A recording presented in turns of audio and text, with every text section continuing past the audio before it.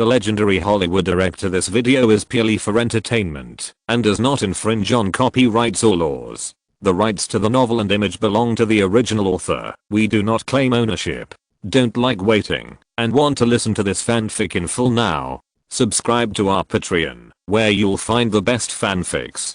Chapter 751 Passive. Please subscribe, vote. Avi Arad and other senior executives continued to resist, and because Brian Lord needed to lower the price to ensure his interests, the acquisition of Marvel could not be completed immediately. However, the situation is very good. Anyway, Marvel and Paramount cooperated to develop projects, and the market value continued to increase. In the end, some shareholders left the market and the film source was also an incentive. In 2009, it was acquired by Disney for $4.2 billion. At that time, people who understood saw that Marvel had the embryonic form of a gold mine, but it could not escape the fate of being controlled by others. After all, there were hidden dangers within Marvel, people were not united, and there were many contradictions, so it could not go far. The reason why there was no problem in the past was that no next buyer was willing to take over, so they just muddled along. Lyman went to the company, and soon James Wan came. Since this guy finished filming Dead Silence, he also supervised Saw 5, and later went to Australia to shoot a documentary Hitchcock style with some filmmakers. I just returned to Los Angeles not long ago, and I was busy enough. However, while Lyman was busy with company affairs or preparing projects, he was relaxing and inspiring his creative inspiration. This time, he came here naturally for the new project. When filming Dead Silence, Lyman mentioned the Ghost universe and asked him to think about how to link some horror movies under the background of a world so that the popularity of the works would continue to increase and attract fans.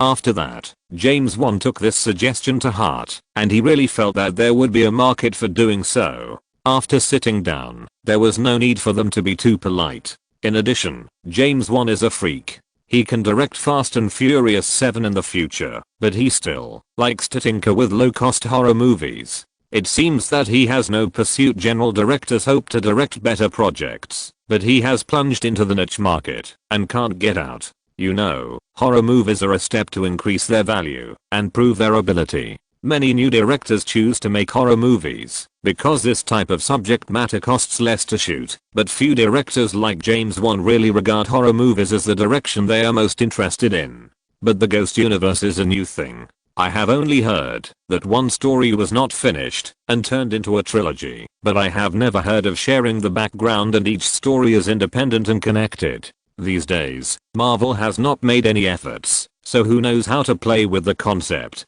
It was not easy to have some ideas, but it was still unclear how to execute them, so he came here. And his inspiration came from a news report he saw when he was filming a documentary in Australia. A father from a middle-class family found his wife and children lying in a pool of blood after watching a hockey game. The reason was that a group of thugs rushed into the gold shop with all kinds of weapons in their hands. But this emergency was not a simple robbery, because what these people saw was not only items and money, but they also regarded this robbery as a ritual, prepared for their boss. Cult members killing innocent people. James Wan was very resentful. Lyman, you know, I originally just wanted to make a semi-documentary movie with a critical meaning, but when I was writing the script with Wall, I always wanted to make it into a ghost work in my mind, and I couldn't figure out the direction of the adaptation. Lyman laughed. If he hadn't said the concept of linkage in advance, this drama would probably be the drama film Death Penalty shot by James Wan, which had average box office and didn't stir up much waves. But with his intervention, the story would definitely be different. In fact, this murder case can completely introduce the script idea of revenge for wrongful death, and in the setting, the greater the obsession, the stronger the power after death, and the clearer the memory of life. Therefore, the mother who protected her children and died first had the greatest obsession and was so strong that she could act without the attachment of instruments, while her children had no resentment because they were ignorant and even lacked a lot of memory. If her mother hadn't provided protection, it should have dissipated quickly. Under the setting of ghosts existing in the world, there are some power divisions. Then the rest is much easier. After the mother's revenge and the torture of those thugs in prison, the house became a haunted house, and the obsession was still hard to dissipate. She even completely turned into an evil because of the killing. The mother lost her family and left the sad place. A few years later, the house was occupied by new tenants, and a series of strange things happened. In short, James Wan can write all the following about how to scare people and adjust the atmosphere.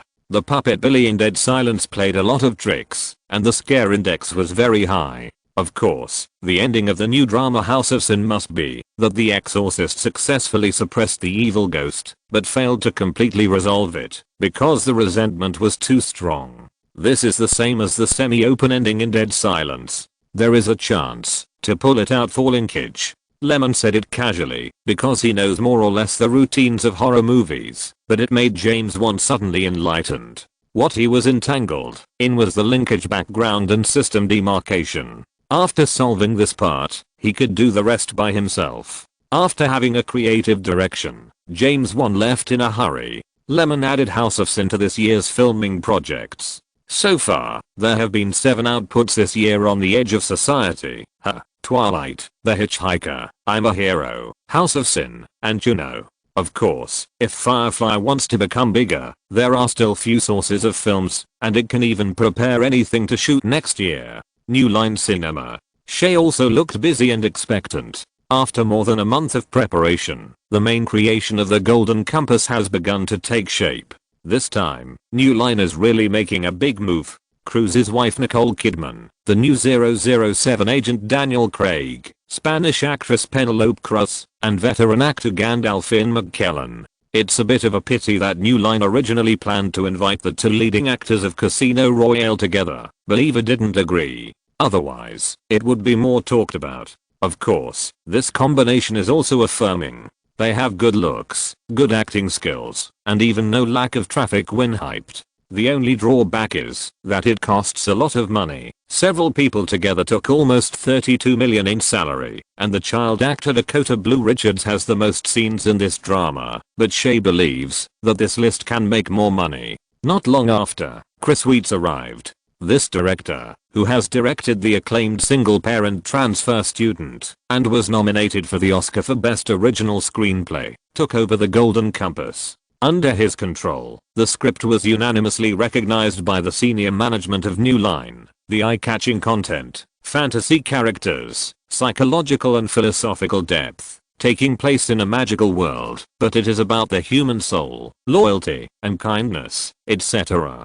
A more important factor is that this is a fantasy epic centered on the precocious 12-year-old girl Lila Bilagua. In other words, the market targeted by the Golden Compass is to please teenagers and bring in their parents to watch it, just like the popular Harry Potter. In addition to the slightly different development and background of the story, in Shay's view, the Golden Compass also has the element of Harry Potter. And the production budget of about $180 million is enough to shoot a grand fantasy world. The two chatted for a while and prepared to contact reporters to warm up in advance, arouse the curiosity and expectations of the audience. The movie has not started shooting yet, but corresponding guidance is essential. Although everyone is confident of success, publicity and promotion have always been the most important part of the film. The reporters who received the red envelopes were also very respectful and surrounded the main creators and asked some very flattering words instead of any radical questions. Once the money was taken and the good words were said, everyone was happy. When are you going to start shooting? Next week. You can ask anything.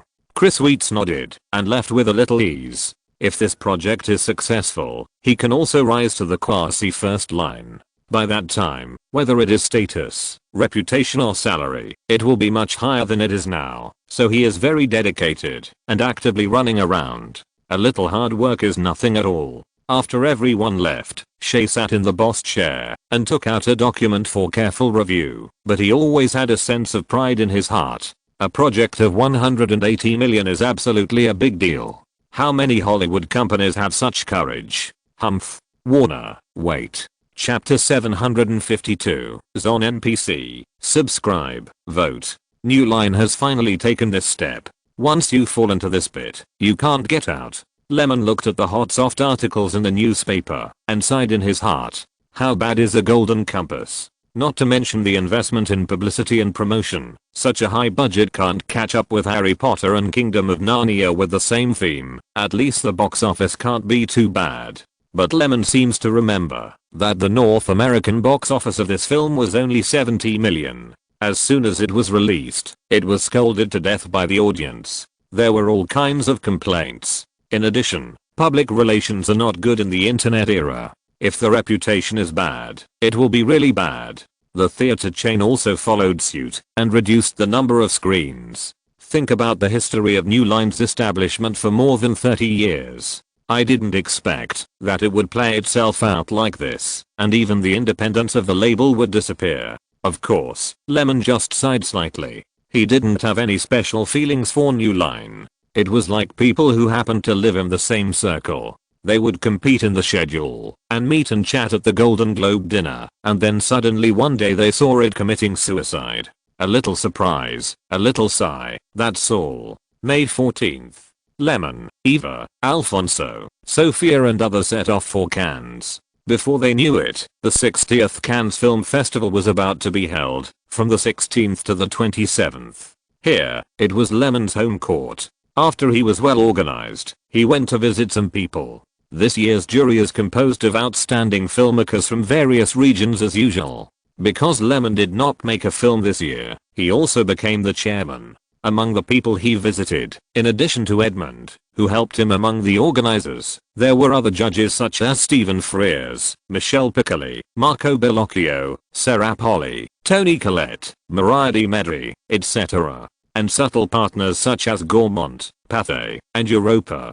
Finally, there was the familiar French actor, François Cluzet. The old man relied on the role of Philip to rejuvenate his career, and his status and reputation soared. The main reason is that the number one position in the box office is indeed attractive enough, and Lemon has benefited a lot from it. In addition to his increasing reputation in France, the DVDs of his works have sold better, and some industry veterans have begun to get close to him inexplicably. In the past, some pedantic people looked down on him and thought that his artistry was not enough, but when the box office really reached a certain level, similar words were rare. In particular, it is easy to be complained about. Needless to say, the media has never stopped praising Lemon. In the original time and space, the opening film of this film festival was Blueberry Nights by Sunglass King, but Sunglass King is just the godson of Cannes, while Lemon is the biological son of Cannes. With this status, the organizers thought about it and decided in advance that it would be the opening film.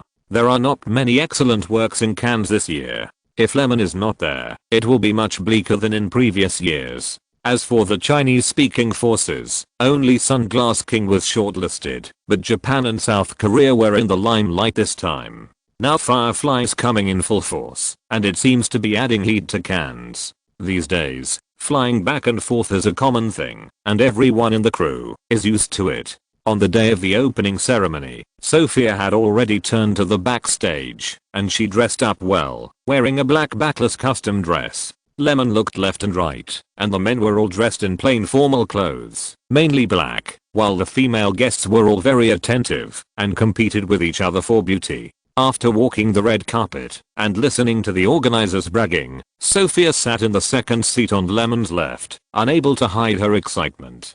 The main reason was that she didn't expect Lemon to have such a great influence in France. Not everyone can be selected for the opening ceremony. Generally speaking, they are all Cannes direct line or internationally famous directors. Although she has won some Oscars, Cannes does not attach much importance to this qualification, so she is happy. If Lemon knew what she thought, he would definitely say that the Intouchables brought so much revenue to those local companies, and providing convenience is not just a matter of nodding his head. Others value this, but for some people, it is just a formality. What is there to worry about? The seats in the main hall of the Film Palace were full. After a few more nonsense words, the host got down to business. Next, let's enjoy Sophia's Her. When the film was submitted to the film festival, we all sighed that this is a unique and quiet work, and it also makes us feel the director's more mature style, after Lost in Translation.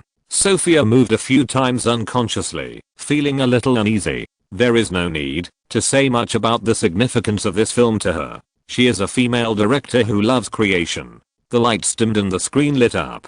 The yellow background was followed by a melodious and slightly sad music. At the beginning of the film, Theodore was writing a letter. His job was to write letters, emails, and even love letters for those who were not good at expressing emotions. Colleagues admired Theodore for being able to write so many emotionally sincere sentences, but who knew that his life had been a bit bad recently. Even his friend Amy hoped that he could come out and become the talkative person he used to be. On the way, Theodore listened to some soothing music, squeezed into the subway alone, and when he got home, he played games alone. Even though he tried his best to control the character and move forward, he still fell down. At night, Theodore lay in bed and thought of his wife again, but they were about to divorce. The bits and pieces of the past, with the beauty of memories. Unable to sleep, he also remotely helped each other with a woman with a lazy voice in the chat room. Being alone, Theodore got used to loneliness. It was another ordinary day. On the way home, Theodore saw an advertisement for an operating system. The autonomous thinking of this artificial intelligence, AI, named OS1 attracted Theodore's interest. That night, he tried to install OS1. After installation, the system asked a few questions. Do you like socializing or being withdrawn?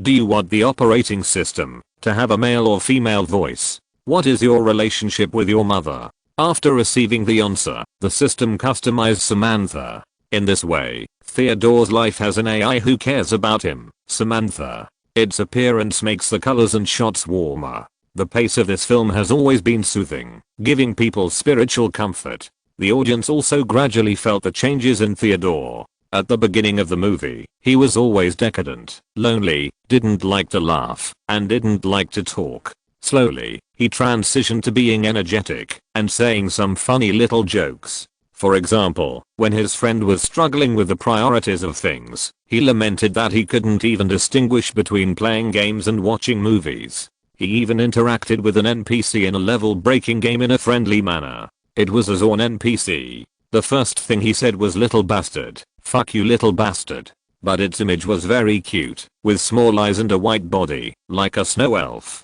But it was very irritable. When Theodore tried to curse back, the little guy smiled slightly and waved to the character in the game to follow it. It's interesting, isn't it? When he was alone, he had few interests. Now he is still alone, but with Samantha, everything is different. Theodore feels that Samantha is very real and can fill the gap in his heart. Her is not complicated. It is about the loneliness of a middle-aged man and his search for psychological comfort. In the subsequent clips, Theodore will deliberately turn on the camera of his mobile phone and observe passers-by with Samantha. It looks like the two of them are dating outside, or discuss some interesting things and jokes. As a director, the ability to express through the lens is particularly important. Sophia's loneliness in her bones undoubtedly gives this film the most appropriate charm. Against the background of AI, Theodore's life suddenly became colorful. The judges and directors watched very attentively. Excellent movies always have their excellence. When the movie was halfway through, the relationship between Yun Chengshang and the two people became closer. One day, Theodore officially signed a divorce agreement with his wife. Both of them were a little sad, but the long-term companionship broke down, and they came to an end. His wife asked him if he had started a new relationship. Theodore nodded and talked about this relationship that made him happy. His wife was shocked. She didn't expect Theodore to be unable to cope with real-life emotions. Theodore kept explaining that Samantha had an independent personality, not a cold system. The wife shook her head and walked away, obviously unable to understand. Chapter 753 A Great Harvest. Please subscribe and vote. On the surface, Her is about a love story between a human and a machine, but it is a story suitable for enjoying the atmosphere of loneliness. Lyman has always believed that Sophia is very good at conveying the delicate emotion of loneliness. At the end of the movie, Theodore becomes a person again, but he is no longer bored with life. The movie is over. The applause of the guests, some of which were likes or encouragements, lasted for more than 10 seconds. Many directors were a little surprised, not for anything else, but because the organizers' words about maturity after Lost in Translation turned out to be true. After appreciating a masterpiece, many polite words were spoken, and the opening ceremony ended. Until leaving and returning to the hotel, Sophia's emotions did not calm down. Excited, happy, joyful, and many other emotions. Film critics also like this tone and praise it highly. This is a work with laziness in its bones. On a rainy day, I turned on the DVD player and watched her. It was quiet and comfortable.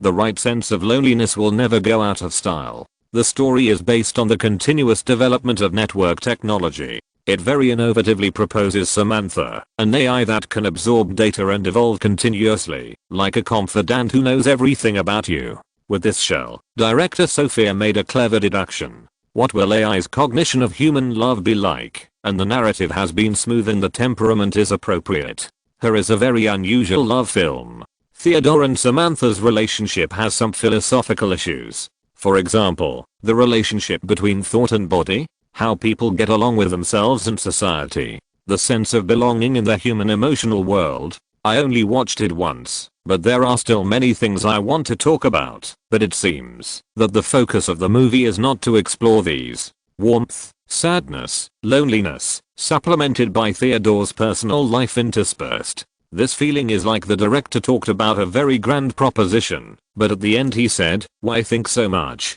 It's dark. It's time to turn off the lights and go to bed."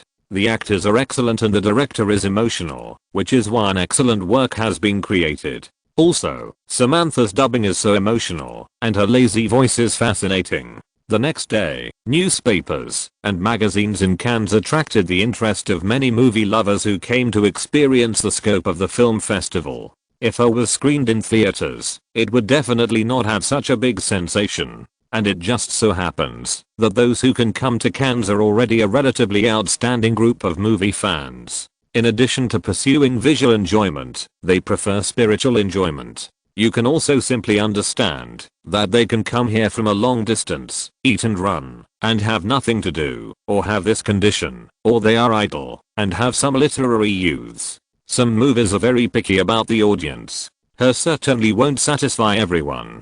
Some long-winded lines, single scenes, and naive talk about the discomfort of middle-aged divorced man's life and his worries about loneliness. The emotional ups and downs are not obvious, and there is no sense of satisfaction and climax brought by the plot conflict. This kind of movie is destined to have a low box office. After all, the performance of Lost in Translation is already the best in the market performance of similar themes, and her may not be as good as Lost in Translation. The praise from film critics is for Sophia's delicate control of filming. On the contrary, because her is about a love affair between a person and an AI, there is no specific appearance, which gives the audience a worse sense of substitution. After watching it, Samantha has no image to speak of except the temptation of her voice, and of course not as real as Theodore. But this is Cannes, the place with the largest number of visitors, transaction volume and influence among the three major European film festivals. After the opening ceremony,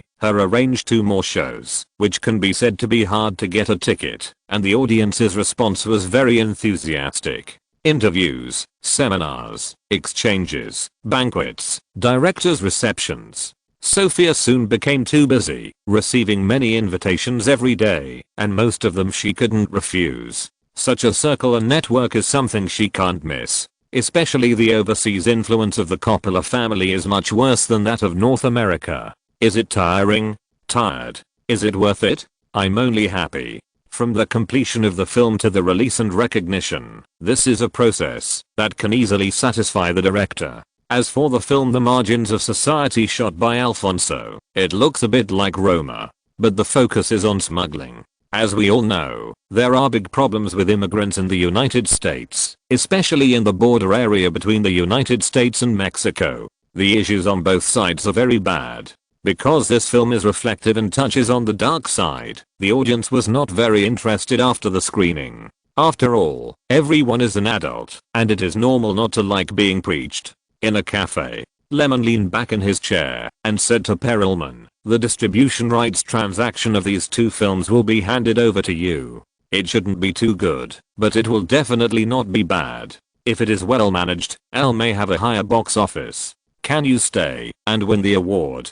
Perelman, who hurried over from Germany to contact the distributor, asked, if you want to go the film festival route, you must have some appeal. The awards of the Cannes Film Festival are a good plus point, or more accurately, they should be bargaining chips for negotiating price increases. I think so. As for who will win the grand prize, I think the margins of society has a better chance than L. Here, I have to mention the preferences of the judges. It's okay to say that it expresses a political stance. In fact, from the perspective of the viewing experience, L is better than The Edge of Society. Even Roma is actually very dull. At this time, Alfonso did not have the narrative skills of Roma, which was even worse. But the subject selection and direction of this film are extremely correct. Maybe this is the sense of smell of a filmmaker. A film that reflects the undocumented immigrants who sneaked through the US-Mexico border and lived in the United States and encountered obstacles everywhere, but were full of enthusiasm for life and a human machine love film that describes the bits and pieces of life and is not very exciting. The former is definitely more likely to win an award.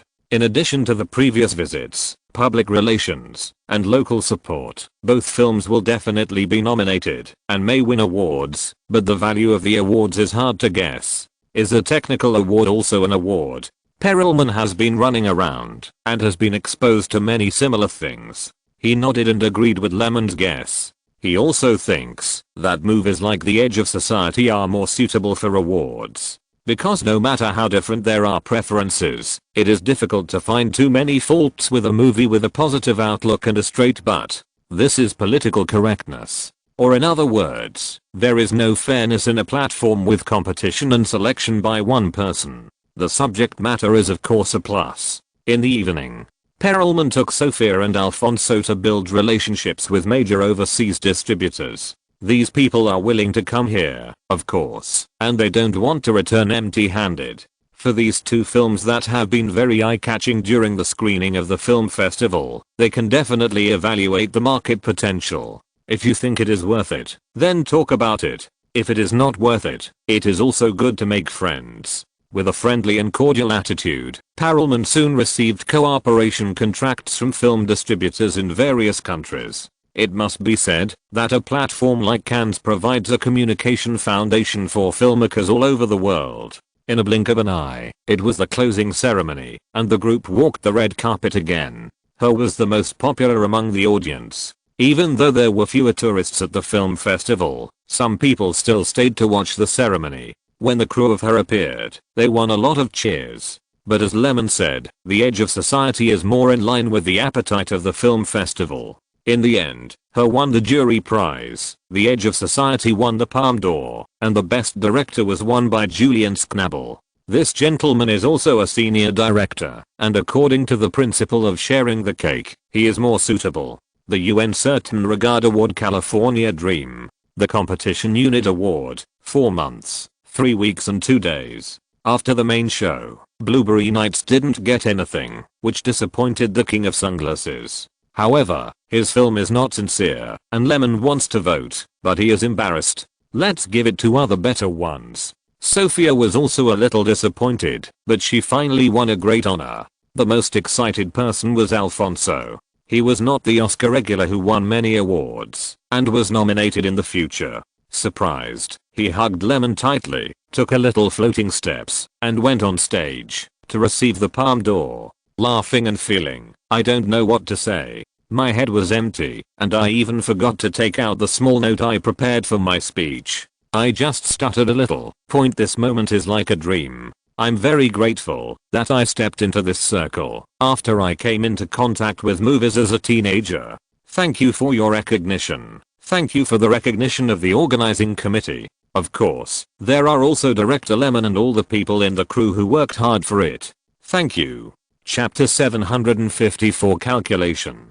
2007, the US Department of Commerce issued a notice, which showed that the number of new housing starts in the United States fell by 2.5% last month, the largest drop in the past 2 years. At the same time, the National Association of Realtors announced that the housing index fell to 32 points, the lowest record in 2 years. According to statistics, the contraction of the real estate market will lead to a 0.7% reduction in GDP in the second quarter of 2007 and a 1.2% reduction in GDP in the second half of the year. With the cold snap in the real estate market, real estate related industries such as construction, cement, and steel have also begun to be impacted. Is the economy cooling down? There are some other reasons, including the impact caused by the Federal Reserve raising the threshold for bank loans. But no matter how many factors are caused, the economic cooling itself is also a natural process of the economic cycle. Now it and the sudden decline in the real estate market share have formed a mutually reinforcing feedback loop. At the same time, the US unemployment rate rose from 4.5% in April to 4.8% in June, reaching the highest level in the previous 6 months. In this regard, Edward Lazier, chairman of the White House Council of Economic Advisors, said that the downward adjustment of economic growth expectations was mainly due to the cooling of the US real estate market, and the cooling rate exceeded most people's expectations. However, he also emphasized that, although the US economy has suffered the impact of the cooling of the housing market, it is still running steadily. In fact, he is too optimistic. If it is just a real estate bubble, the consequences are not so serious. After all, it is just a market problem. But on the basis of the real estate bubble, it is embarrassing to encounter the subprime mortgage bubble caused by Wall Street's crazy operations. Unfortunately, the current subprime mortgage bubble is already huge and is still flowing to the world through financial products.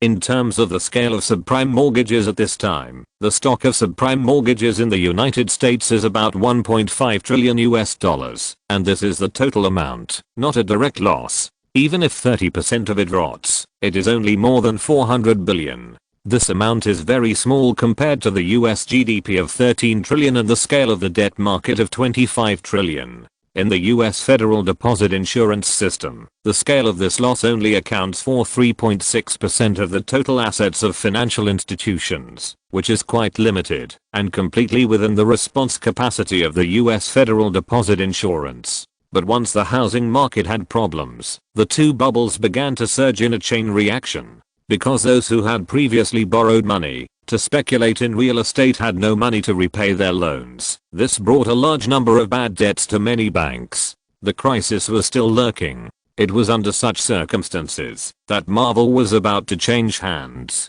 After Cannes, Lyman returned to Los Angeles. After half a month of wooing and dividing, he could finally close the net. The main reason was that Javier and others had been forced to no end. The bank was demanding debts. Small and medium shareholders just wanted to cash out, and the management and the controlling party could not coordinate. They all had their own calculations and were unwilling to take risks. Under such pressure, what was the point of insisting? Everyone was smart. Soon, some major shareholders also began to turn around and negotiate with Brian Lord, and Marvel was completely in chaos. June 6th, a very auspicious day. Earlier, around 6 o'clock, Lyman got up and washed, then joined Brian and headed for Marvel. In the conference room, Javier still couldn't figure out why Lyman was so determined. He didn't even give him a say and insisted on their listing and privatizing. It's good to have money. He knows Marvel's assets best.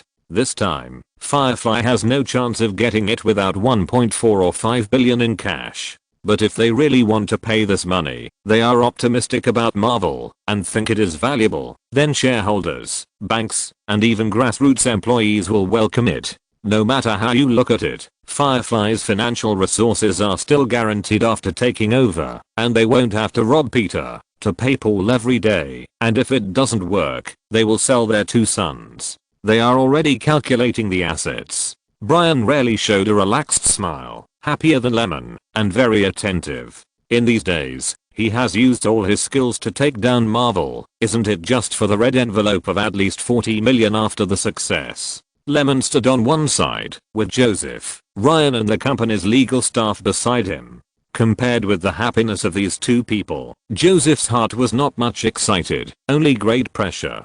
Although Lyman had discussed it with him long ago, and he had advised him, it would be a disaster to shoulder such a heavy burden as Marvel if the character copyrights were not valuable at that time. You know, Marvel has many more employees than Firefly, and its assets are not healthy. Many businesses are barely operated by bank loans, and the administrative and financial expenses are very large. This is also the main reason why no one has taken over Marvel. Many employees have joined the union. If you rashly lay off more employees, the union will let you know what the power of the working class is. But this thing was still done. This made Joseph a little uneasy. Looking back at the excited Lemon, Joseph still didn't understand where the boss's confidence came from. Time passed by minute. Even if the team sent by PricewaterhouseCoopers was entrusted to liquidate Marvel's assets, it took a lot of effort. Employees, including the painters in the comics department, were a little uneasy. After all, there will definitely be some changes after the company changes hands. Lemon checked the data and thought to himself, this is really a bit bad. Working for others all the time, the profit is too little. He also learned that the Spider-Man series brought Sony at least $3 billion in profits, but Marvel only earned $50 to $60 million US, and the Blade series earned even less than Spider-Man, more than $20 million. After finishing the work here, Lemon called in a group of middle-level employees and other managers who were not Arad's direct line. I know you must have some questions in your mind, but it doesn't matter. I will only say a few points. First, after delisting, we will further improve the operating structure of Marvel Entertainment and establish the Marvel Pictures brand, rather than being an empty shell like it is now, without the ability to produce films independently. This will be related to the overall development of Marvel, and you must understand it. Second, the debt and salary issues.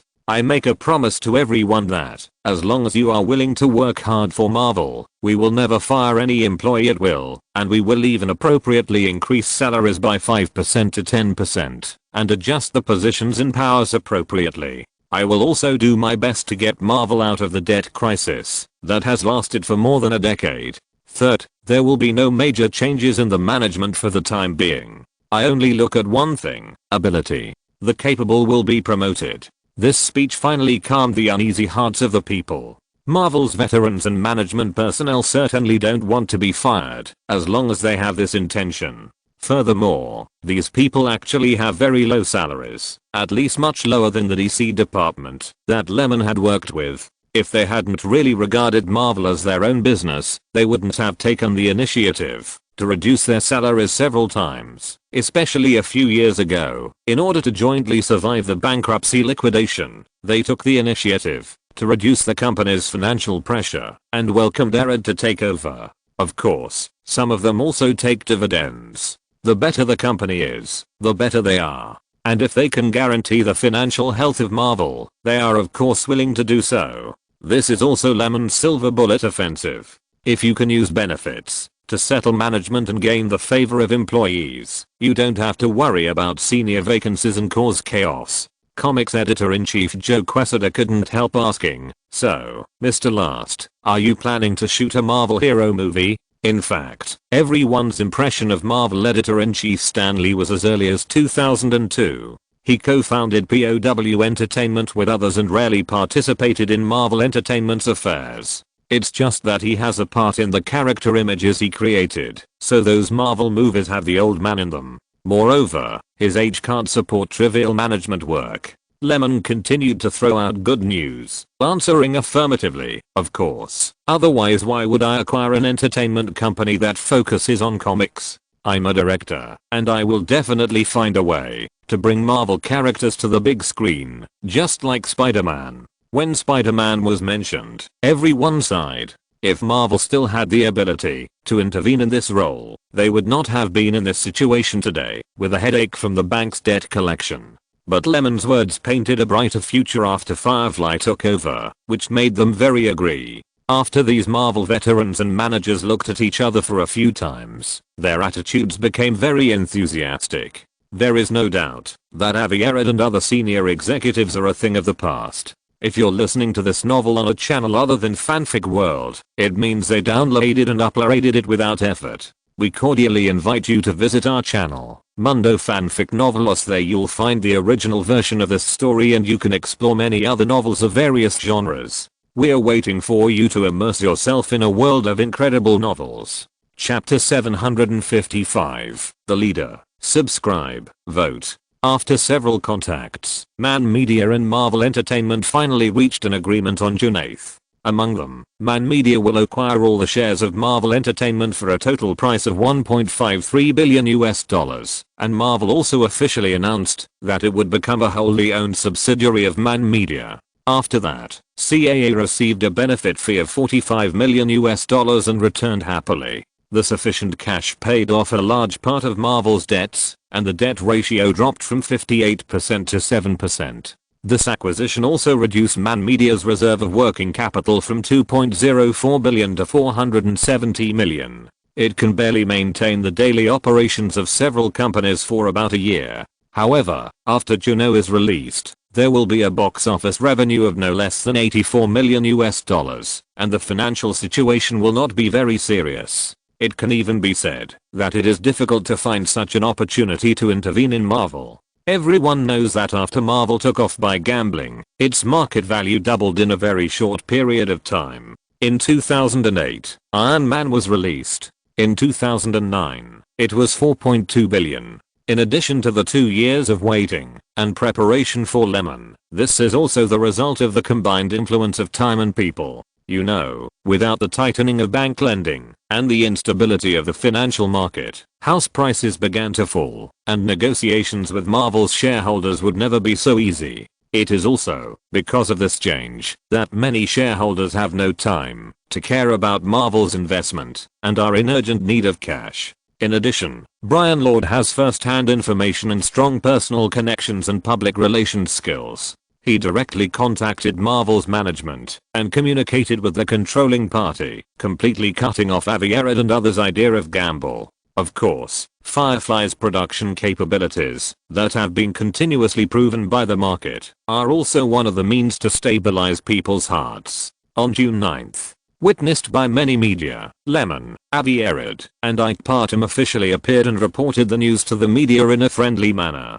This is just a normal acquisition case in the circle, but because it involves Marvel Entertainment, which has a great influence in the US comics market, it is still worth reporting. After the news came out, the internet and comic fans quickly made this matter a focus of discussion. Not only some people care very much, but Firefly fans are also deeply concerned. Mainly, many people can think of the purpose of acquiring Marvel. The huge success of Spider-Man cannot be ignored by anyone. After learning the news, Anthony, president of Warner Pictures DC, was also wondering about Lyman's intentions. But no matter how you think about it, Marvel is indeed a mess, and it is just a pity that even smart people can be confused sometimes. If Marvel is really valuable, Columbia could have acquired it 2 years ago. After the filming of Spider-Man, the top management did an asset evaluation of Marvel and did not think it was necessary to acquire it. Of course, Lyman doesn't care what the outside world thinks or says, because time and results will prove everything. That afternoon, Lyman took the report from Joseph and said, pick a group of people from Firefly to join Marvel, and contact the headhunting company to find some experienced managers in the industry to fill the remaining vacancies. Think more about the specific arrangements. After Joseph left, Ryan came in and said, the person is waiting outside. Do you want him to come in? Yes, notify him to come over. After Ryan left, a tall, fat white man in his 40s with a slightly fat body and 2 faint dark circles under his eyes entered the office. Kevin Feige has not been able to sleep well since Marvel was acquired by Man Media. You say that he is a producer, and it is only because of the image of Marvel characters that he has the opportunity to contact people in this industry. He has finally accumulated some work experience and his salary and benefits are steadily increasing, but he encountered changes in the company's senior management. Kevin was a little worried because he didn't know what his future would be like. Then, he was notified that the big boss wanted to see him, and his mood suddenly became nervous. After entering, he only dared to take a quick look and quickly looked away, quietly waiting for the boss's instructions. Seeing this, Lyman took a good look at Kevin. His appearance? He had seen him many times in his previous life. He was quite ordinary, but it was this person who brought Marvel to a new height. If Avi Arad was the savior who saved Marvel from the brink of bankruptcy, then Kevin Feige was the leader who led Marvel to rise rapidly. Kevin, according to your resume, you have participated in many adaptations of Marvel characters? Kevin Feige heard the boss's more intimate address and felt that there might be good news. He couldn't help but feel happy and tried to calm down and replied, "At that time, Marvel lacked a person to supervise the crew, so I took over. Over the years, I have been doing similar work." Kevin's production talent lies in his ability to connect the characters of various series of movies and fully cater to the tastes of the audience. He has a strong business mind. The reason why he has such a keen vision is that he joined various studios as a member of Marvel to cooperate in the development of Marvel movies, including the X-Men series. In general, he knows Marvel characters very well, has participated in the production process of various works, and understands the market factors for success, which laid the foundation for him to develop the Marvel universe. In other words, producers who are better than him don't know Marvel as well as he does, and those who know Marvel better than him don't know how to make films. In addition, he can fully investigate the market audience, and does not think that adapting comics means copying the image settings. How could such a person not be suitable for the president of Marvel Studios? Yes, the first person promoted by Lyman was Kevin Feige. He is also an old man of Marvel. He has both qualifications and abilities. Of course, he should be promoted to the executive of Marvel projects like in his previous life, giving him sufficient voice. Seeing that Lyman had made all the arrangements, and he was unwilling to leave the field he was already familiar with, Kevin Feige politely accepted it. There is one thing you can know first. In a few days, I will separate Marvel Studios from Marvel Entertainment and promote it to the corresponding administrative level. The first thing you should do after taking office is to improve the personnel structure as soon as possible and recruit people if there is a shortage. Lyman continued to say to Kevin Feige, who was about to be promoted to the president of the film company. Also, I will launch a film project in the second half of this year to adapt the role of Iron Man.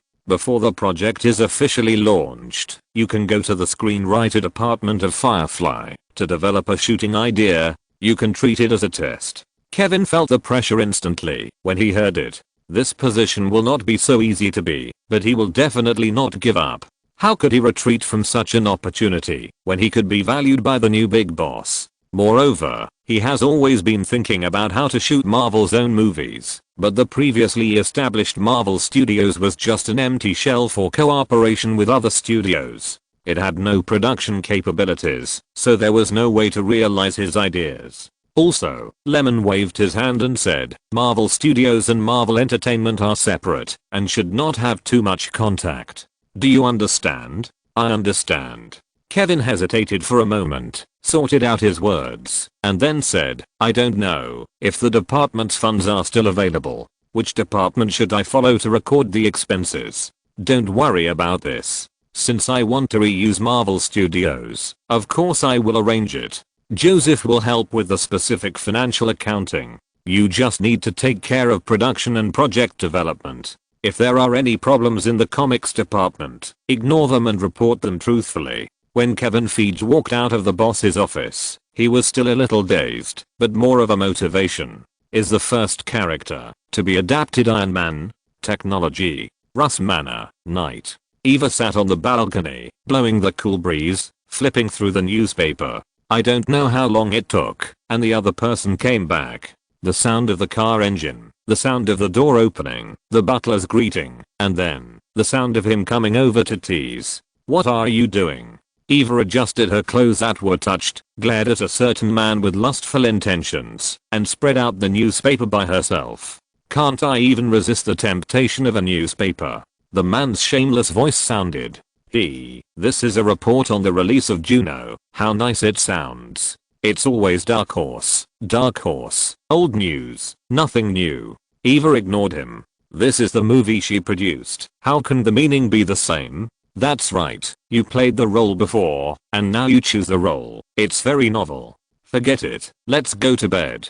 Do you want to wash first, or do I wash first, or do we wash together? Don't say anything, it means you agree. We have been together for so long. Lyman muttered, and finally picked up the lovely little fairy. Ah, monster, take my stick. Chapter 756, Split and Independence. Please subscribe and vote. Lemon slept very comfortably. With a beautiful woman in his arms, he had achieved a goal that would greatly expand his business, and 2 years of preparation had been successfully completed. He did not set the alarm clock, and when he woke up, he was the only one left in the bed, so he knew it was getting late. He took his phone and saw that it was indeed 7 minutes past 10 a.m. Since Eva was brought into the production circle, she has obviously become more motivated. It is very likely that she enjoys the power to lead others. Of course, he also likes it, and few people can calmly refuse this power. Wash up. Breakfast is bread slices, milk, a little butter, and a boiled egg prepared by the butler. When he arrived at Firefly, there were many things waiting for him. Juno was released in North America on May 26th, the day before the closing ceremony of Cannes, and was screened overseas for a longer period of time, mainly because it was not released simultaneously and there was a time difference. The total box office was $263 million US.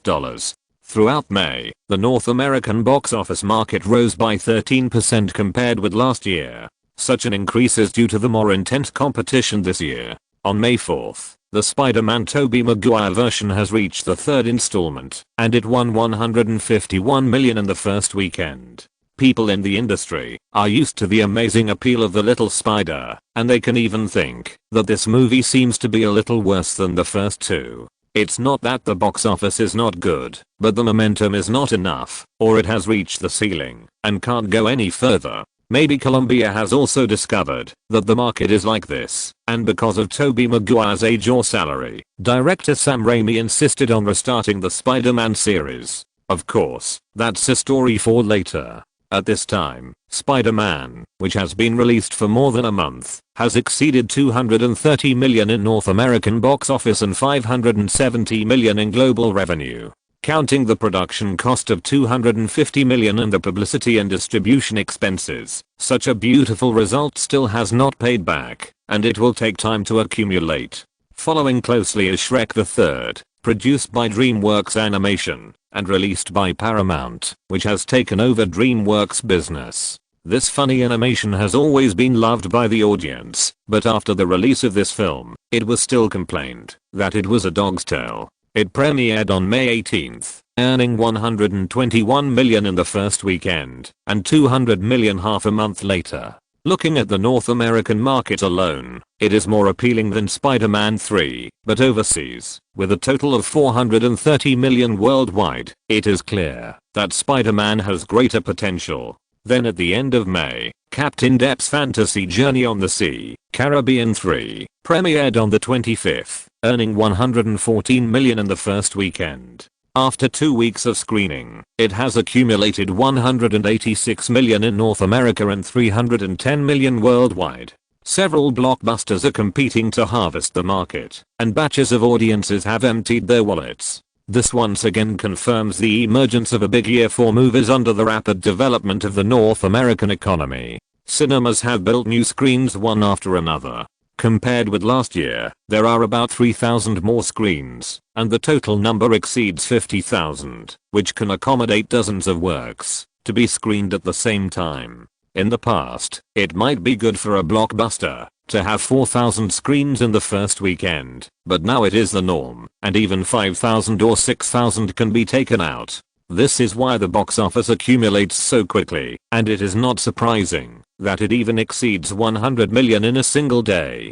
The cinema market is just like the housing market. It has been booming for 5 or 6 years. The housing market has started to decline, but the cinema market still has great potential. Most of the studios have enjoyed the dividends of the times, but the big five still control the lion's share because they have the best and most film sources. In addition, The Dark Knight has entered the later stage. Twilight has been filmed for a while, and I'm a Hero has more than half of the scenes. Warner has only one big movie this summer, and is looking forward to what Batman Part 2 can bring them.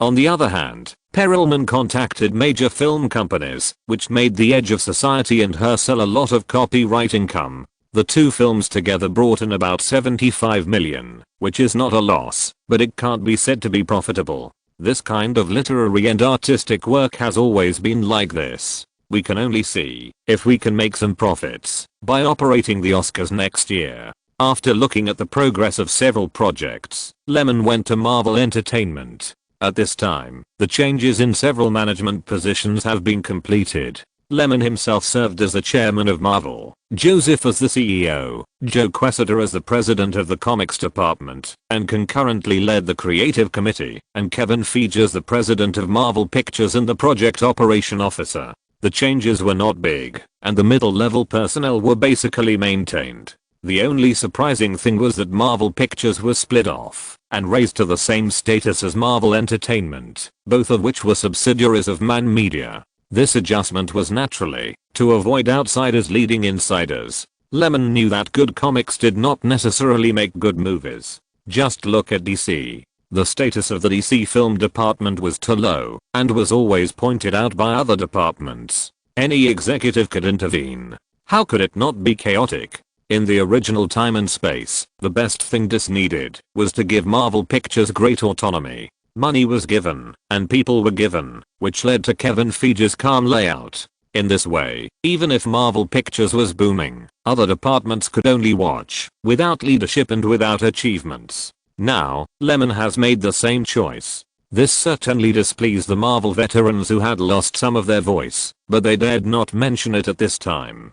In the film industry, outsiders just watched. Anyway, the success of the movie can bring dividends that most departments of Marvel have, and even toy factories can produce image peripherals. Subsequently, Marvel Entertainment set up a professional project team to negotiate with major film producers about the return of heroes. Companies such as 20th Century Fox and Columbia naturally refused, and even Universal, which failed to make the Hulk, was unwilling to make a move. After all, for Universal, this is just a small amount of money. Why should it be returned to Marvel again? There is no need, but I'm still working hard. If you don't mention some things, it will never be possible. If you bring it up, at least let others know Marvel's plan, and maybe there will be a chance for cooperation. I'm a hero set. A Mercedes-Benz business drove to the parking lot on the side. Director Zach knew that Lyman was coming to visit and asked his assistant to wait at the door. This movie is related to the zombie series. Lyman certainly cannot ignore it. Seeing someone coming, the assistant greeted him happily, hoping that his face would be remembered by the big boss. Walking a little further inside, in the temporary studio built in the New York location, Zack Snyder waved casually. "Thank you for your hard work. Is it convenient to shoot here? I'm used to it. I'm still happy to see the scenes being completed bit by bit." While talking, Zack Snyder asked someone to bring a small folding chair to Lyman. "The conditions are not good. Sit down and chat." The actors are still putting on makeup. After a few casual words, Zack Snyder roughly talked about the scenes being filmed. The focus of this film is of course the sudden disaster of middle-aged office worker played by Cage, who struggled to survive in the zombie tide, and the growth history of a small person and a little hero. Except for the big scene at the beginning, that was difficult to shoot and took more than a month to polish, the rest of the literary scenes went quite smoothly. This is mainly because several actors are acting masters and do not need Zack Snyder to remind and train them more. Cage is not to mention. Joaquin Phoenix has a toughness of his own. This is also the second time they have worked together. They are more familiar with each other and have a good chemistry when they cooperate. As for the other group actors who play zombies, they just need to be good background boards. To a certain extent, this film is a one-man show. Except for the explosion of Phoenix at the end, the rest is Cage's show. Strong, bloody, and responsible, step-by-step highlight the charm of the character, which is also the favorite rhythm of commercial films. Waiting for the actors to come out, Cage saw the man at a glance. "Hey, Lyman." Cage came over. While talking, several other supporting actors also gathered. Lyman greeted everyone, and there was nothing much to say, except to make a good movie, and if the movie is successful, he will give a big red envelope. It's just that he shook hands with Phoenix, who is still quite muscular, for some reason. Before he lost weight to play the Joker, his muscles were textured. Let him play Villain, and his face and figure look like. Is it completely true to himself? He stayed for a while, and watched Zack Snyder directing and filmed a segment of the protagonist's mental changes when he was escaping. Cage came over again. Do you think I should sell the houses I have? The housing prices have dropped recently and his assets have shrunk a little. Why did you buy so many houses? You won't live in them. Let me keep 2 and sell the rest. Lemon said seriously. I'll listen to you. After Lemon's frequent reminders, Cage finally didn't fall into the trap of buying houses all over the world. Chapter 757. The Beginning. Subscriptions. Votes. Marvel Studios moved to the Firefly building, completely drawing a line with Marvel Entertainment. Although it is only in distance, those smart people must understand what man media values. After all, Marvel Studios has the adaptation rights of more than 5,000 characters that the comics department has not sold. Of course, many of these characters have little attention. In the eyes of industry insiders, their value is the third-rate scripts piled up in the script library that will never be adapted all year round. Similar things, aren't there as many as you want? After sorting out the personnel responsibilities, purposeful film projects are also on the agenda. After all, Marvel is really a money-eating beast. It is definitely not affordable to just keep it. It also needs to find something to do and integrate to drive most of its businesses to generate profits. Apart from anything else, the copyright image can finally sink and deepen because Marvel has its own stores and toy factories and has many cooperations with Hasbro. All Marvel lacks is a traffic character to play the role of a locomotive in the form of a popular movie work on the screen. Disney makes so much money, but it still focuses on the development of the film business because a whole set of profit channels cannot be separated from the film market to prove its value. With the blessing of traffic, the popularity rises. Kevin, do you have a plan? I can have great expectations of you. In the office, Lemon met Kevin Feige, the president of the film industry, who came to report the project ideas. As the executive of the Marvel production department promoted by the big boss, he dealt with some mundane affairs and immediately called the team to devote himself to the development of the Marvel project. Some plans only lack execution. Born in the University of Southern California, with more than 10 years of film production experience and 6 years of production experience, Kevin Feige has his own personal summary of the market grasp and theoretical knowledge. And today, this is the second time to discuss this topic. Have you thought clearly about what I said last time? Lemon smiled and kept close to talents.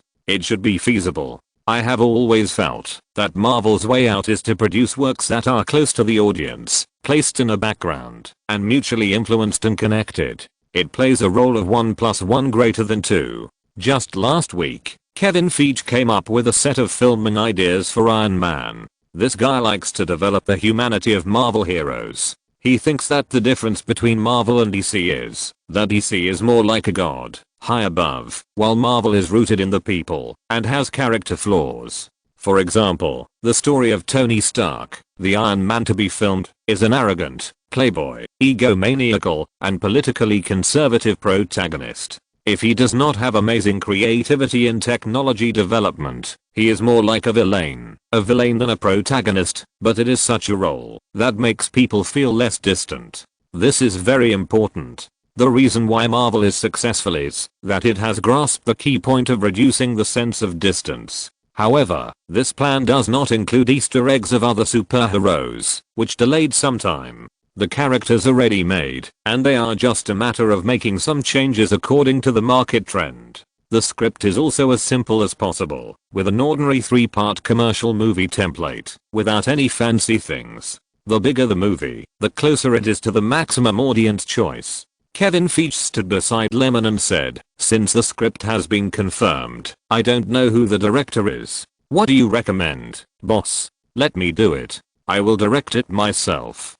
Kevin looked around and hesitated. "Boss, you are naturally capable of doing it, but this work does not seem to require too innovative shooting concepts. If the narrative is complicated, it will undoubtedly raise the threshold for watching movies. After all, the mainstream audiences are not well educated. If it is too deep, I'm afraid." Lemon also understood what Kevin did not say. Looking at the movies he directed in the past, it is impossible to say that they are too commercial. His movies have always had a threshold for watching movies. The elite education implemented by the American people also makes mainstream movie fans, right? They are all middle and lower class people. They usually want to watch for fun and have more requirements for visual experience, but not for connotation. Moreover, the script of Iron Man can't stand being played with. At this juncture, Kevin really hopes that the first film can make Marvel famous and set the tone for subsequent works. He believes that the director is just a tool. The script and ideas are set, and it is enough to execute them. Instead, he is afraid of showing his personal style. Although that will please the critics, it will not please more audiences. Boss. I know what you are thinking. Then you should know that I have also filmed the lake monster. Don't be afraid that I have no sense of proportion. I know what I'm doing. Lemon waved his hand and showed the demeanor of a superior. This is the first of all the plans. I should execute it. You are the producer and just manage the crew for me. Kevin thought about it, and it seemed that the lake monster was indeed a Hollywood-style commercial film that could be used as a template and had little cultural barriers. Hearing his boss say that he would not mess around, he still had credibility. The contact these days made him understand Lemon a little. There is no doubt about the production ability. The biggest contribution of Firefly's Rise is that it can not only make movies that are praised by film critics, win the Cannes Palme d'Or and the Oscar for Best Picture, but also make relatively vulgar works and get high box office. It can also make commercial and literary movies that are relatively neutral, with good reputation and box office. It is not lacking in strength and experience, and has a good vision, and has supported a large number of directors and screenwriters. After the worry, there is only a strong excitement. As long as there are no tricks and the narrative is not too complicated, this story will not be ignored by the market, no matter how you look at it. Because this is a set of production theories that he has gradually perfected by referring to the experience and lessons learned from films such as X-Men, Spider-Man and the criticism of Blade. A small number of audiences may have quality requirements for all aspects of the film, but most audiences will not refuse a work that can have a sense of substitution, a big scene to provide a sense of excitement, and the characters are not brainless and the character setting is down to earth. Lemon slowly walked to the French window, looking at the traffic on the street and the tall buildings in the distance, and instructed, "First, you come up with a rough production budget, and then give it to Joseph. After you finish these, go and notify Scott Ross, the president of Digital Domain, and ask him to free up some manpower to transfer to the Iron Man project. Also, start preparing props and costumes according to the established character image. I hope to complete the crew preparations by the end of June, start shooting in early July, and enter the post-production stage in October, and push it into theaters in the early part of next summer. Also, the buried Easter eggs will be the works that will be pushed into theaters next year, and the relevant shooting plans must be determined in advance. Then there is Universal. Continue to talk to them and say that we are willing to cooperate in the development of the Hulk, with Marvel investing and Universal distributing. Anyway, as long as there is hope of sharing the copyright of the character, sit down and talk. Isn't it too eager?" Lemon smiled and said, "How can I be anxious? You have to know that there are so many Marvel stories. If we prepare slowly, we may have to change several batches of actors, which will be troublesome. Don't worry, I have a plan." Kevin didn't understand Lemon's intention, but he couldn't question it, so he had to take the job and leave. Perhaps only Lemon knew what he wanted to say. In the future, even with Disney's strong support, the output will still be slow. When the Avengers appeared, it was already 2012, and by the time they were filmed, most of the leading actors were old. To give an example, when Black Widow was young, she was so beautiful that some people really wanted to use the bathwater joke, but later on, time is unforgiving, and if an actor uses drugs to maintain youth, he may become a zombie face. For an acting school who needs to interpret emotions with facial details, this is undoubtedly a murder of his own acting career. Therefore, even if the filter is turned to the maximum, it cannot conceal the aging of the face. Moreover, although Kevin is the developer of the Marvel Universe, MCU, many of his ideas are gradually improved by constantly absorbing market experience from one movie to another. At this time, he didn't think about shooting Black Panther or Dr. Marvel. He just thought of using independent characters as a foundation, and then connecting them with a story, to obtain traffic blessing in the market. In other words, Iron Man is there, Captain America is also in Kevin's plan, and even Thor and Hawkeye are in his mind, but other aspects still need to be considered. But this is not a problem for Lyman, so why not speed up?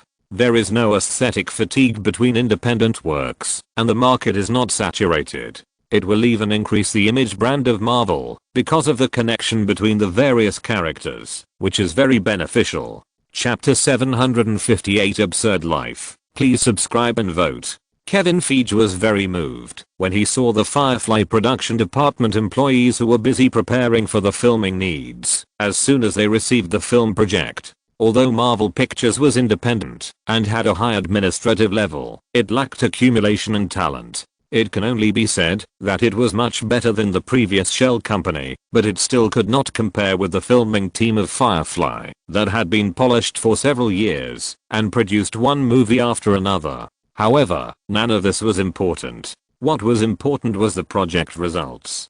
Today, Marvel wants to make its own name. Whether it can be successful depends on whether it can take the next step steadily. If it succeeds, everything will be fine. If it fails, the two words precarious should be appropriate to describe it. This is why Avi Arad, the former head of Marvel Entertainment, had the idea of entering the film industry in 2002, but he put it into action as a younger brother, doing small things like serving tea and pouring water under Fox and New Line. Everyone knows that the character copyrights under Marvel will be a fortune, but mining also has risks. Kevin Feige was worried about something.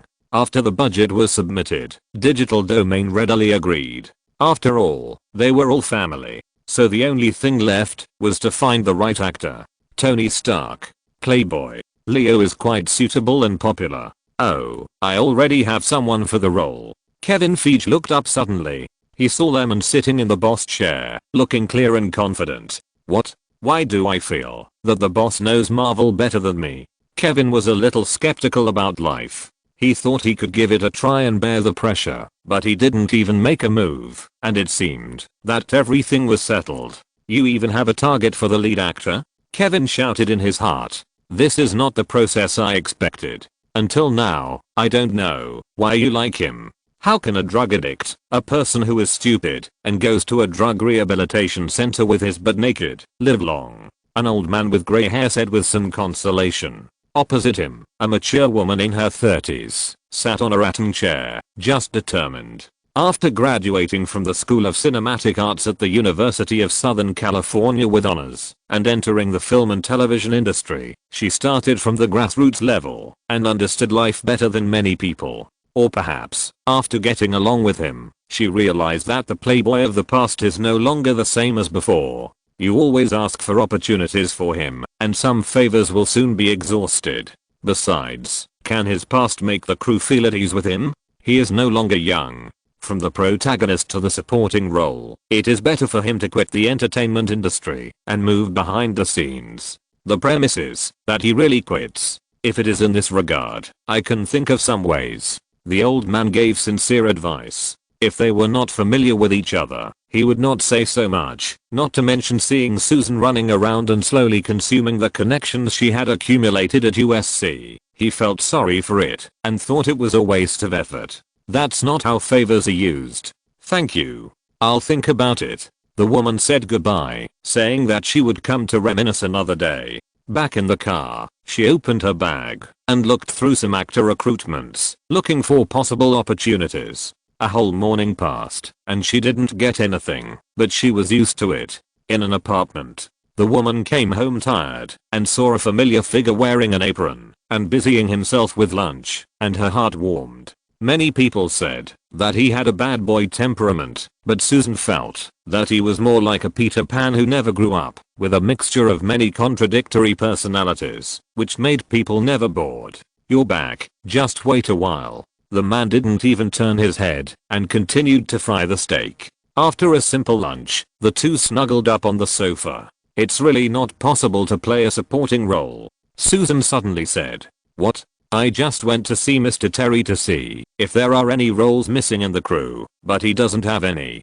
The man was silent for a moment and forced a smile. "I'm sorry to embarrass you. I'll go to the Actors Guild tomorrow to have a look." What's the point of going there if it's just the first round of auditions? It's just a waste of time. In fact, if you are a new actor, the Actors Guild is still very reliable. At least they have collected the possible casting standards of various agencies or independent works and provide audition opportunities. But her husband is no longer a newcomer, and his acting skills are also praised by many. It's just that he was floating in the sky for a while, which caused him to have a crisis of trust. The man's requirements are not high. As long as he can get a role and the salary are not a problem. But the most troublesome thing is that most crews are unwilling to hire an actor who has been proven to be troublesome. Susan is a bit tough, and she has found a few roles for the man with her previous network of relationships, but they are not very popular. Even if they are reported by the media, they are the same old things, without a good image guidance.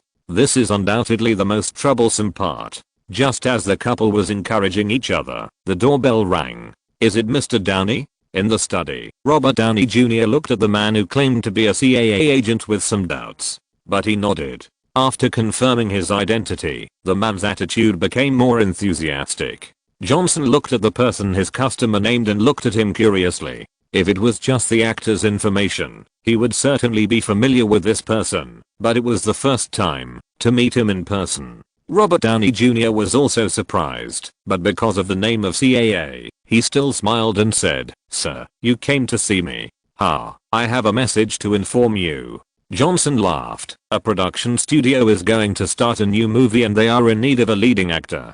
The candidate for Tony Stark certainly couldn't be Leo, and Johnson was sent by Lyman to find the person who best fits the image of the character in his memory. In the original time and space, Marvel burned its boats and borrowed Paramount's resources to invest in the production of Iron Man. Because it was alone filming, there was no room for error, and everyone wanted to do the best. After inviting director Jon Favreau, Marvel senior management didn't lack the little salary, so they wanted to find a famous person to make up for the lack of traffic of the role itself. There are many male actors in Hollywood, but only a few are worth a lot. Tom Cruise, Nicolas Cage, Leonardo DiCaprio. These are all candidates for Tony Stark, but director Jon Favreau refused, saying that none of them were suitable, and pulled in Robert Downey Jr. This guy knows Susan and Downey. At first, Marvel executives certainly didn't want to. They didn't want their movies to have any problems, take more uncontrollable risks, not to mention hiring a tainted artist. But director Jon Favreau insisted on his choice, and that's how the well-known Iron Man came to life. If it was a few years ago, Lyman wouldn't have dared to choose him. But at the same time, Lyman also knew that Downey was really a prodigal son. That classic screen image and the strong popularity in later generations were not a joke. He really had this charm. In other words, when some actors meet the right role for them, 1 + 1 is always greater than 2. When Johnson stated his intention, Robert Downey Jr. briefly felt unreal, because in recent years he generally relied on connections to get roles. After all, since he entered a drug rehabilitation center, the agency basically gave up on him and would not give him resources. In other words, it was really unexpected that this agent named Johnson came to the door on behalf of Firefly. If he hadn't been sincere and had offered an audition invitation, Downey would have thought he was a liar. Come and go in a hurry. After a while, Johnson left again. To get this role, Downey had to go to Firefly in person and be recognized by the crew. But compared to the role, Downey was more shocked by how such a big production found him, and it was an audition for the leading role. Downey naturally reported these questions to his bedmate Susan one by one. Of course, Susan didn't understand it either. She was just a producer who graduated from the University of Southern California. Apart from the connections in this circle, she couldn't borrow much power. Firefly would definitely not appear in her self-proclaimed network of connections. In fact, this production studio seemed to be closer to the British and Australian circles, and the boss was a big French director, so there was no chance to make friends. However, don't think about it if you can't figure it out. Susan, who was knowledgeable and smart, only knew one thing. This was the protagonist of a commercial blockbuster. Such an opportunity, a good thing, that fell on your head. You have to fight for it with all your strength. It's impossible not to go. Chapter 759. Give me a chance. Please subscribe, vote. Robert Downey Jr. debuted as a child star. At the age of 5, he starred in the absurd comedy film Dog Life, directed by his father. In the 1980s, he officially embarked on the road of acting with films such as The Pickup Artist and Popular Boys. In 1992, the 27-year-old Downey was nominated for the Oscar for Best Actor for Chaplin, and his future was bright. But even with such a smooth life, after receiving countless praises and honors, Robert Downey Jr. naturally became arrogant.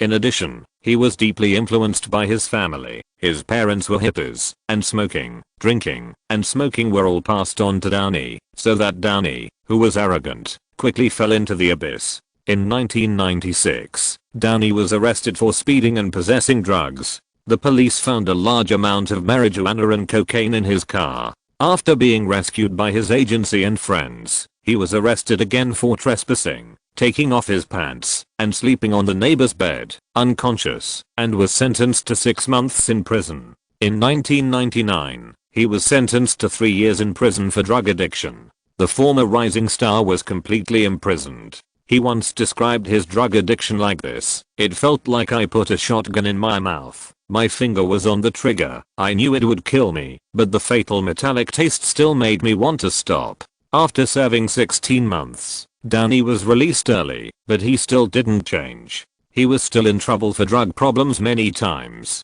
After several warnings, the agency gave up on him. For example, Downey's role in Ally McBeal had already been decided, but he was kicked out of the crew. Mel Gibson, the big brother in The Circle, wanted to help him, but because of Downey's problem, the stage play Hamlet could not start. Even the role, that was barely obtained through some connections, would be temporarily withheld by the investors until the film was successfully completed. No one would trust him anymore, and he had let down too many people. In 2002, his wife finally couldn't stand living with an addict, and took the children back to her parents' home, to break off the relationship. With his family in pieces and his career dying, Downey, who dug his own grave, was only one handful of dirt away from burying himself alive. But if that was all, his experience would be the process of a drifting actor's fall. One day in 2003, Downey, who was obsessed with drugs, suddenly felt that everything in his life had changed.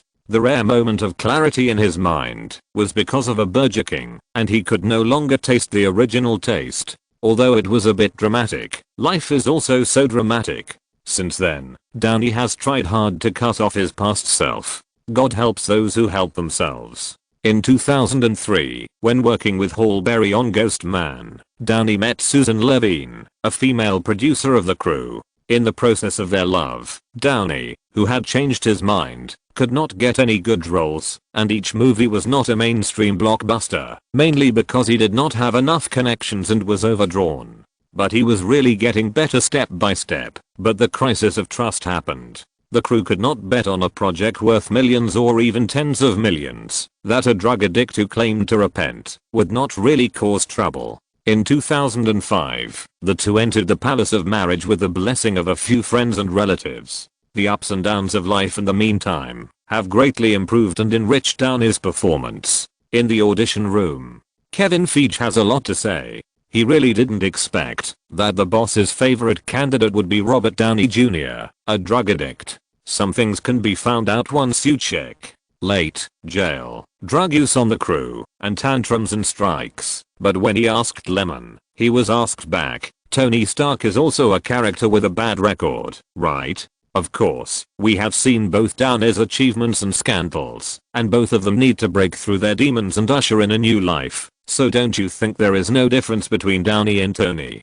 Difference? There must be. The temperament is the same and the aura is similar, but Tony Stark is an artistically processed character, while Downey is a living person. Lyman didn't say much, just let him host the audition and see for himself. I have to say, if it weren't for those stains, Kevin Feige would still be very optimistic about Downey, and it is indeed as the boss said, the two are quite similar to a large extent. However, Kevin Feige looked at Downey standing beside him, and the smile on his face was somewhat deliberately piled up.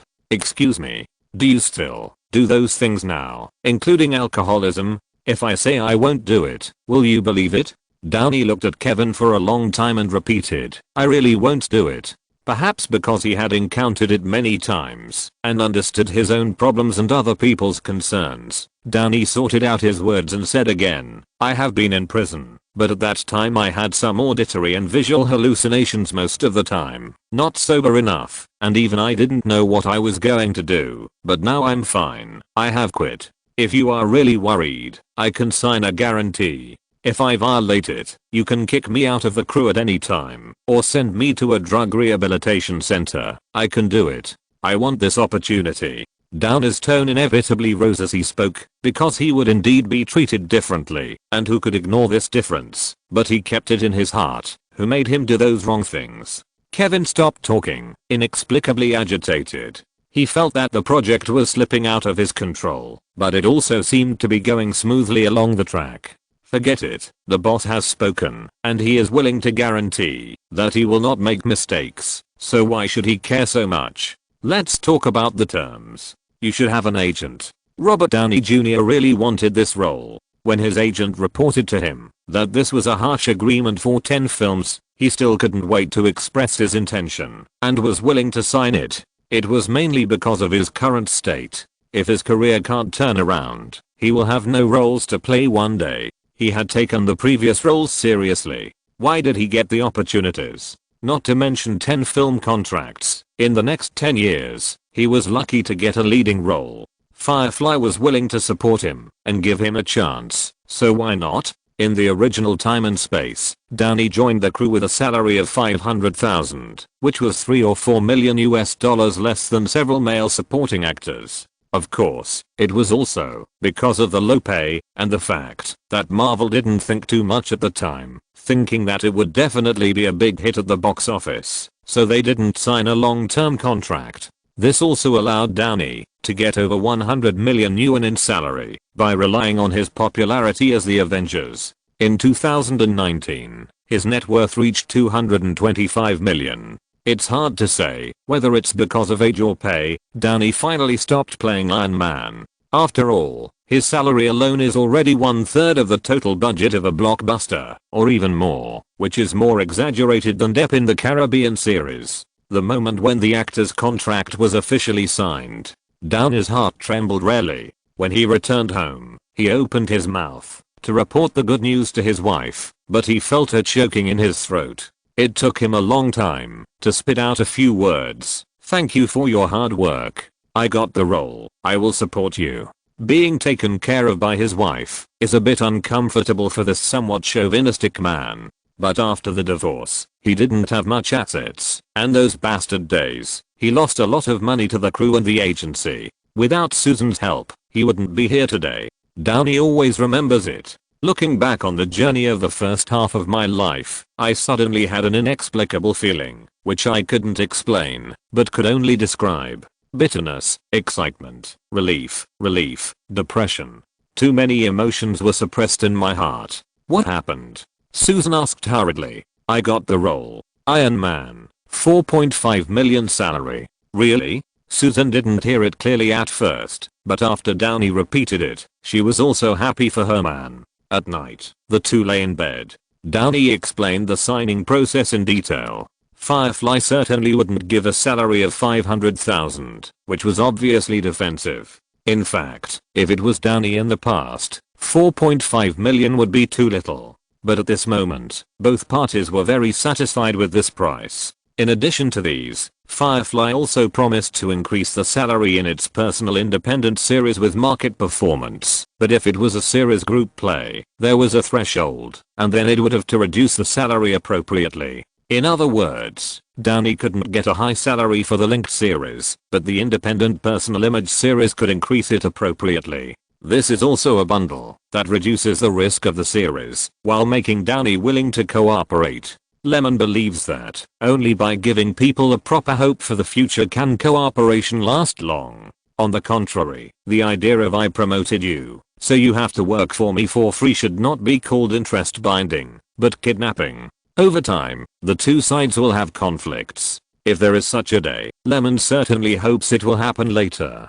Chapter 760, The Hulk. Subscribe, vote. After Robert Downey Jr. joined Iron Man, Kevin Feige continued to be responsible for selecting actors for other roles. Lemon only reminded him that there should be one or two black people. In recent years, the black trend in Hollywood has become more and more popular. It seems that if a film or TV series does not have such faces, it is a crime and will be greatly criticized. At the Oscars in February this year, some judges even made public remarks saying that the Oscars suppressed black people. Otherwise, why did black people always fail to win awards? Later, the studios quickly followed the so-called black trend. The main reason is that everyone found that if there were no black actors, they would lose some audiences. Those black people seemed to be a little difficult to fool and began to pursue more voice. After comprehensive consideration, hiring one or two black faces, which is just a little pay,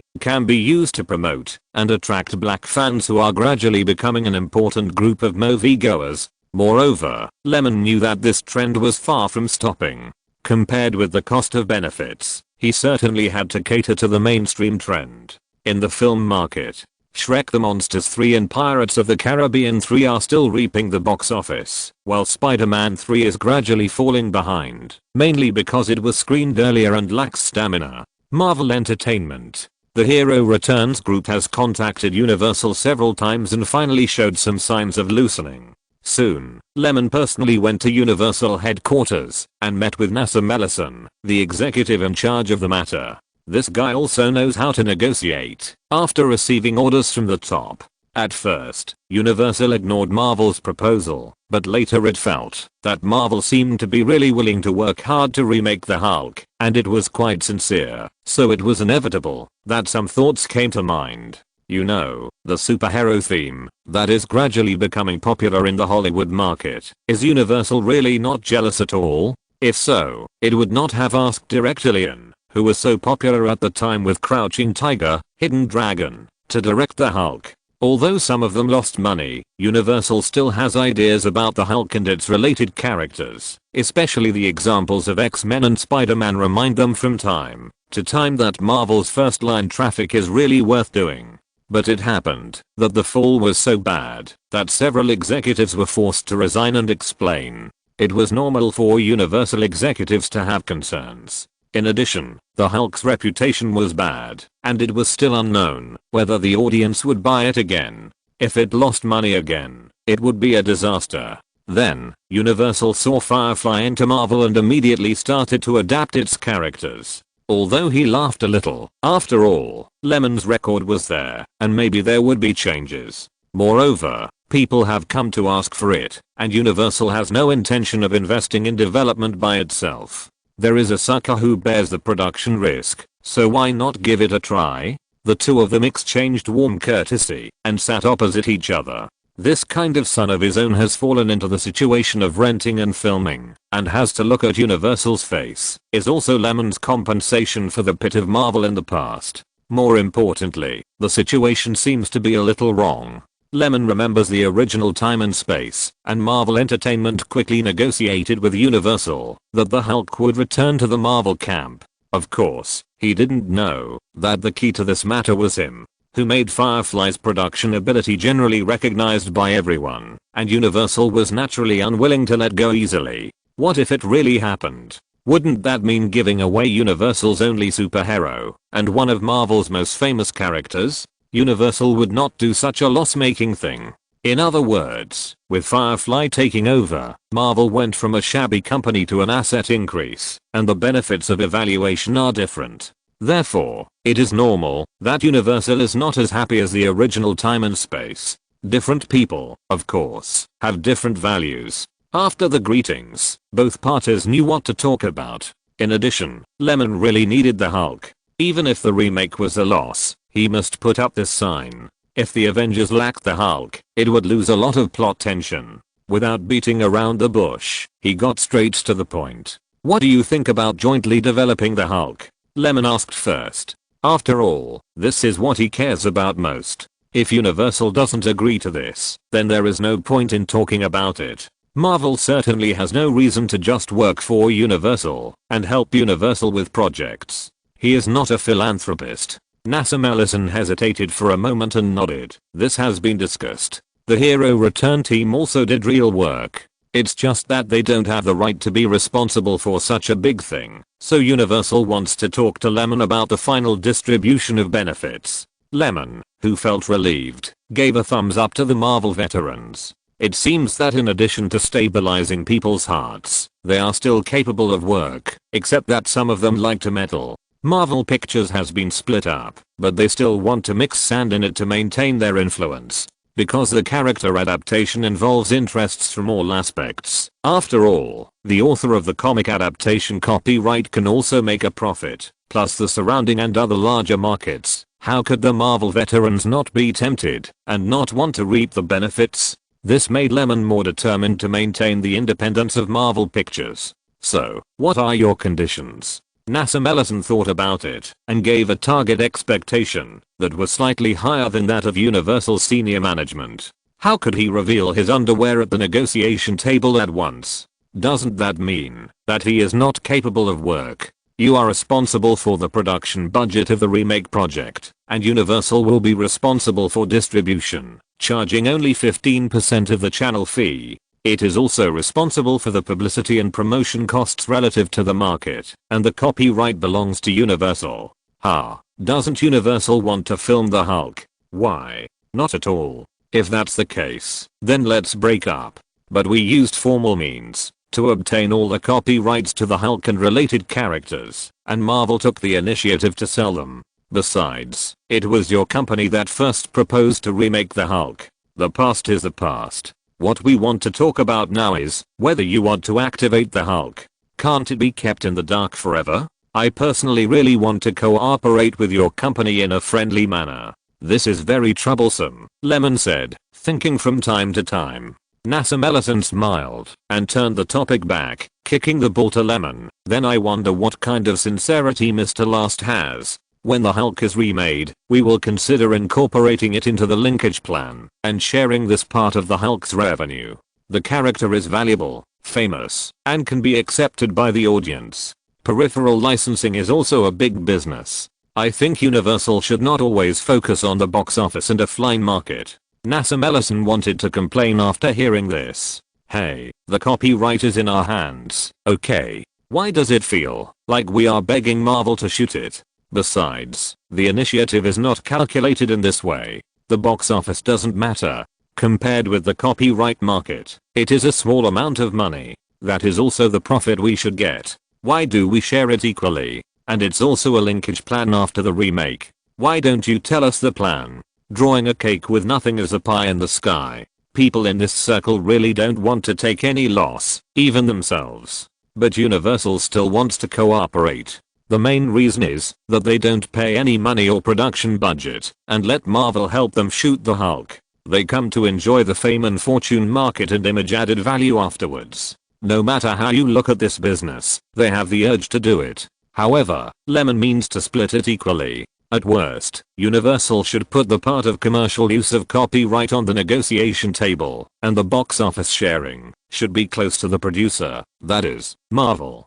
This is completely different from Universal's expectations. After all, they want to get something for nothing. Anyway, the Hulk has been thrown into the copyright library for a long time. Universal's senior management is now thinking of letting Marvel be responsible for project development. It is best not to divide out the peripheral copyrights and the like.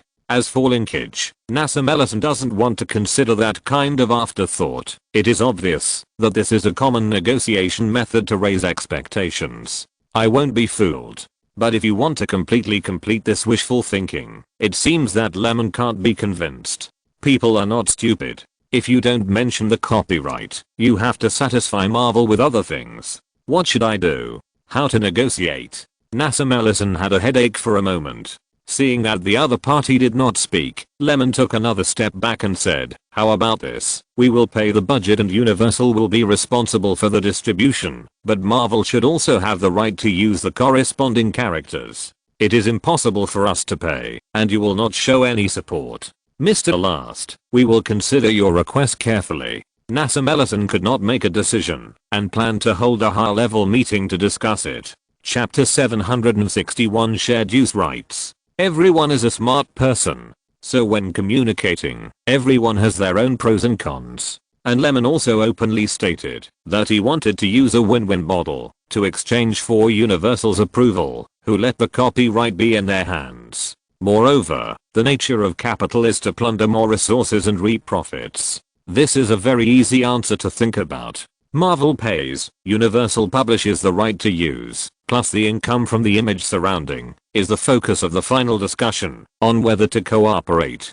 The best way to get something from others is not to soften your attitude and beg the other party, but to give it some possible benefits without taking any risks. But it is necessary to give up part of it for its consideration. A part of it is not painful, and it feels cost effective, and there is an urgent impulse. As for whether it is worth it, and whether it can be done, that is a matter of opinion. Anyway, the plan has been given. Let Universal consider whether to take this bait, and then spit out something. Lyman doesn't know what the result of their discussion is. Only Nassim Ellison reappeared, and he was obviously more relaxed. He sat down and said, "Excuse me, when does your company plan to shoot?" "As long as you nod, it can be released in theaters next year at the latest." Nassim Ellison pondered for a while, and finally replied, "The conditions for the project production remain unchanged. You will provide the funds and Universal will distribute it, but we will give 30% of the profit from the image peripherals." Total revenue from the peripherals? Haha, sir, you are joking. Of course it is the net profit. Okay, then about the right to use it. After discussing with Universal senior management, Nassim Ellison unanimously agreed that this was because Lyman was afraid that the Hulk would be remade, and Universal would no longer give Marvel the opportunity to insert a sequel. This is actually like Firefly and Warner filming Batman, and also asked to guarantee Firefly's investment rights in the sequel. It is a relatively common supplementary agreement in the industry, so I didn't think much about it. We agree on this. After hearing this, Lyman finally felt relieved. What he cared about most was the issue of Marvel using the Hulk character image. Happy cooperation. Happy cooperation.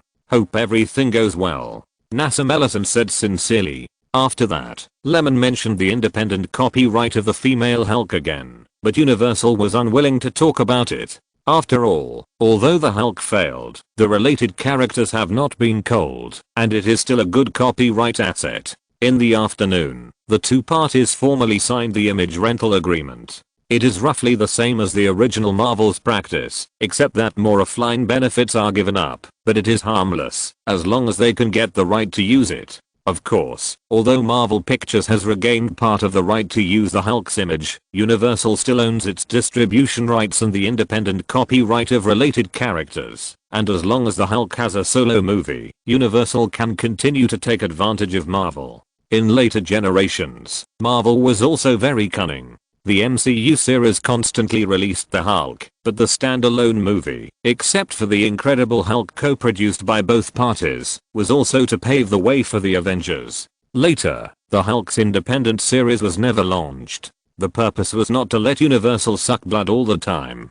Because of this cooperation, Universal took the lion's share, but Marvel took the production risk. After the fame brought the added value of the image, Marvel could only get 30% of the net profit left by Universal from this part of the market revenue. Who knows how much this 30% can be? New Line operated the Lord of the Rings trilogy, but because of the copyright income, it offended the Tolkien Foundation and director Jackson at the same time. Who would believe that there was no trick and New Line did not do anything? Go back to the company. The negotiation with Lionsgate was also answered. On May 16, 2000, Artisan Entertainment reached an agreement with Marvel to make at least 15 comic characters into movies or TV series, including Captain America, Black Panther, Black Widow, Deadpool, Iron Fist, Ant-Man, Punisher, Man-Thing, Vampire Morbius, Longshot, etc. On October 23, 2003, Lionsgate acquired Artisan Entertainment and inherited its copyright to Marvel characters. Among them, Lionsgate made The Punisher in 2004, but the response was not good, and it lost money. Later, Lionsgate also intended to make Black Widow into a movie, but seeing that the same type of market worky influx received a mediocre response, even the South African beauty Charlize Theron, a high-paid and famous actress, failed to play the leading role, so the plan was shelved. After that, Deadpool and Vampire were taken away by Fox, and the rest will be slowly repurchased when Marvel rises. But now, because Lemon's Firefly Pictures is on good terms with Lionsgate, and they have just reached a series of cooperation plans for overseas film supply and distribution, Lionsgate itself has no intention of developing any superhero themes, and is much easier to talk to than Universal. So, after Lemon agreed to entrust the I'm a Hero project to Lionsgate for distribution, and signed an agreement, they very knowledgeable collected some copyright fees symbolically, and returned the remaining character image adaptation rights to Marvel. After all, in the original agreement, if one party does not have a filming project within 4 years, the copyright will automatically return to Marvel. Now it is just advanced, and Lionsgate will not lose money. The only thing that Lemon regrets is that Fox took Deadpool away early because of the layout of X-Men. This character is still very marketable and his personality is very popular with the audience. As for other hero copyrights such as Blade, Silver Surfer, Galactus, Daredevil, Ghost Rider, etc., which are scattered outside, several studios have ignored Marvel's so-called repurchase. Fox and Columbia need not be mentioned. They have already reaped the benefits of Marvel heroes and have a very tough attitude. Columbia even took it for granted that the so-called linkage plan was Marvel's attempt to take advantage of Spider-Man's popularity. Fox had a pleasant cooperation with Firefly some time ago, but they also had the same idea in their hearts. They had already had a rough plan for how to lay out the X-Men. They did not need Marvel to make decisions. The rest, such as New Line and Crystal Sky Pictures, were also unwilling. After all, everyone was unfamiliar, and no one really cared about the copyright fees. These days, the cost of adapting a popular novel is only 10 or 20 million, which is really a small amount of money for the entire project. However, at this stage, being able to recover the original team of the linkage is much better than in the past. At least, Lemon's initial plan for the MCU does not have the problem of not having the right to use the copyright. After making achievements, it is also okay to grind slowly. At that time, it is still unknown who will take advantage of whose popularity. After the Heroes Return project came to an end, Lyman came to me. It was for the distribution of the two works On the Edge of Society and Her. These two films went through the film festival route. Some of the copyrights in overseas regions were sold, and some of them were sold at too low a price. The distributors were not willing to buy it. Of course, the North American distribution rights of the film must be kept in their own hands. Lyman was doing this. What do you think? The Margins of Society is not suitable for being pushed into theaters. It's okay to maintain word of mouth with a small scale preview. The viewing threshold of this film is too high. Those who like it will like it very much. I think it's good if those who don't like it don't leave halfway. Sophia's Her can take advantage of the popularity of Lost in Translation and may have a good market response. If you think it's feasible, let's do it this way. Then, I won't waste publicity money on The Margins of Society. I'll talk about it during the awards season and see if it can impact the Oscars. In the original Time and Space, Alfonso didn't make this film, but I think it's the same tune as Roma. It doesn't matter if it's not in theaters. The market for this kind of film is still small. Now that capital thinking has opened the way, everything has a way. Blue Butterfly Pictures only promotes Her, and the number of screenings will not be high, for fear that it will not be able to make a profit. Starting this week, we will release 2 trailers, with the publicity from the Grand Jury Award in the name of director Sofia Coppola, to attract some interested audiences and arouse their curiosity. Next Friday, we will open 700 theaters to test the market potential. Liam roughly talked about the promotional ideas for the film Her. Lemon listened and didn't think there was anything inappropriate, so he asked them to notify the theaters themselves. These 2 films are good for improving the brand image of Firefly, but I don't have much expectation for the box office market. The main purpose is to win awards and build reputation. If you're listening to this novel on a channel other than Fanfic World, it means they downloaded and uploaded it without effort. We cordially invite you to visit our channel, Mundo Fanfic Novelos. There you'll find the original version of this story and you can explore many other novels of various genres. We're waiting for you to immerse yourself in a world of incredible novels. Chapter 762 Little Pepper. Subscribe, vote. The summer movie war is still raging, and the cinema market is vying for attention. In a private gym, Robert Downey Jr. is building muscle under the guidance of a coach. He needs to gain 15 pounds of muscle in 2 weeks, and he has to be strict with himself in diet and training every day. At night, he and Susan will buy some gifts and visit some friends one after another. In the past, they asked for help and built relationships, but now they still maintain relationships without asking for help. Firefly gave him the first $1 million of the $4.5 million salary. Money is not the most important thing. The key is that the opportunity to play the leading role in a big movie means that Downey's acting career can return to the mainstream, instead of being a supporting role in the past 2 years, with too few positive roles and little use for image building. In short, he has value again. The entertainment industry is a very realistic place. When he became famous, he mostly got smiling faces. When he fell into a trough, many people would jump out and step on him with laughter. People without value don't have to worry. This time, it is to rebuild a kind of harmonious network of relationships and establish a network of connections. Some friends sincerely congratulated and blessed, some friends were enthusiastic again, and some friends smiled with other emotions, sighing in their hearts. Who would have thought that Downey could really turn things around? There may also be some jealousy. Why don't I climb the high branch of Firefly? The entertainment industry is quite sick.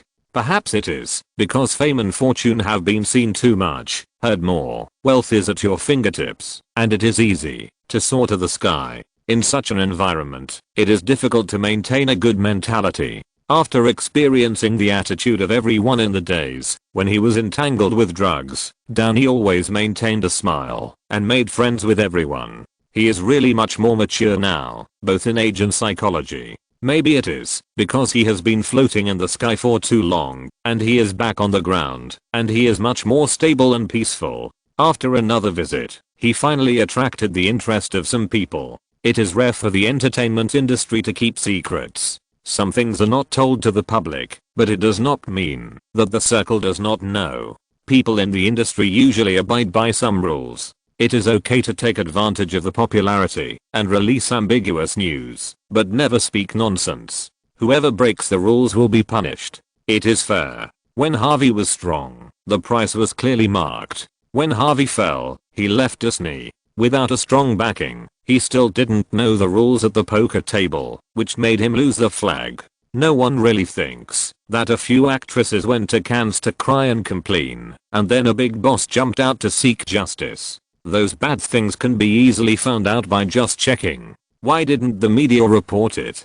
They were silent at the time. Moreover, Disney took the initiative to open fire, which shocked everyone. Women's rights and black people are all packaged in a pacifier-like way. No one really believes that capitalism is kind, right? It's like there is a middle class and the proletariat. They are obviously equal camps, but they are arbitrarily divided by capitalists and labeled with different labels. It's just a fleeting glimpse. There are many dark things. Usually, no one will kill them all unless someone breaks the rules first. I forgot to mention that Downey is Jewish. If he doesn't mess around, he will have a bright future. After all, he was nominated for an Oscar at the age of 27. These days, he has focused on visiting Jewish bosses, hoping to show his value again and get help. In a mansion, looking at Robert Downey Jr. and Susan leaving side by side, a woman's eyes showed some eagerness. I heard that Firefly has asked Downey to star in the first big movie after joining Marvel. Although Iron Man has not been promoted, some information can be known by asking a little bit, but this knowledge is only for some smart people in the circle. After all, it can't be concealed. For such a big movie, how many people will be recruited? And it involves multiple unions. Godfather, can you help me ask Downey if he is free tomorrow? I want to meet him and talk about something. Ask the agency to pass on a message for you. This project is auditioning for the female lead, and you are the right age. Haven't seen each other for a long time. I want to catch up. Godfather, can you do me this favor? Spielberg glanced at this restless goddaughter and sighed silently in his heart. But he also agreed with the principle of Jewish people sticking together. After all, He has reached the top of this generation, and it is very necessary to cultivate suitable younger generations to continue to expand their power in Hollywood. Of course, there are too many people with Jewish ancestry, and the closeness of the relationship is naturally different. For example, Robert Downey Jr., he is not very familiar with him, but when he comes to visit him during the cocktail party, he will also encourage him with kind words. Pepper Gwyneth Paltrow looked at Spielberg flatteringly, with expectation in her eyes. A few high-ranking people in the circle all know that Lyman is going to start a Marvel drama, which is also an opportunity for her. After weighing it a little, Pepper thinks that she wants to compete for the female lead. Even if it is a vase, it is worth it. After calculating the cost effectiveness, she decided to try to gain some connections with all parties. As for the so-called agency to submit resumes, it was too troublesome, and she might not be able to pass the audition.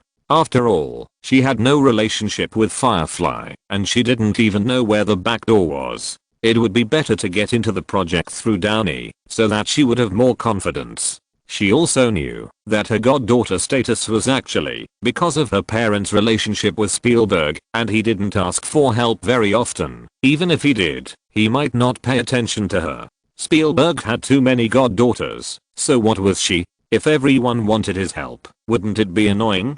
People's favors were not used in this way. Downey's current lifestyle has changed a lot compared to his past, and his personality has become much gentler. Like sitting opposite Gwyneth Paltrow and chatting at this time. Even if he didn't care in his heart, his face didn't show any perfunctory attitude. Gwyneth Paltrow has been in the industry for so many years, and she is good at interpersonal relationships. She knows how to deal with things and get close to people in various ways. A Jewish circle, she made them seem very close, even though they were not familiar with each other. Of course, Gwyneth Paltrow is actually in a very awkward situation now. In terms of qualifications, she won the Oscar for Best Actress with Shakespeare in Love, but the audience just didn't buy it. Now when I search for some of her reviews on the internet, they are all mainly based on judgments, which makes me feel very wronged. What's the matter? I have connections and backstage, but I can't get some benefits. Moreover, after receiving the great honor of an actress, her commercial value is still not highlighted. Everyone knows that an actor's salary is tied to the market. The studios don't recognize the honor alone. Moreover, no one in the circle thinks that she is very high-end among her peers, and this road is not feasible. Counting the movies she has participated in the past 2 years, Beauty in the Bottle, Survival in the Cracks, Goodnight, Sweet Dreams, Two Lovers, none of them has a big box office hit. If it was someone with less qualifications and a worse backstage, they would have been kicked out long ago. She is now in desperate need of a commercial movie to maintain her price. In other words, her box office performance can no longer support herself. If she doesn't think of a solution, so many excellent actresses in the circle may squeeze her into a marginal figure. How can I not worry about this? After thinking about it, I noticed the Marvel blockbuster Iron Man, which is still in preparation. The main reason is that this project has the largest budget in recent times. She did go to audition for the role of the Golden Compass, but was ruthlessly crushed by Nicole Kidman, and the film company did not choose her. This is very troublesome. Facts have proved that, although Jews are powerful and can enjoy many benefits with such an identity, their personal value cannot be reflected in the market, and they still cannot get a good job. After asking a few questions about the project, Robert Downey Jr. is also a smart person, not stupid. Goes on and just can't explain it clearly. Although he couldn't bear to refuse, he didn't think about helping. It's not a wise move to stuff people into the crew or pull relationships before filming. Gwyneth Paltrow almost asked Downey to tell her about Lyman's schedule and fight for it herself. Of course, she didn't give all her chances to Downey, and she got to the point accurately. Finally, she thought about it and said in a flattering tone, on the day of the audition, "Can I go to the Firefly building with you? I'm a fan of director Lyman, so I want to meet him. Also, The Godfather is going to hold a private party next week, and the staff arrangements are." Downey has heard the first part of this nonsense many times, but it seems that the second half of the sentence is not impossible. "I just go with you. Don't worry, I will bring you and Susan with me on the day of the party." Chapter 763 The creators of Iron Man. Please subscribe and vote. The Iron Man crew led by Kevin Feige has already selected a number of suitable actors. Robert Downey Jr., the leading actor, is of course chosen by Lyman himself. Several supporting actors, such as Jeff Bridges, who plays the villain, have been nominated for the Academy Award for Best Actor 3 times, 2 supporting roles and 1 actor, and are paid $5 million.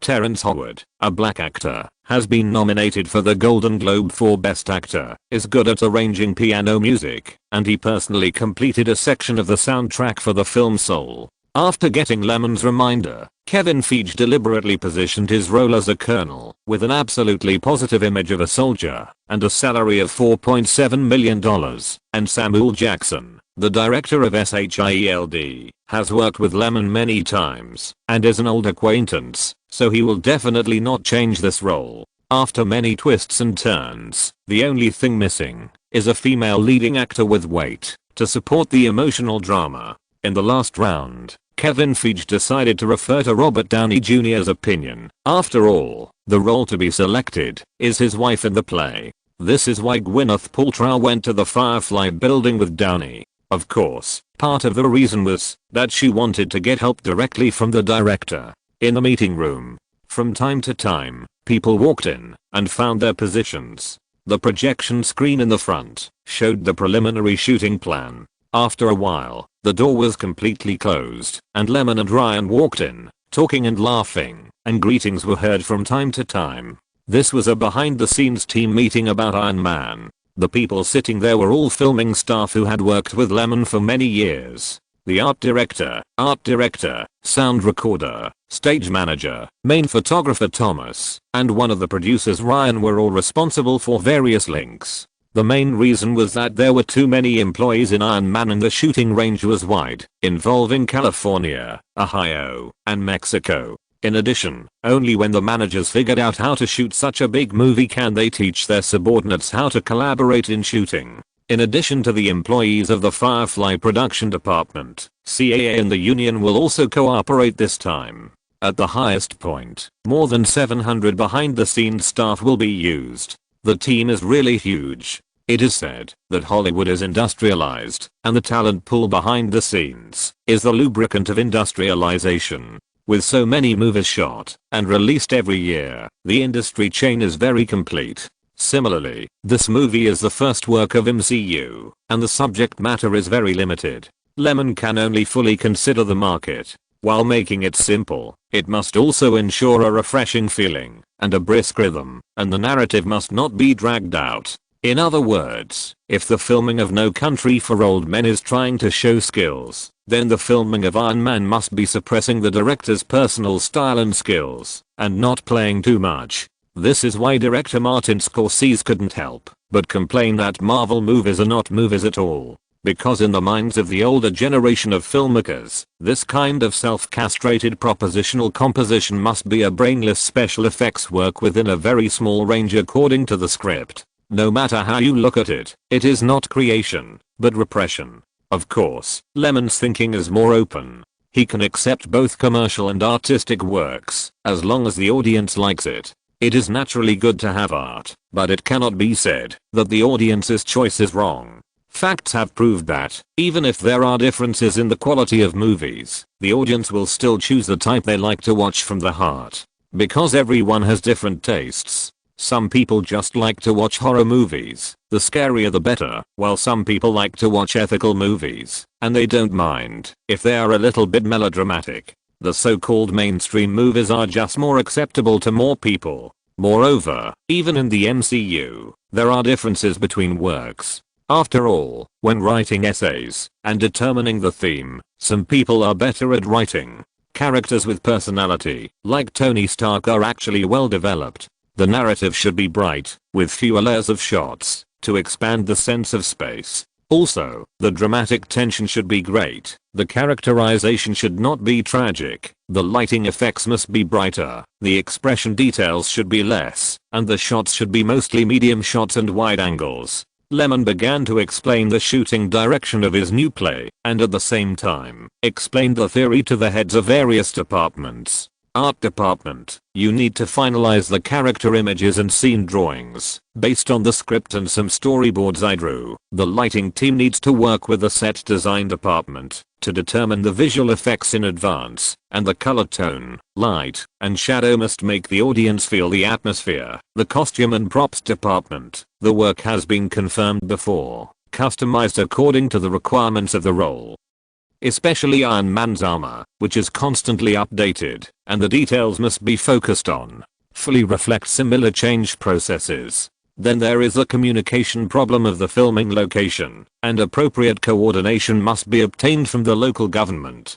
Generally speaking, for works involving too many people, the early meetings can play a very good role during the filming. The meeting was still going on, but Lyman left first. Everything that should be said was said, and the remaining department heads arranged their own work. In the corridor, company employees kept stopping to say hello to Lyman. He smiled and nodded in response, but his pace did not slow down at all. After thinking for a while, he turned to the audition room. Appearing at the door, it inevitably caused some commotion. "Hello, Chairman. Hello, Chairman." Inside, Gwyneth Paltrow was shocked, and her beautiful eyes were fixed on the existence that was like a moon surrounded by stars. "I thought I would never see him, and I was a little disappointed, but now he is here." Actually, it's not her fault. Lyman's plays are good at promoting people, and they are most suitable for stars like her who only have a name, but no real profit. Besides, the movie budget is so high, which is also a qualification. Lyman didn't know that someone was watching him, or rather, he was used to the focus on him. He just came to discuss with Kevin, and asked him to keep an eye on some studio sets, and the coordination of various unions. Finally, just after leaving the room, and preparing to go back to the office, he saw a scheming girl who had been waiting for a long time. Director Lyman the fragrance blew over, and the girl smiled warmly, and the distance was shortened.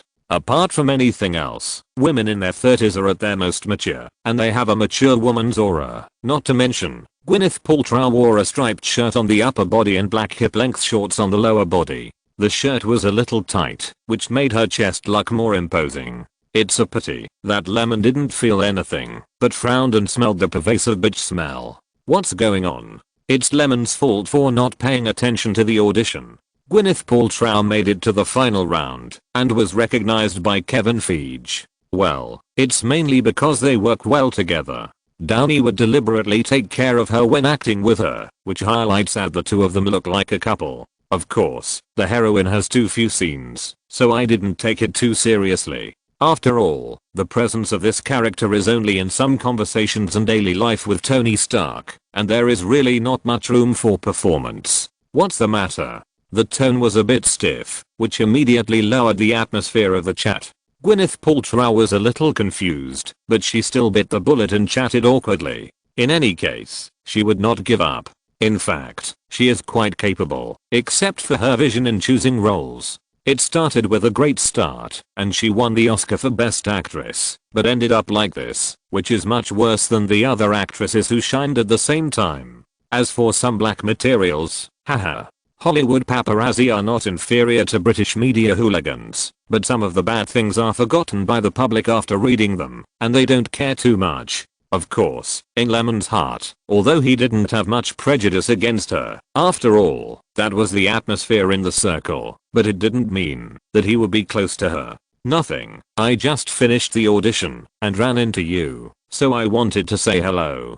I'm a fan of yours, and I like every one of your works. If there is a chance, can I talk to you in detail about this?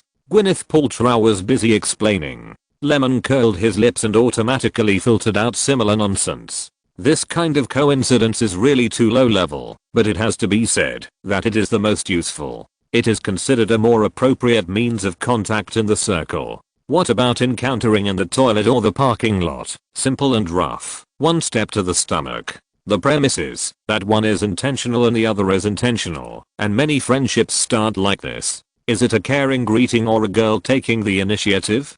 Gwyneth Paltrow thinks she is still okay, but she is not in the same way when it comes to execution. If she wants to understand a man's mind, she still has a lot to learn. Lemon's eyes showed a hint of mischief, and she wanted to laugh, but she held it back. Fans or not, does it matter? I shook my head slightly, not wanting to lie to him. He was very busy. When we met again, she was already the female lead. Kevin Feige had decided. A few days later, The Dark Knight was also released.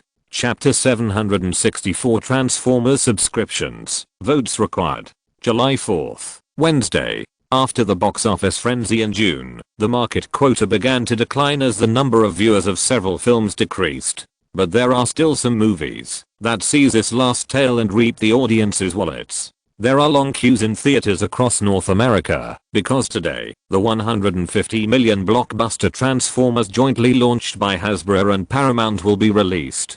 To this end, Hasbro has signed agreements with more than 200 companies in more than 70 countries to promote the Transformers hype.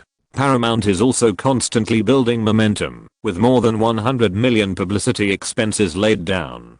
This is actually the first blockbuster that Spielberg and Paramount have cooperated on after DreamWorks was acquired by Paramount. The reason for shooting a movie version of Transformers is that it has very strong fan traffic support behind it.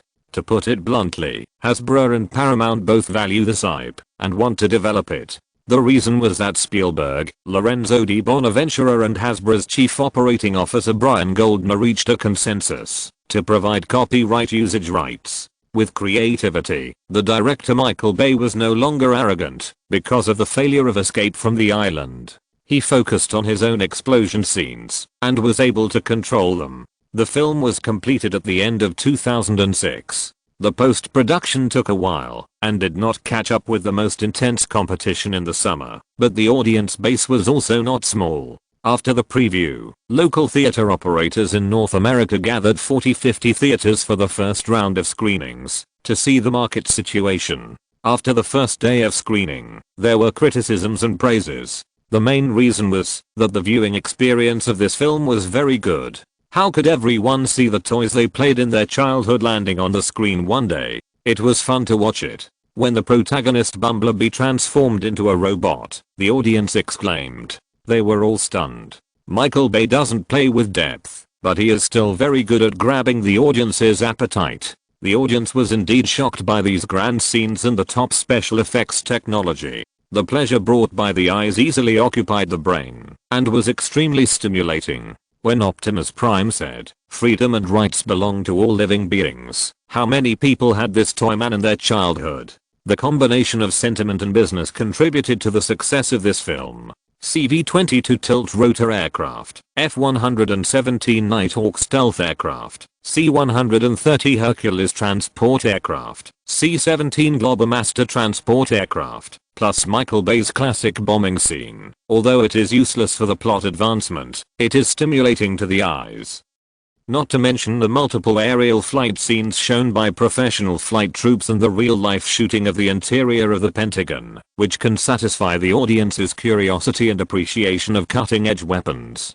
This guy actually knows what the audience wants to see. If he doesn't drift, he rarely misses. Until the end of the film, the audience still enthusiastically discussed the characters and felt a temporary fulfillment of the bombing, so that the spontaneous Amway on the internet was very strong. Of course, the film critics are very determined and still mainly criticize. However, Michael Bay is used to being scolded and has a rather indifferent attitude. According to Rotten Tomatoes, the approval rate of Transformers after its release is only 57%, which can be said to be a very low evaluation, although it is a pleasant surprise that childhood toys can appear on the screen, and the special effects are even more amazing. To be honest, what else can you see from this film besides these? Most of the positive reviews of the film come from the visual effects and action scenes, while the criticisms come from the plot and characters, which is very consistent with the mainstream voice of Michael Bay's works.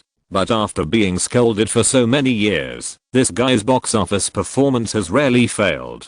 As expected, the box office accumulated $70.5 million in the first 3 days of the release, and the single theater maintained at around $9,000, which injected a strong medicine into the slightly sluggish market. Theater operators around the world are frantically making money. At the same time, The Dark Knight is scheduled to be released on July 13th. Nolan's second Batman trilogy also kicked off the promotion curtain with a bang. In the newspapers, besides the soft articles about Transformers, there are reports about The Dark Knight. The hype is particularly hot. After all, Warner is also rich and powerful. After understanding the quality of the film, it is more confident to invest a lot of resources. On the poster, Batman stands under the building, and a light hits the classic Bat logo. The dark style seems to remind the audience of The Dark Knight from the year before. The background is blurred, and the thick night surrounds Bruce Wayne in his battlesuit, with a tall body.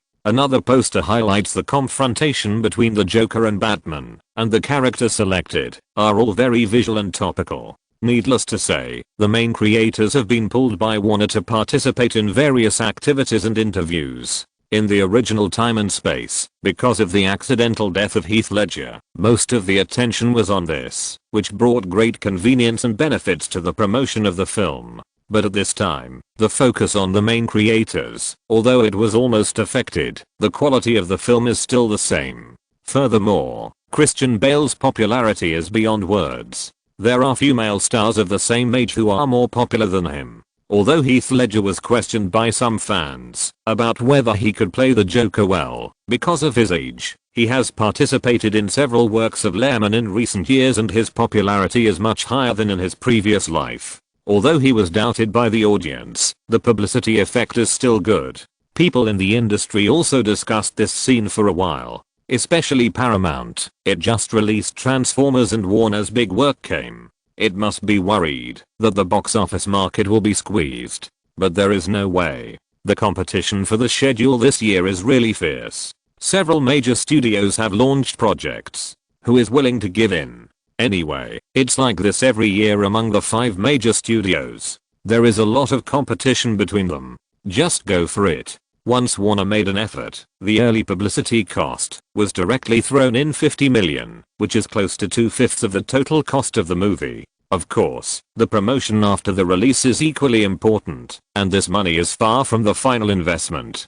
Hard advertising, soft advertising, internet, TV stations, all channels are continuously hyping the movie, and then the sound effect is maximized. Only in this way can we drive a huge surrounding market. You know, the first Batman Begins has brought Warner $500 million from various interest chains. Only by making the cake bigger can we eat more comfortably. The continuous bombardment from various angles is no less popular than Transformers.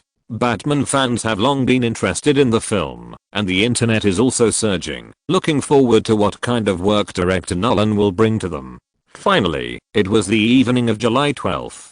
After finishing another day of creative meetings, Lemon rushed to the Grand Theater. Eva didn't come with her. She is now obsessed with production and is unwilling to leave the Twilight crew. I heard that she has a good relationship with the director, and the two of them are wantonly training a group of young actors. After parking the car, the dense crowd can be seen from a distance. Lemon will not walk the red carpet. Without Eva, it's boring. Of course, the preview ceremony held by Warner is still so star-studded. At least the actors in the circle don't want to offend Warner. It's nothing more than spending some time rushing to the scene.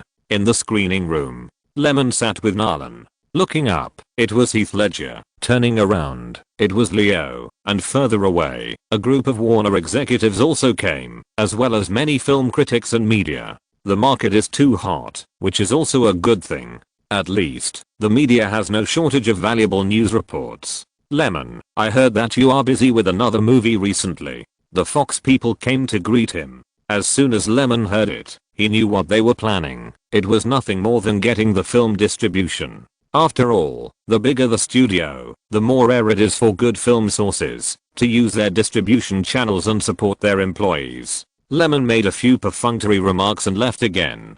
Damn, I asked you for the copyrights of Silver Surfer and Daredevil some time ago, but you didn't give it to me, and there was no room for negotiation. Now you have the nerve to come and solicit business. Pa. Lemon was a little angry. X-Men is so popular, but he didn't mention the Reaper case. He was so stingy to talk about 2 characters that had no development plan and were hiding in the copyright library. At this moment, he suddenly looked forward to Lionsgate's disruption. to make the already chaotic film market more lively so that Firefly could develop secretly. If everyone is watching, how can we do anything?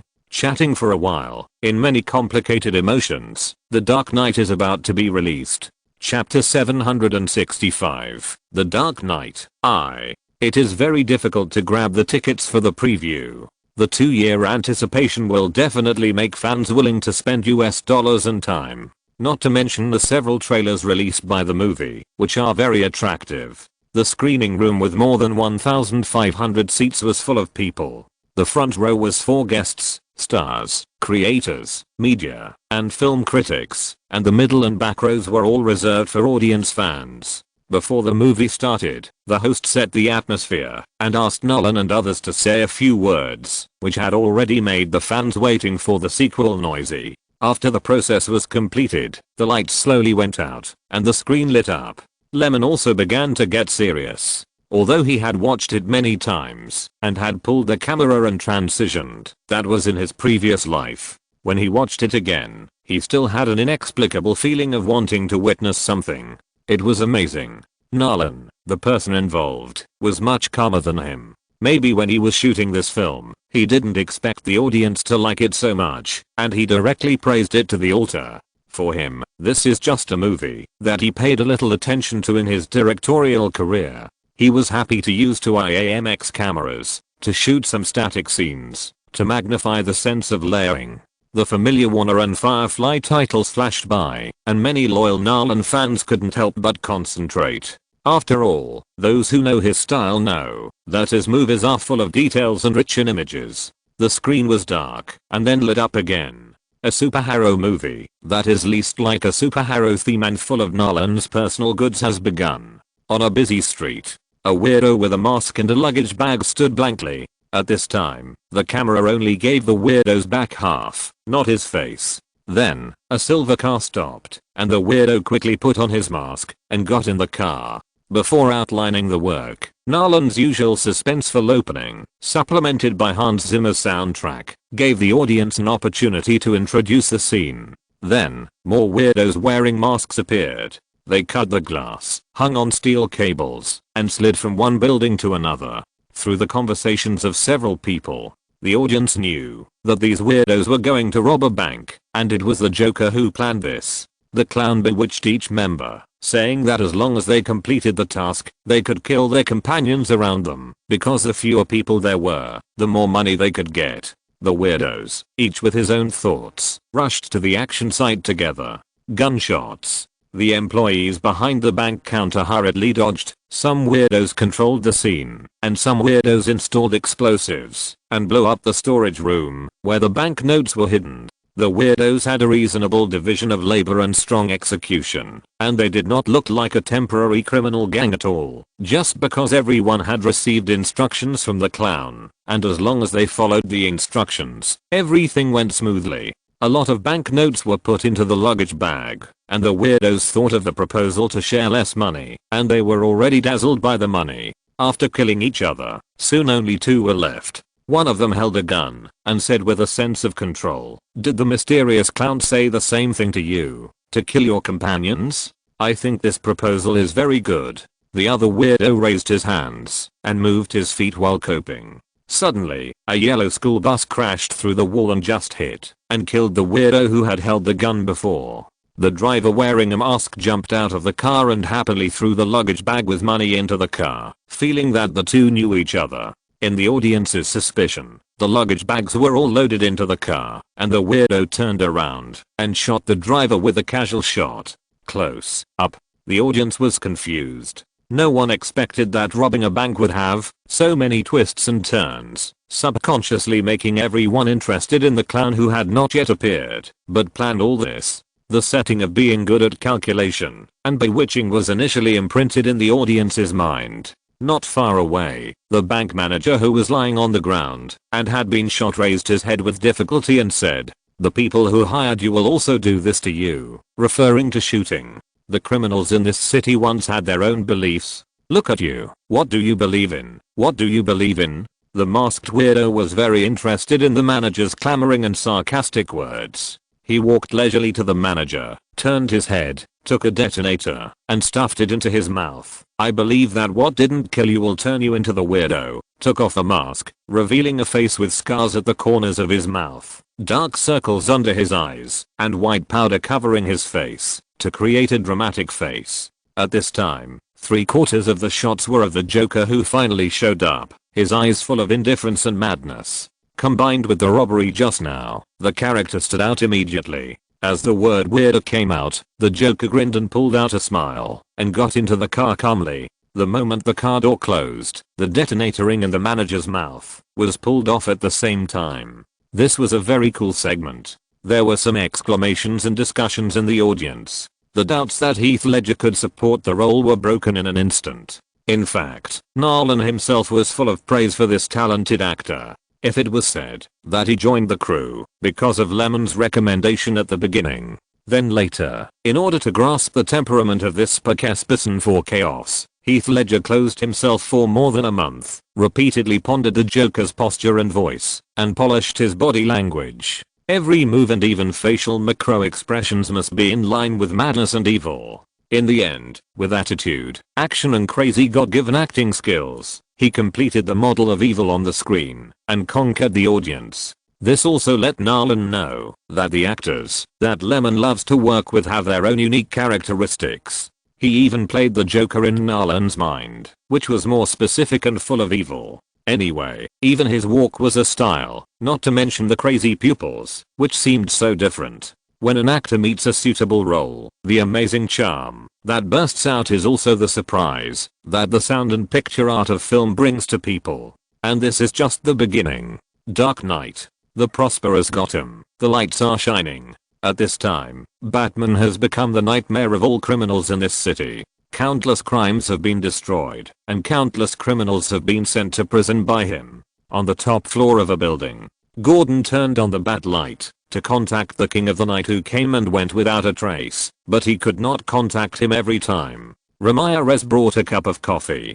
Gordon asked, "Don't you need to go home to take care of your mother? She's in the hospital again. Why doesn't he come?" "He's too busy." A van stopped on the side of the street, and several people were on guard with guns. On the opposite side, several big men kept questioning. The story begins with Batman Begins. In that film, Scarecrow planned a gas incident, but it was successfully solved by Batman. Since then, he has been hiding and doing drug business. However, because the hallucinogenic drugs developed by Scarecrow can only make people see and magnify the things that they fear in their hearts, many customers who take drugs have mental problems. So a group of customers came to settle accounts with Scarecrow. In the confrontation and argument between the two parties, a Batman suddenly appeared. But they were just some imitators who wanted to emulate their rivals and do justice. And they obviously did not face the powerful force of the criminals, and were directly knocked down by the criminals.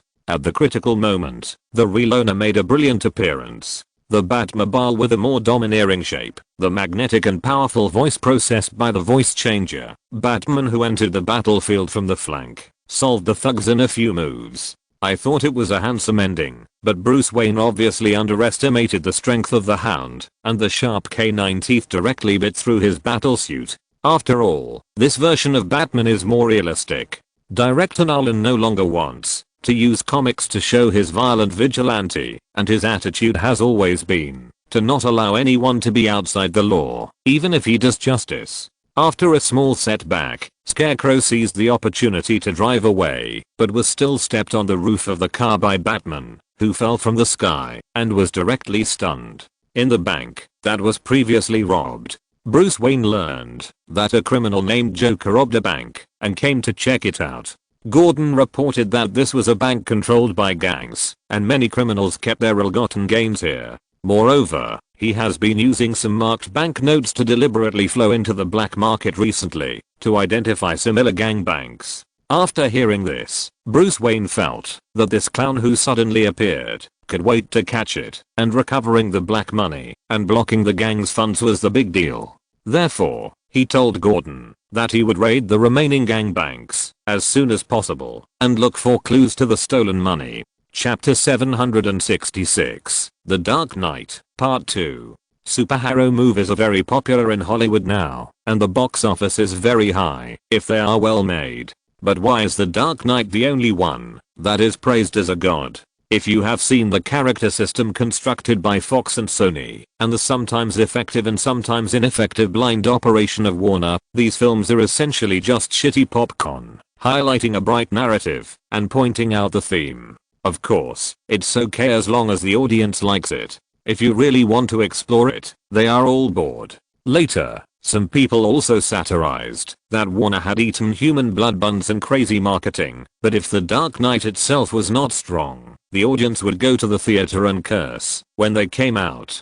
Take The Last Night of the World for example. How many people were fooled by the so-called one kiss across the New Year gimmick and paid the tuition fee? Is it considered a success? Let's talk about The Dark Knight again. In fact, the title of this film does not say Batman 2, because Nolan thinks that it is indeed a sequel to Batman Begins in terms of plot, but in essence, they are two different movies. The reason why I emphasize this is that before Nolan, no director had really interpreted what The Dark Knight was, even though this title was almost representative of Batman. Moreover, this character has been filmed in many movies, including real life, animated, funny, and gothic, but none of them have touched on the deeper thinking of the identity setting. In terms of the past productions, black is just the background color of Batman, and the night is roughly equivalent to the name of the hero. In the final analysis, it is still a so-called night template based on comics. It is not much different from Superman's character, which is very superficial.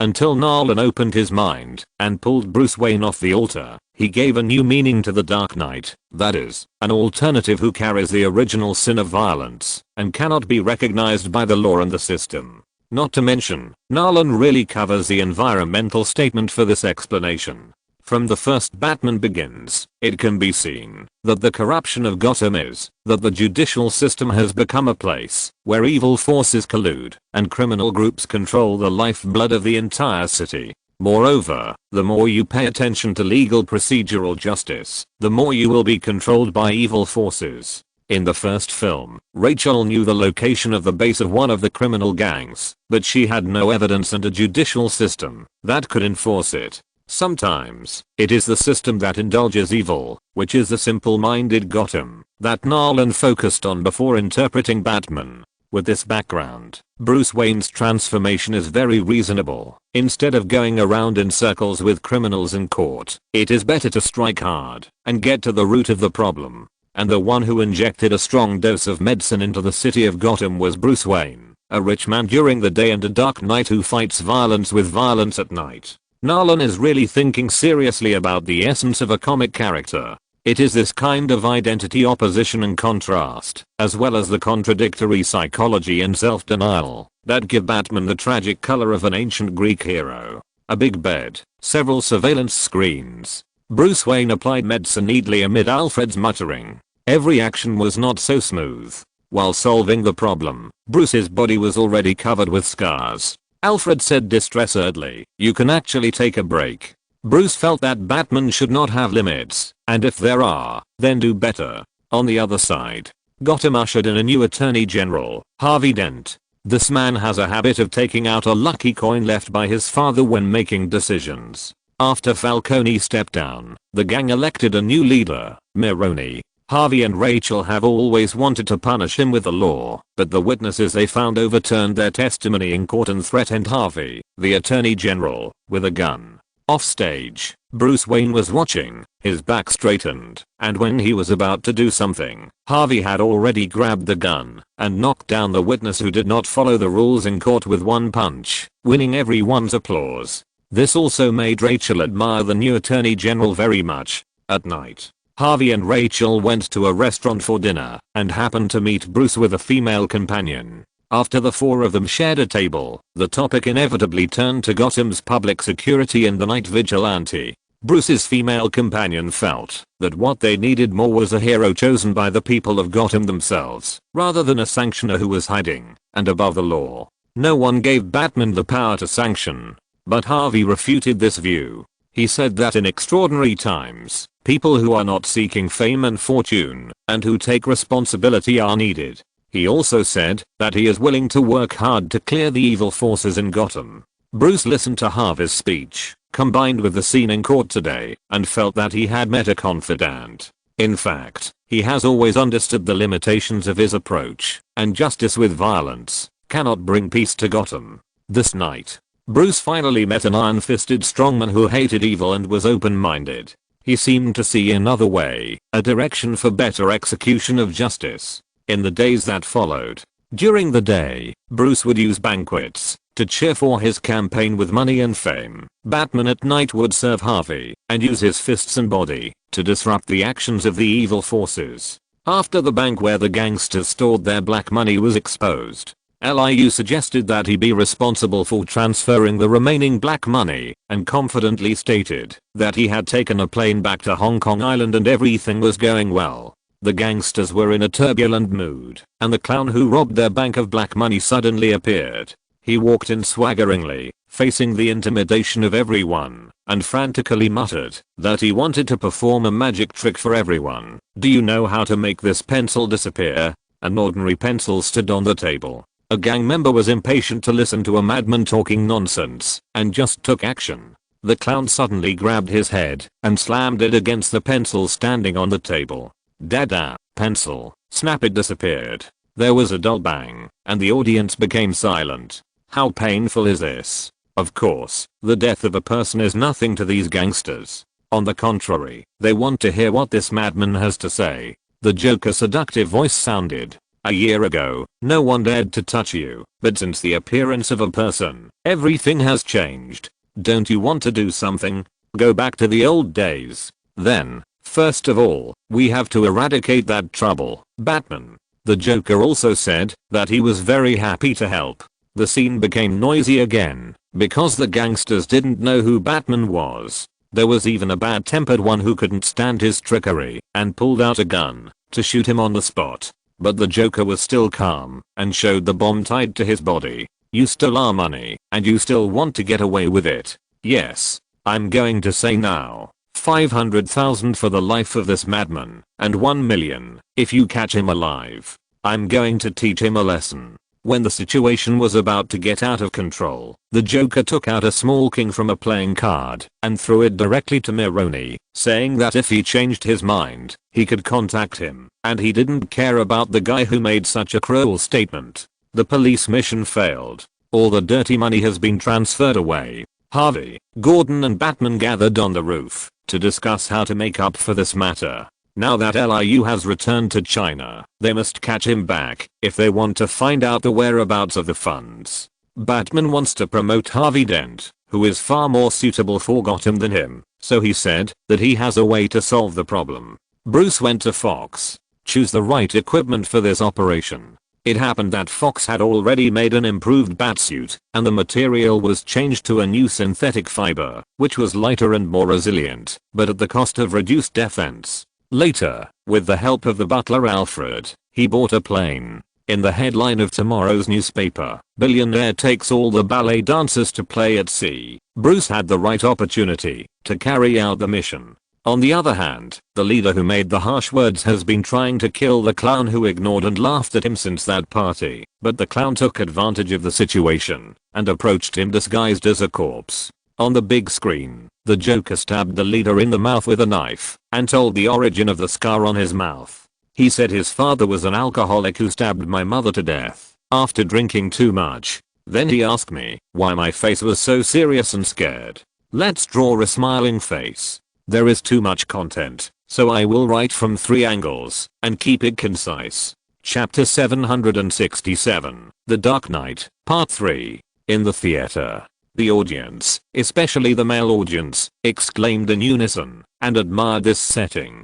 Because the story here is Nolan's personal show, the constantly intertwined montage with the confrontation between the Joker and Batman push the violent core and the corruption of the system to a climax. Among them, there is a character who is full of justice at the beginning, the Knight of Light Harvey Dent. Bruce regards him as the savior of Gotham, supports him wholeheartedly, and puts his money on Harvey. After all, he knows very clearly that violence cannot be used to fight violence once and for all. He who walks in the dark will eventually grow old, but the just cause he fights for needs to be implemented by the system. and Harvey is a politician who can act uprightly in the judicial system. In contrast, the Joker acts meticulously and lawless at the beginning. The sublimation of the theme of The Dark Knight is inseparable from the rivalry between good and evil. So, how to create an impressive villain? If we say that Lemon used addition in No Country for Old Men, the mushroom head, the jet gun, the almost cold killer instinct and the somewhat ridiculous self-restraint avoided typification, and created a vivid, three-dimensional flesh and blood Anton by endowing him with emotions and complex personality,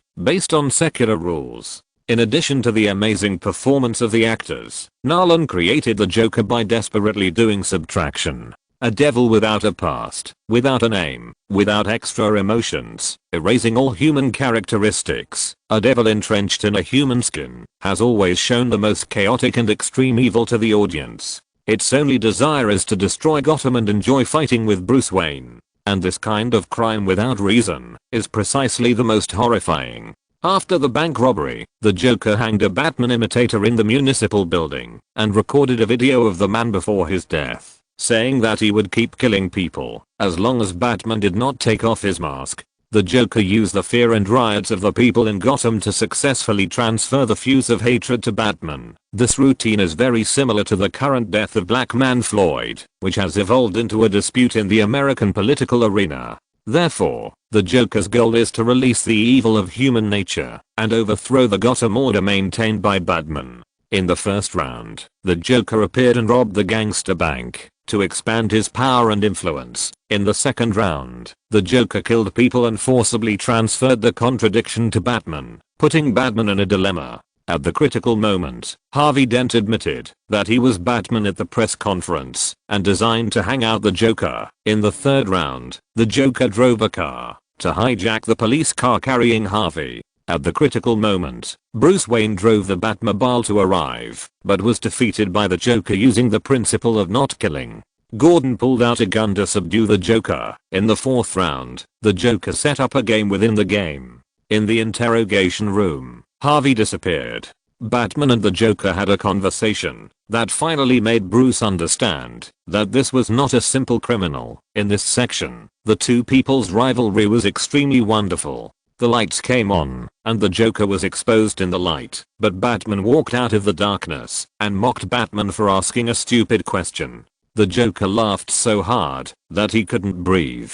"I never wanted to kill you. You make me complete. You are a scum who kills for money." The Master replied, "Don't talk like them," referring to the government, the judicial personnel headed by Gordon. "You are different. Even if you want to them, you are a freak, just like me. They need you now, and when they don't need you anymore, they will expel you.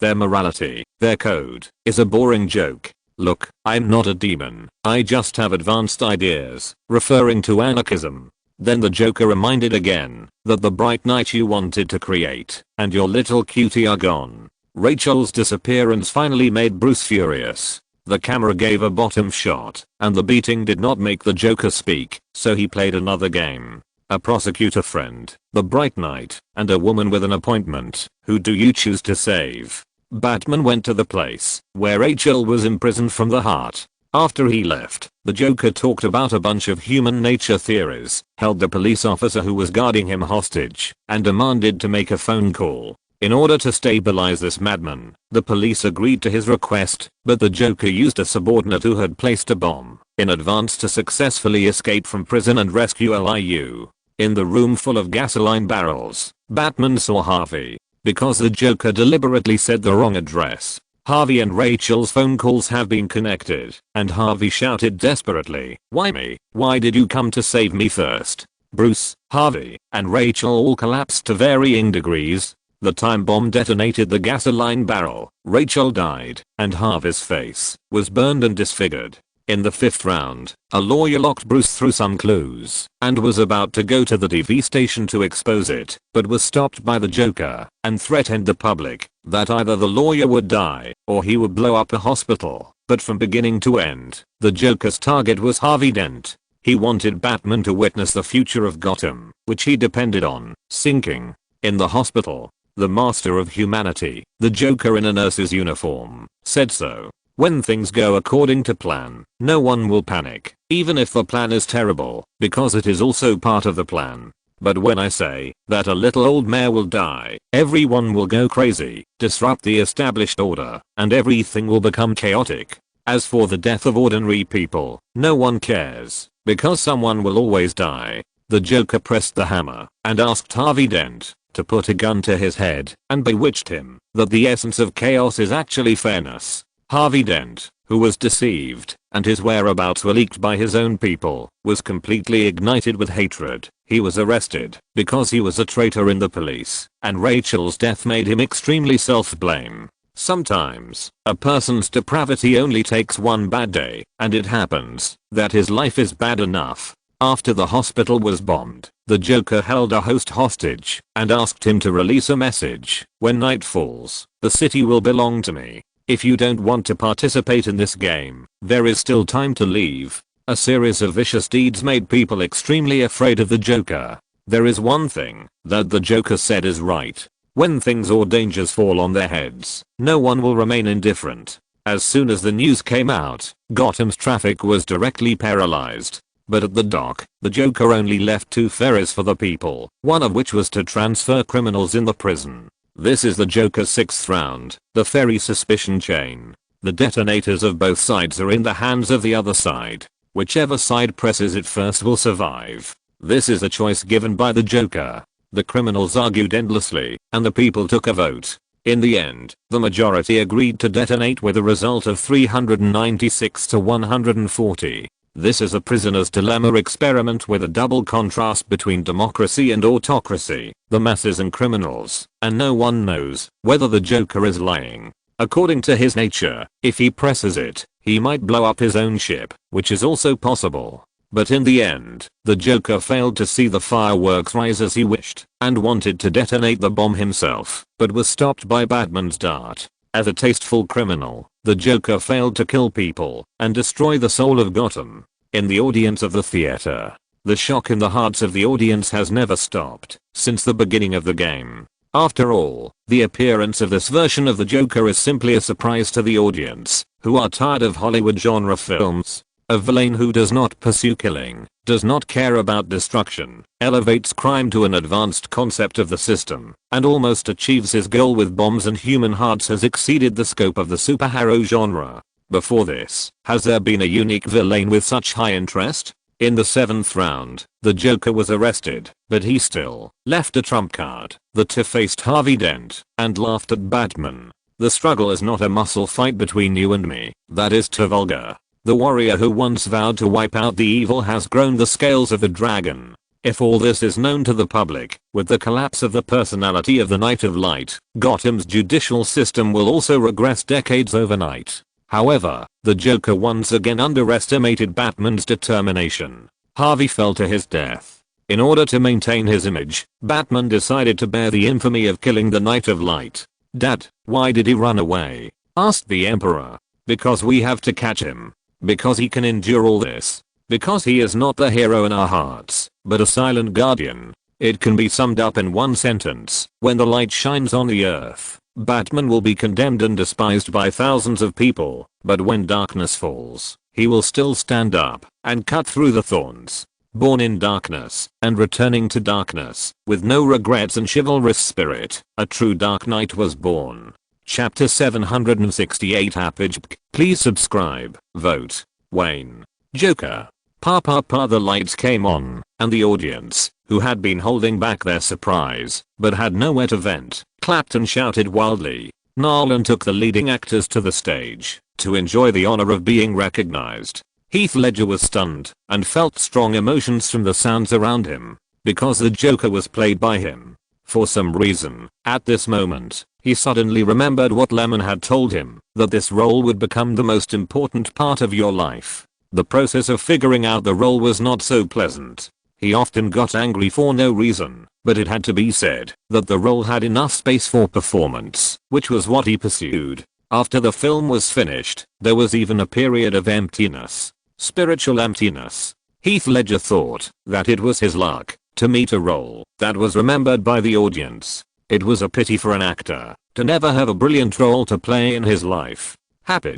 As for Christian Bale, although he was also happy, His satisfaction was a little less than Heath Ledger. The tension of his role is actually low compared to the whole film. This is certainly due to Heath Ledger's performance that attracts too much attention, but also to Batman's own problems. This is a rather tangled role. What about Nolan? What is Nolan thinking? Nolan is depressed because he suddenly remembered that he seemed to have agreed to shoot 3 Batman movies, and after this one, he didn't know what to say. The completion of The Dark Knight is better than he thought, which is what surprised him as a director. But the raising of the threshold brings huge pressure. No one wants to step back and be complained about the decline of directing ability and the lack of talent. But sometimes, the director just sets the program for this machine, and the performance during operation also depends on the cooperation between various components. He himself can feel that the overall feeling is better than the first one, so how can the third one surpass it?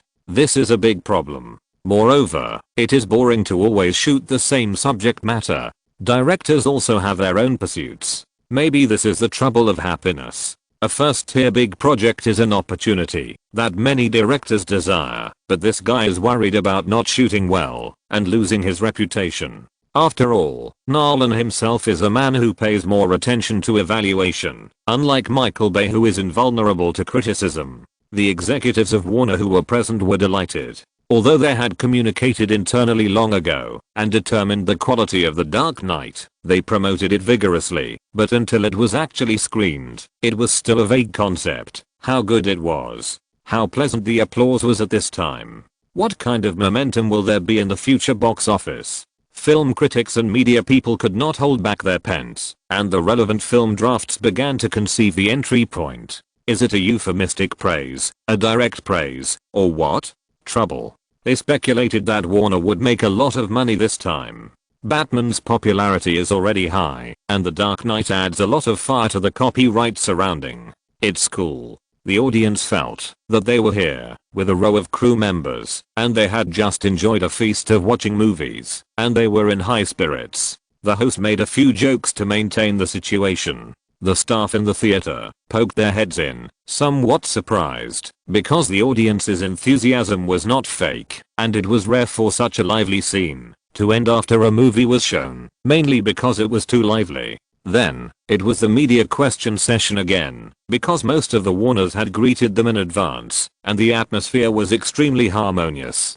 Director Nolan, congratulations on making an excellent movie. I'm personally curious about how you conceived the character of the Joker, such as his style of doing things, or what you thought when you conceived it. The question of this media person is probably also a question in the minds of many viewers. The Joker is indeed a highlight of this film, because the setting of Hollywood villains is actually quite stereotyped. The most common one is a bold and muscular man who looks fierce and fierce, active in major action movies. Occasionally, a pervert can trigger discussions among the audience, such as Anton, such as the detective in Lyman, the professional. Moreover, throughout the film, the Joker is like a ghost that suddenly appears, with no weaknesses, fear of nothing, and unable to communicate or negotiate. He is good at understanding people's hearts, cunning and chaotic, which makes the audience feel refreshed, and inevitably very curious. Nolan smiled and explained, before I created this film, director Lyman gave me a lot of inspiration.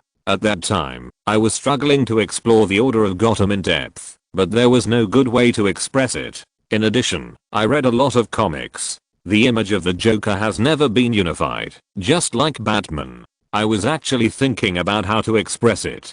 Then, he told me that instead of spending a lot of space to establish identity recognition, it is better to portray it directly, without a general past. If you look carefully, in the movie, the Joker has 2 theories about the origin of the scar on the corner of his mouth. He just appeared suddenly, so crazy. I just need to express this part, pay attention to the imbalance of the play, and express what I want to say. Lyman, who was hiding underneath, curled his lips. He didn't really do anything, but just accelerated the preparation of the project.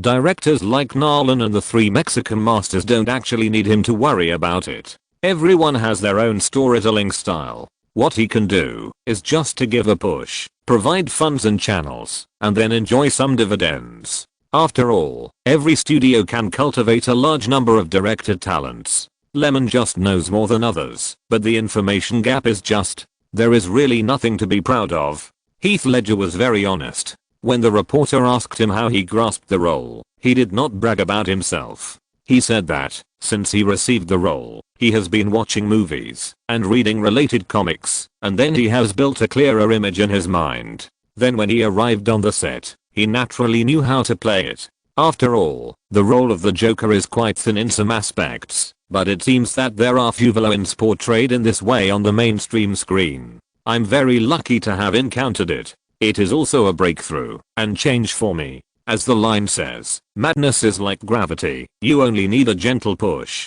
Then Christian Bale, Gary Oldman and Aaron Eckhart briefly answered some questions. The media rushed to ask questions and then turned to the sequel of the film. In the end, the Bat logo was smashed by Commissioner Gordon himself, and Batman was hunted down. How will Bruce Wayne, who is determined to take on all this and plunge into darkness, continue to guard Gotham? Director Nolan, will you shoot the third part, or will you? Will Firefly continue to invest in this series? The questions gradually deviated from the movie itself, mainly because there were too many things to ask. Because the cooperation agreement signed by Firefly and Warner has not been announced, everyone wants to know what role Firefly played in it, and the specific profit distribution is also what the media is more concerned about. Of course, there must be a reason for keeping it secret. Warner executives were vague and only said that there would be a sequel and did not answer anything else. The media interview lasted about half an hour.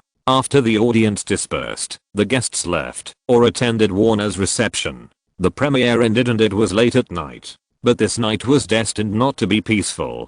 Paramount people knew the response to the premiere of The Dark Knight and stepped up publicity, worried that the rival was too strong. Lemon followed Warner people to entertain the guests. All he got were good words. I wish you a big sale. The market is booming.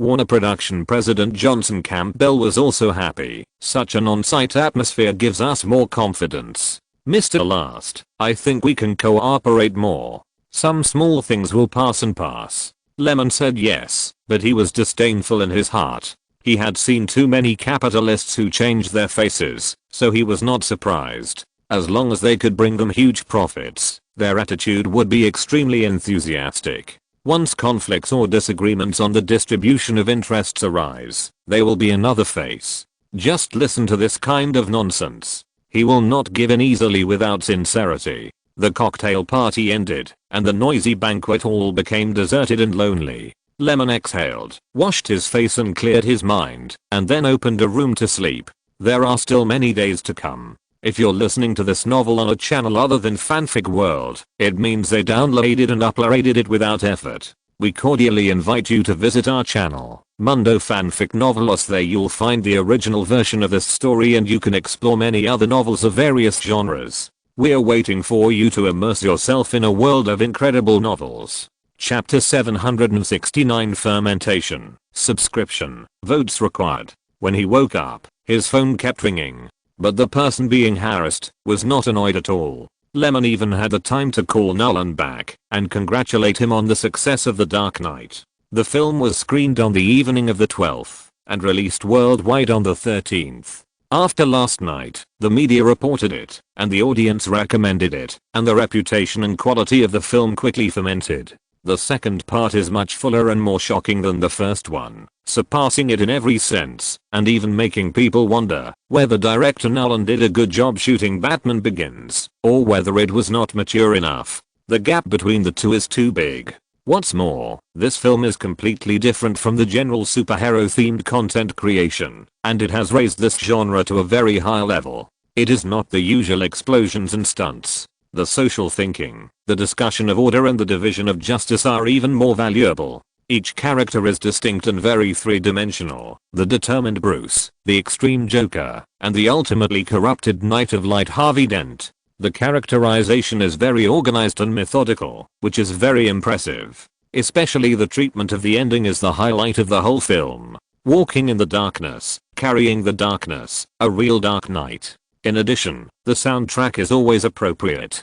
The New York Times even gave it the title The Perfect Darkness, and praised it highly. Point: the latest Batman movie is as dark as midnight and as long as lightning. Art and technology, poetry, and entertainment achieve a perfect balance. At first glance, positive and negative emotions blend in the chest, and pessimism is faintly revealed, but no film can reveal such a strong sense of horror in pure tragedy until the emergence of this post-heroic epic Batman, The Dark Knight. Obviously, truth, justice and dreams still exist. The Dark Knight's soaring wings clearly reflect the ambiguity and shallowness of other superheroes or super spies. Nolan immerses real speculation in the film with an extremely serious and very natural attitude, which further highlights the shortcomings of other superhero movies. It wipes away the usual rigidity and crudeness, gives a superhero a solemn and painful fate, and creates a Batman who seems to be tightly wrapped in spider silk. Even a forced smile will carve the perseverance of Greek statues on Bruce Wayne's cheeks.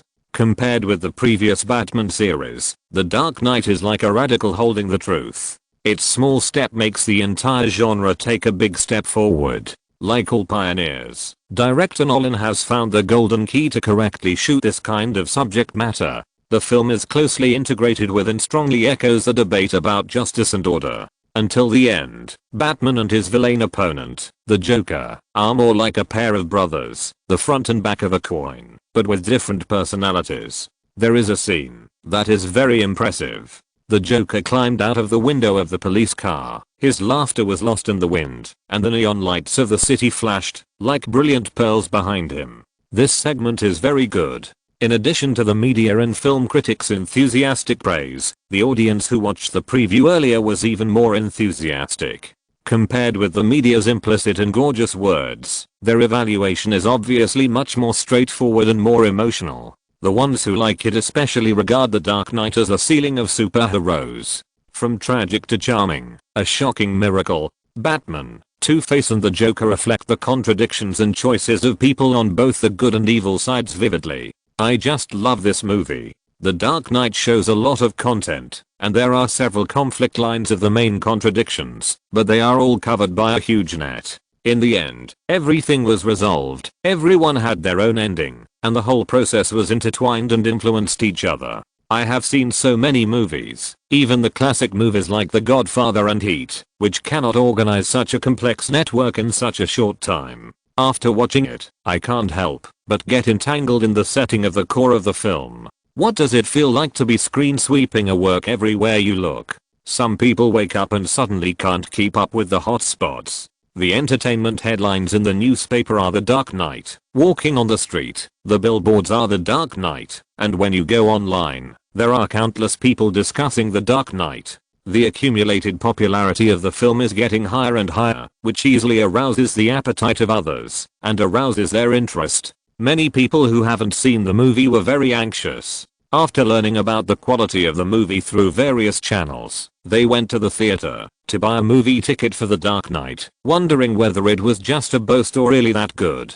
Oh, it might be the second or third ticket. There are many repeat customers. In addition, even if you haven't seen The Dark Knight Begins, it will not affect the viewing experience or the plot development, because there are too few aspects that are completely connected between the two films. In other words, it is very friendly to non-comic fans. At noon, Lyman drove to the company. There were long queues for tickets in the several theaters he passed by. Combined with Warner's enthusiastic attitude, the performance of the movie is basically stable. After all, last night's midnight show caused quite a stir in the entire film industry. The Dark Knight earned $18.489 million, surpassing the record of $16.9 million set by Star Wars Episode 3 in 2005. Not every movie can achieve such a good reputation. Among the movies released at the same time, it is estimated that this film will not be affected. Instead, it should be noted that its market should not be plundered, but this is obviously impossible. Every movie with a hot box office in the schedule has many works with poor box office performance. The market capacity is there. Some works get more, while others get less. After the residual power of the summer season was detonated again, the box office potential of the audience group directly lifted the entire theater market, which shows how popular The Dark Knight is. Facts have proved that superheroes have high box office, but the audience still has their own judgment. Whether a movie is good or not depends on the acceptance of the audience market. Among them, Paramount is the most miserable. If there is no Dark Knight to disrupt the situation, Transformers is still a good place to watch movies when there is no choice. But with the emergence of better works, as a comparison, Transformers, a classic work of Michael Bay that does not require brains, but only brings eyes, is inevitably less competitive. The box office share of the United States was immediately occupied by The Dark Knight, and the same is true overseas. After all, such a movie that surpasses Transformers in all aspects, and has both good reputation and box office, whoever touches it will be unlucky. Fortunately, Transformers has been screened for 9 days and has accumulated $310 million worldwide, which is not too bad. The next day, in the office of the chairman of Firefly, Joseph, Ryan, Lyman and Lemon are also talking about The Dark Knight. Since the midnight show set a new data record, the momentum of the first day of the release is still hot, and even because of the reputation, more audiences and passers-by have followed up. Lemon held a freshly baked box office statistics in his hand and sighed in his heart. Even without the excessive topic marketing in the previous life, the market for The Dark Knight is still not bad. After all, the pursuit of so many audiences is not entirely due to the accidental death of a genius, but because his performance is wonderful enough, coupled with more excellent works, to have such a performance. In the original time and space, The Dark Knight earned $67.16 million on the first day, surpassing the $59.84 million set by Spider-Man 3. Now, although it is not that much higher, the largest opening theaters of 3,865 theaters will immediately increase to 4,366 theaters, and the impressive reputation also broke the single-day box office market record not long ago, reaching $61.23 million. The Firefly executives, who were shocked by the data, soon calculated with excitement how much return they could get from the cost they invested. The slightly cautious Joseph said that The Dark Knight might achieve no less than the performance of Spider-Man 3, which is the $800 million accumulated by Columbia worldwide at this time. Basically, everyone was excited about the number in their hearts. Because of this project, Firefly is the largest investor and can reap more profits from the box office market. On the contrary, Warner gets the channel dividends and copyrights and a flying big heads.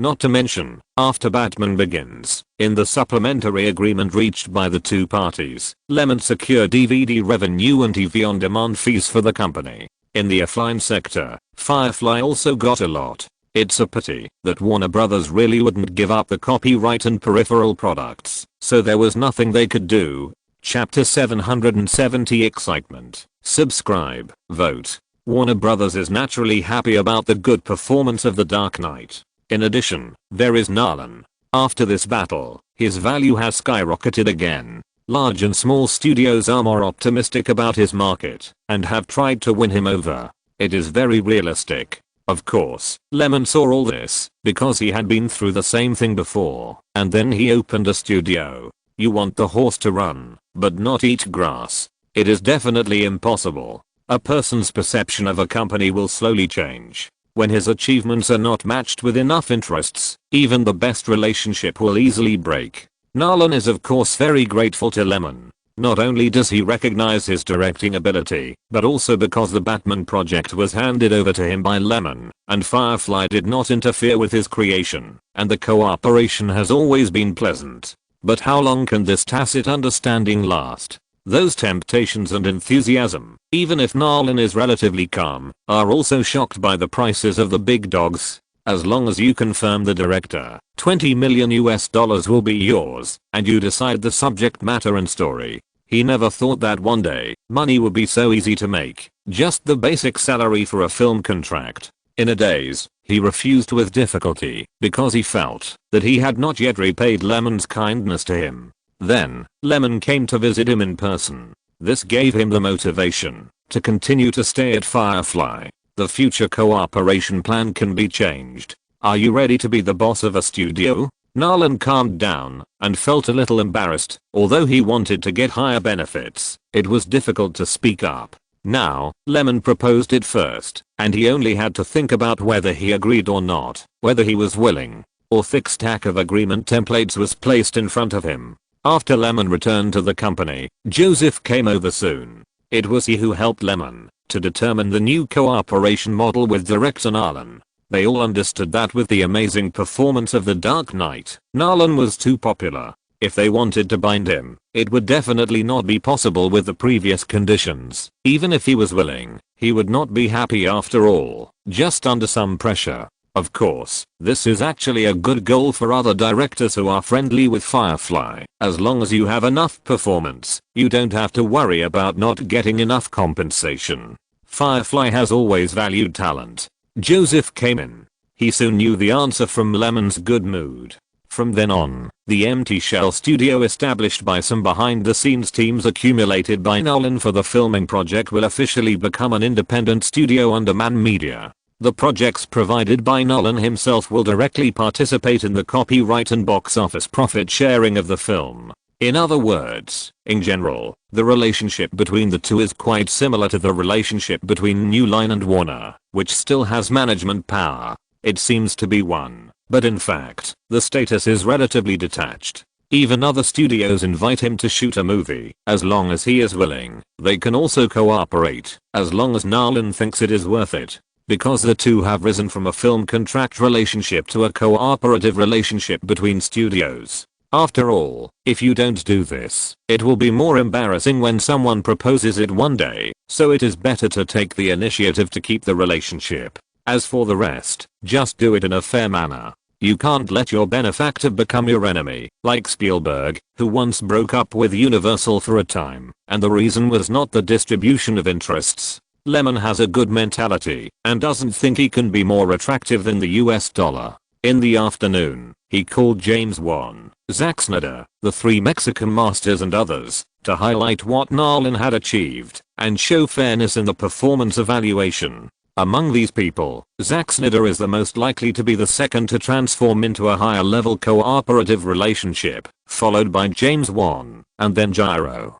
In the next few days, the crew of Iron Man is still steadily preparing. With Ryan and Kevin Feige watching, Lyman doesn't need to worry too much. On the Dark Knight side, Warner watched the box office rise step by step, constantly breaking records, and frantically building momentum through media channels. The release of box office data can trigger the herd mentality of passers-by, and make the market more popular. The fastest to break 100 million belongs to the success of The Dark Knight. The theater chain is expanding the screening line, with a maximum number of 4,400 screenings. Shocking, 94 IMAX giant screen theaters earned $6.21 million in a single day. Another record was born. The schedule soon entered Sunday. While the number of screenings increased, the attendance rate did not drop at all. When the results of the first weekend were counted, Hollywood was boiling again. 18.489 million, 61.23 million, 73.08 million. The first weekend totaled 152.8 million, surpassing the $151 million set by Spider-Man 3, setting a new record for the highest opening weekend box office revenue in Hollywood history. The media was excited, and the audience was also excited. Discussions about the film basically never stopped. Various analysis posts and popular science posts on the internet made those who have seen the film unable to help but join in. Warner Bros. Pictures headquarters building. The success of The Dark Knight made the management of the distribution department very excited. But, well done. At the department meeting, the president's face was beaming with enthusiasm. The headquarters wants us to take advantage of the film's momentum and cooperate with the market operation department to expand the copyright surrounding everyone. Now is not the time to relax, and we must not let down the chain. The publicity and promotion conversion rate of The Dark Knight is much higher than that of the previously released movies, even higher than Harry Potter. Nolan is really a genius. Yes, I thought the performance of Batman Begins was very good, but I didn't expect this one to be even better. If you ask me, Lyman is still capable. Didn't he recommend Nolan? What a vision. Yes, we must continue to cooperate with Firefly. Their production capabilities can just integrate our distribution channels. Hey, that depends on what the people above plan. In later generations, the success of The Dark Knight made all Warner executives immersed in the joy of box office honey, and indeed triggered a lot of discussions on the factors of the film's success. To put it bluntly, they just want a copy. Now it seems that they will still go down this road of no return, because a series of box office records have made this accidental surprise really eye-catching. Even though Marvel has proved that a simple routine can please the audience, it is not enough to make Warner change its mindset and PDC. Facts have proved that even Nolan himself cannot guarantee another excellent movie by repeating the same subject matter. Warner insists on the dark style as the mainstream of adaptation, which will certainly suffer. After all, not all characters are like Bruce Wayne, not all directors are Nolan, and it is even more impossible to win blindly with darkness. The aesthetic texture presented by The Dark Knight has never been the mainstream of the market. It is just that the film has become unique because of some inspirations and the collision between the main creators. But it is better this way. If DC does not go astray, how can it highlight Marvel's future status? Marvel's magic needs a suitable opponent to set off. If everyone is excellent, the market will not be easy to divide. Of course, the box office market at this time belongs to a phenomenal work. It is DC's trump card. Batman.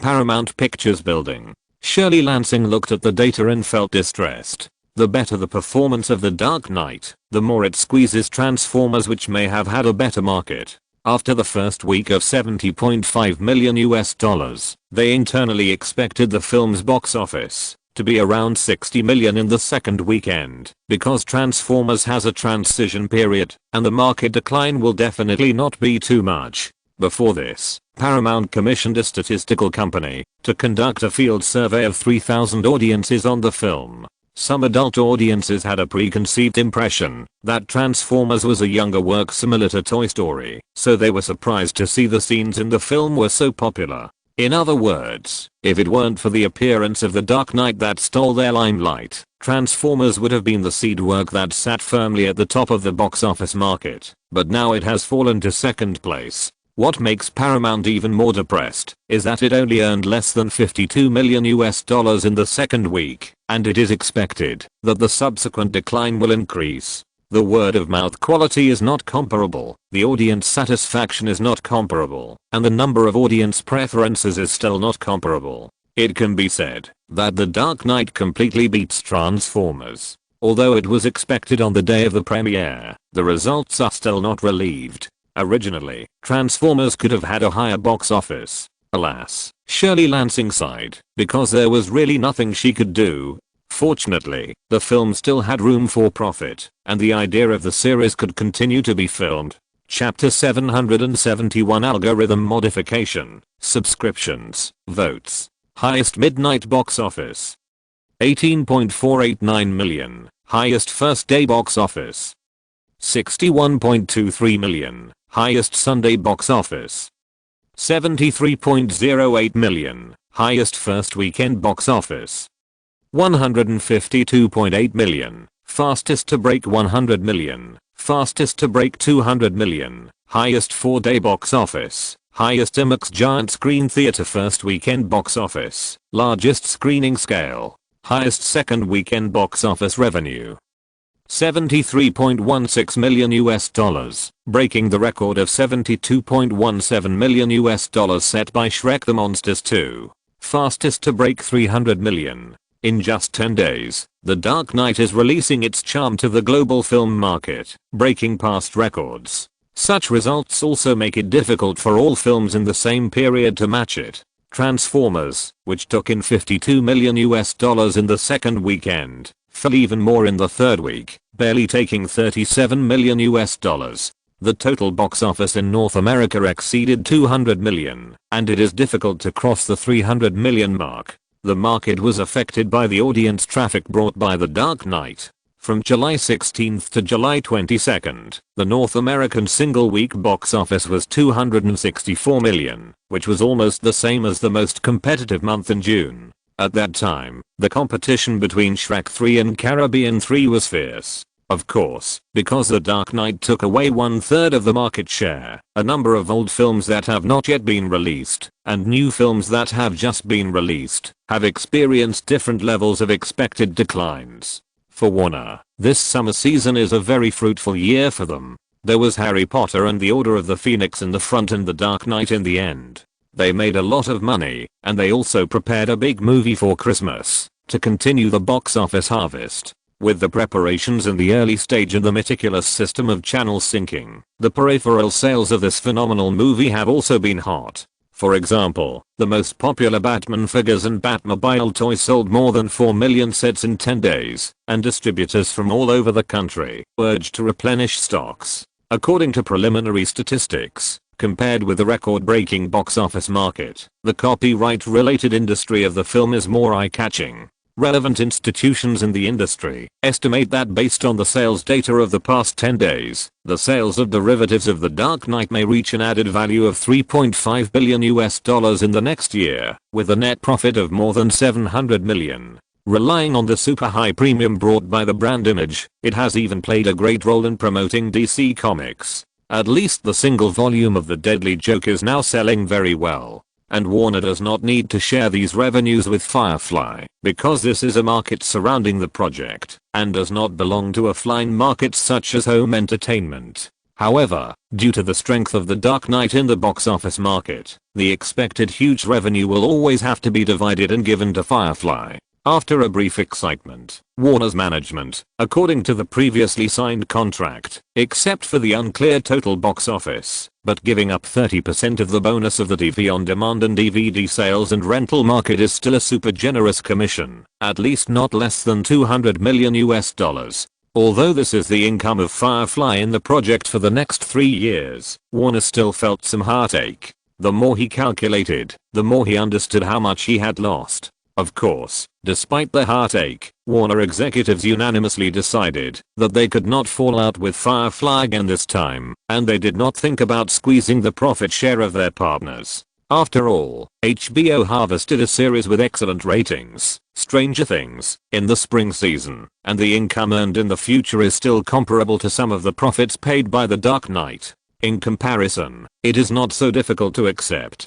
Entering August, in a banquet hall of the Hilton Hotel, Nolan, Bale, Heath Ledger, Warner executives, as well as Lyman and Joseph were all there. The global box office of The Dark Knight officially exceeded $700 million, and Warner immediately held a celebration party, although they also held a similar reception when it broke $300 million in North America.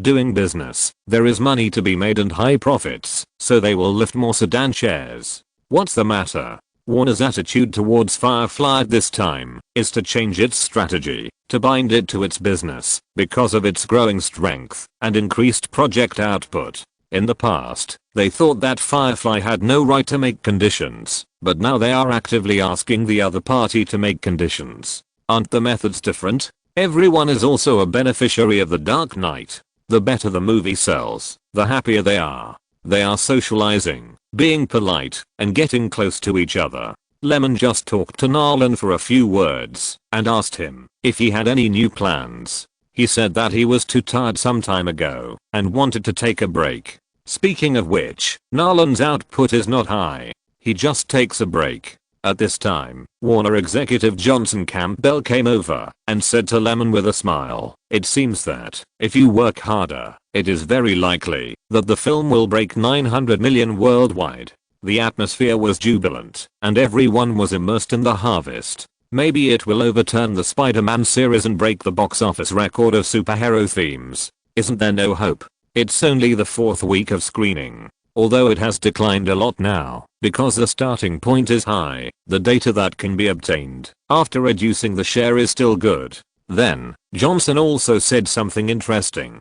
That is, IMDb modified the rating algorithm for The Dark Knight. Lemon also knew about this. When it happened last week, he secretly suspected that Warner Brothers had hired a troll army to jack up the ratings, because the highest score at the beginning was only 9.1, but it soon reached 9.4 and 9.5, and once dominated the charts and ranked first. Because of this score, it caused a sensation for a while, and it was simply the best publicity material. Of course, even if IMDb changed some of the rating rules, The Dark Knight still ranked 4th with 9.0 points due to the love of fans. While eating and drinking, Lemon thought of the expected plan for Iron Man. For this project, Firefly did not have enough publicity resources. In the original time and space, Marvel signed a distribution agreement with Paramount and signed several films at once, so that after Disney took over, it had to share part of the project rights with Paramount. Now, Firefly is better than Marvel in that it has established its value early and the project has a certain guarantee. In addition, Lemon does not want to deal with Paramount. Speaking of which, after DreamWorks was incorporated into the Paramount system, they are not so short of projects, and it is more difficult for the two sides to compromise. After much thought, although Lionsgate is a good disruptor, it is definitely not as good as the traditional five giants in terms of distribution capabilities. Moreover, Lionsgate can expand its business, but it cannot be too prominent. It has given it projects such as I'm a Hero, Twilight and The Hitchhiker to operate, and Iron Man, which requires more channel foundation, is better off. Whether Marvel can make a hit is still more important. For example, The Dark Knight can get support from more than 4,400 theaters, but it is not something that can be quickly negotiated just because the movie is good.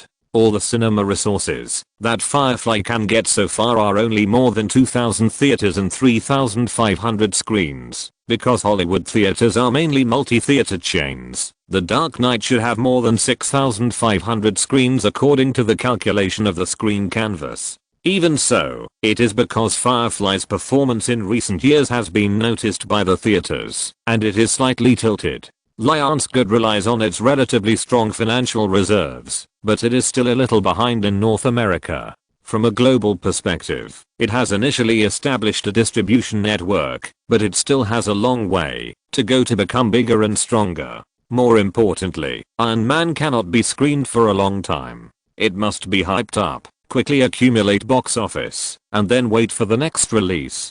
Times have changed, and the era of fast consumption cannot withstand the passage of time.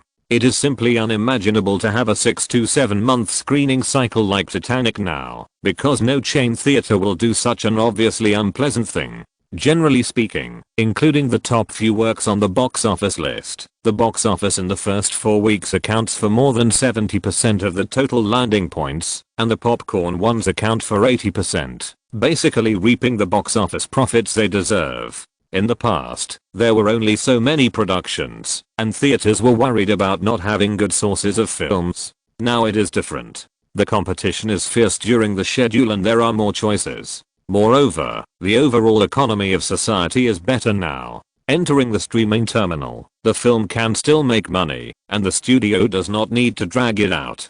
Mr. Campbell, are you free tomorrow? I would like to invite your company to discuss a cooperation. Between May and August next year, a project with a production budget of about $180 million needs to be released to theaters. I wonder if your company is interested in taking it over?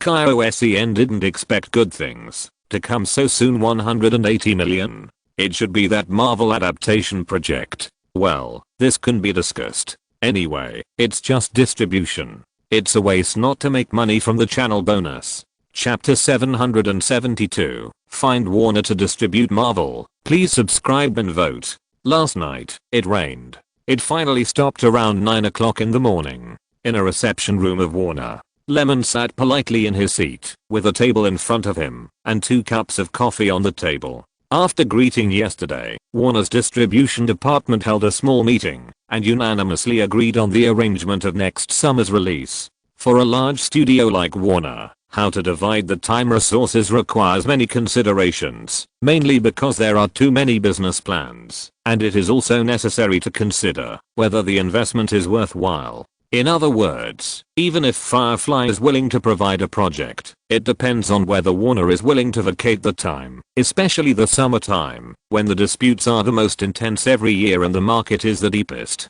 In fact, cooperation is like this. Mutual testing and compromise. When the interests and investment are not enough to impress the partners, either the talks can't go on, or they fall out. Because of the inconsistency of the needs of both parties, what you think is good may not be suitable for others. The interests of Firefly and Warner Brothers are not in conflict to the point of being irreconcilable. At best, some views and cognitions are not clear. Moreover, judging from the previous performance, especially the huge success of The Dark Knight, Warner Brothers executives really do not think that they have made more contributions.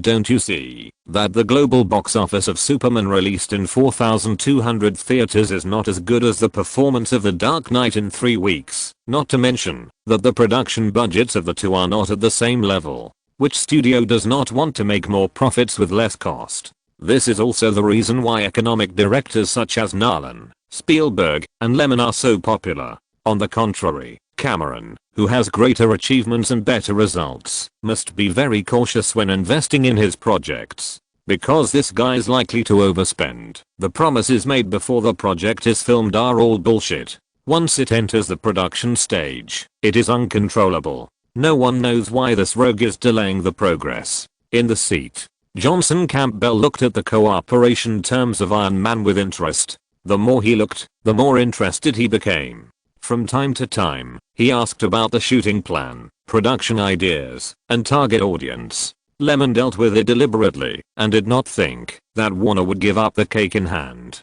If Warner was not good enough, there were still Universal, Columbia, and even Fox as alternatives. The two sides had a little conflict over the return of the hero. Another reason was that Fox could not feel that Firefly was indispensable.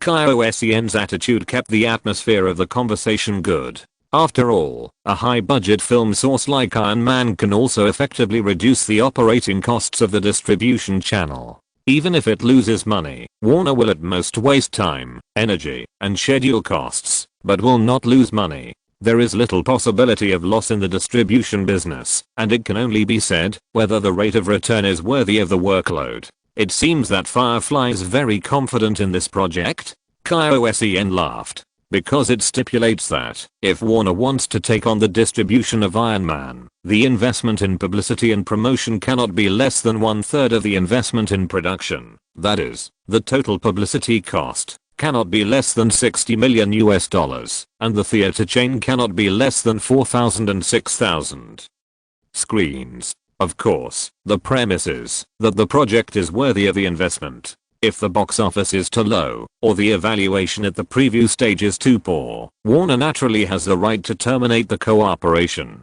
Every project is confident before production, otherwise it will not be filmed. Lemon replied with a smile.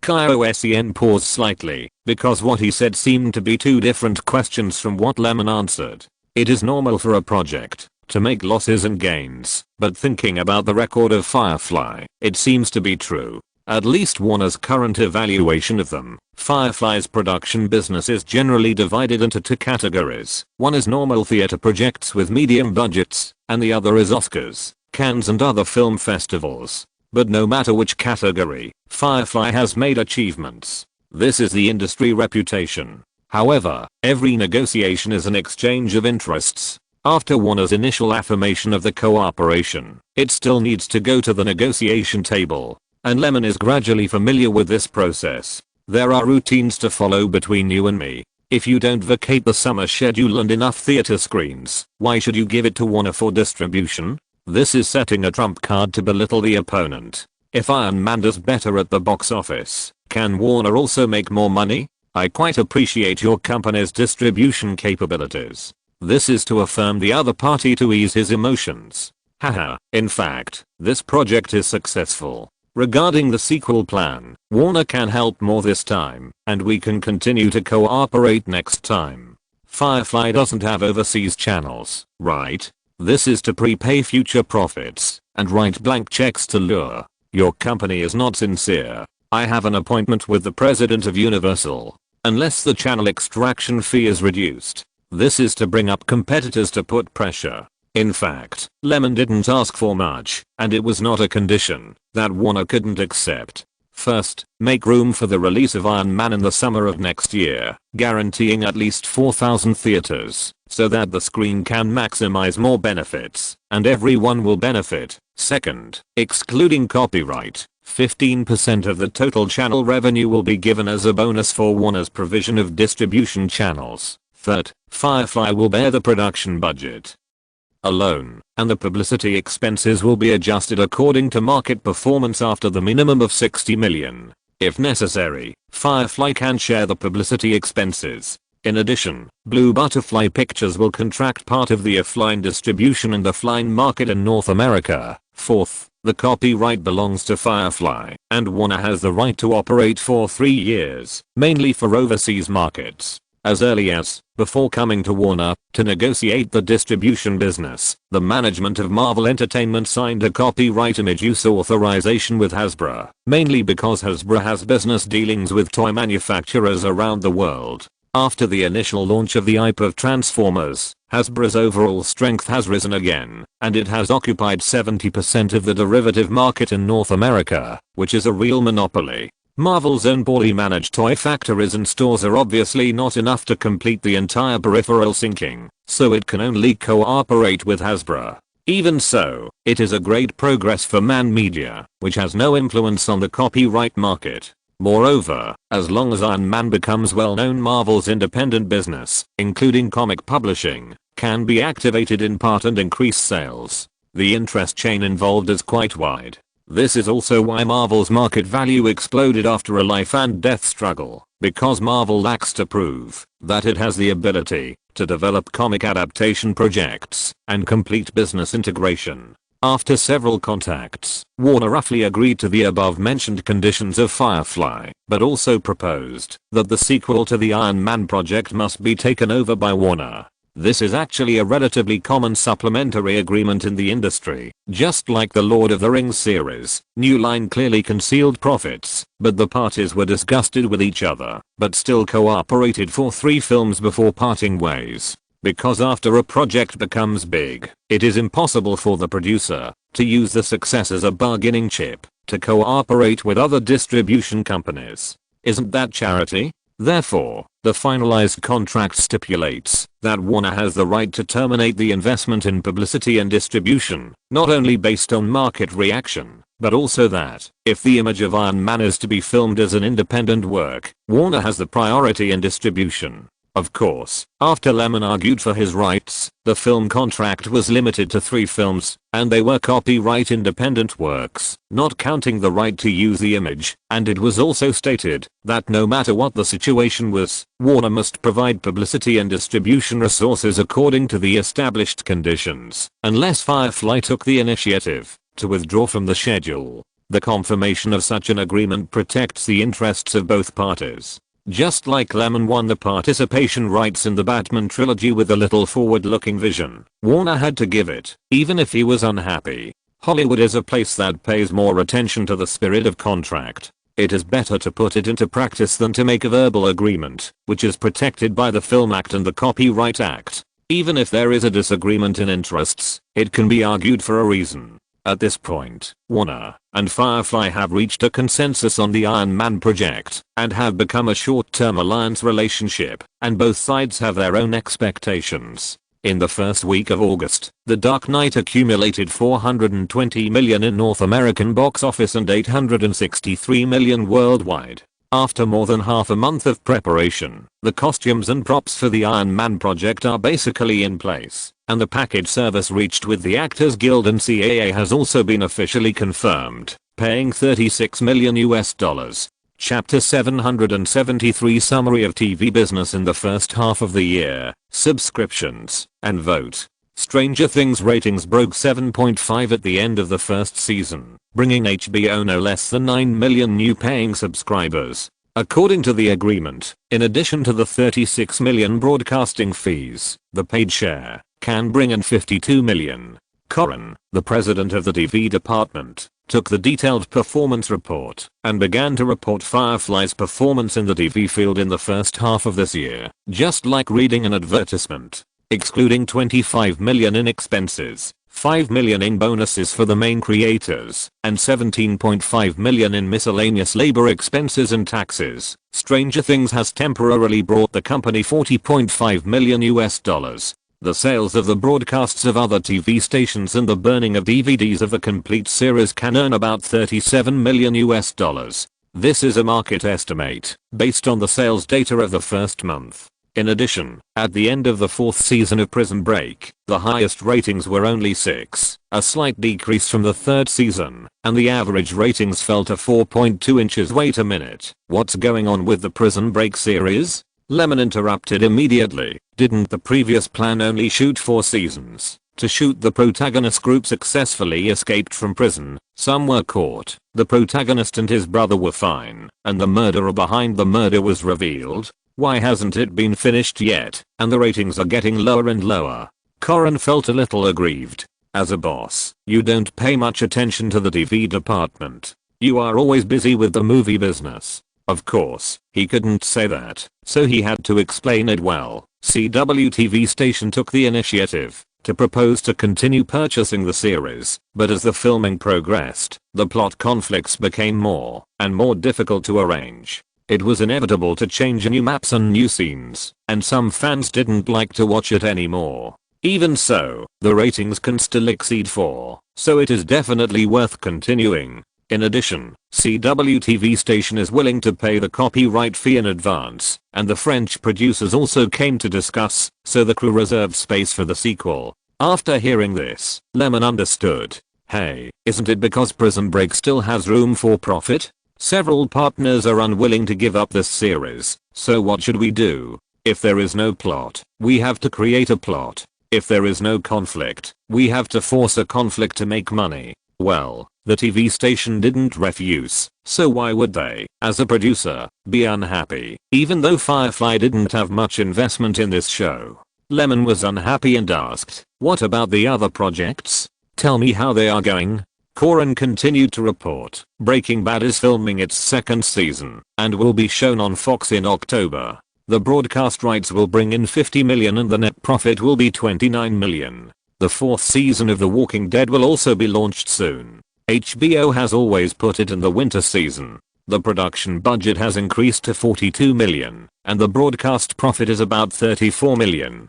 The ratings are relatively stable and the topic is high. No other new dramas? It turns out that the TV department is still living off the old capital. Aren't these all the works he initiated? Lemon was surprised. He approved part of the funds for Corin and other management to develop projects on their own. Yes, but it's a crime drama, imitating The Wire, but the pilot was too bad, so it was cancelled. Karen was a little embarrassed. Their department was too short-staffed, and they spent a lot of energy just reviewing the script. They finally found a theme that was easy to produce results, but the market didn't buy it, and they lost about $6 million. If it weren't for the popular creation mechanism of American TV series that protected them, they would have waited until the 1st season was filmed and then looked for a TV station to broadcast it, and they estimated that they could have invested all the budget. Lemon was speechless. It seemed that the TV department was still far behind the booming film business.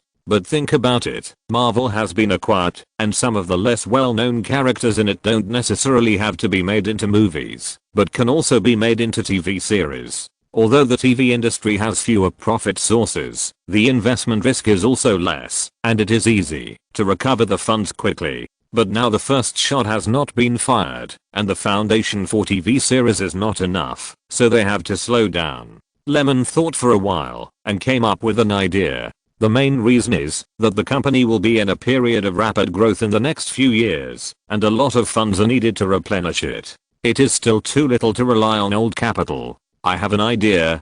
There are not many good sitcoms now. After the end of Friends, there is a gap in the market. So our company can try to focus on this for the new series. For example, a middle-aged man who is very loser and funny can create a sense of contrast by changing scenes quickly to draw out jokes. The script does not need to have a coherent plot and be made into a collection of small pieces. The main thing is to be funny and have a plot. Specifically, open your mind.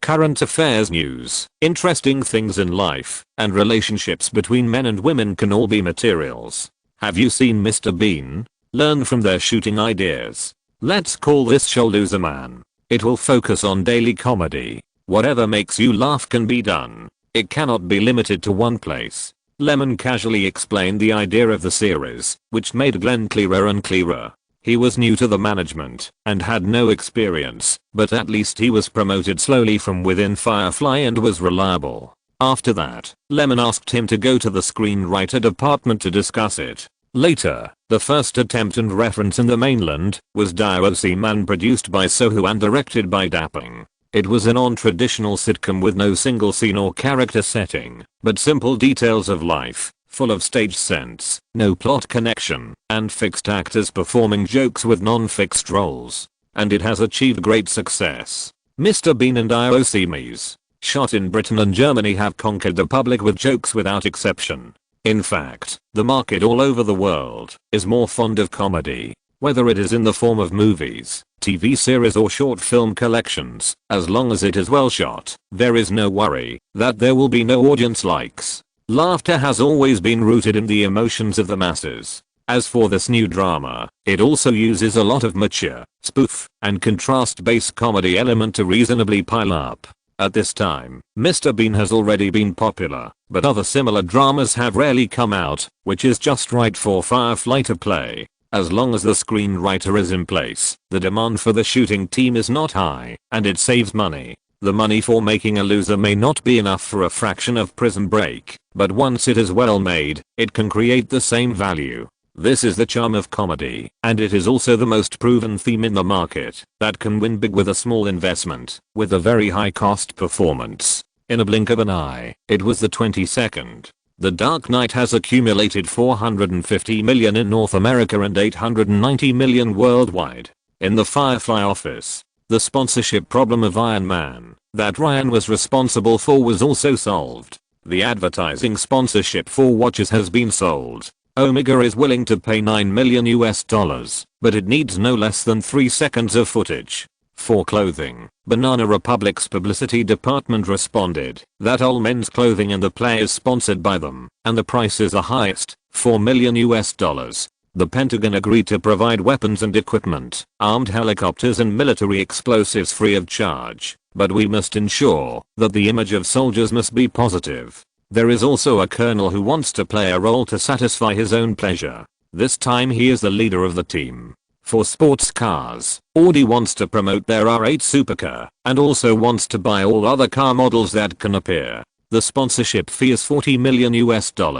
Since The Intouchables topped the French screen, Lyman's value has risen again, mainly in the global market, where he has a high market recognition. Now, when Lyman was confirmed to direct Iron Man, many luxury groups that are beneficial to improving their brand image or promoting their businesses wanted to let their products appear in the new drama, and they often have to compete with each other at a high price. Even though there are many big directors in Hollywood, Lyman is a commercial director recognized by the market and has a high value. After all, his movies have never lost money and are very secure. Of course, with so much sponsorship fees, a large part of the cost has been recovered before the movie was shot. This is because Lyman tried his best to avoid his own works becoming advertising films. If he was a little shameless, like Transformers, he would like to shoot a scene with billboards all around to recover all the costs. However, too many non-plot elements in the shot are definitely not a good thing.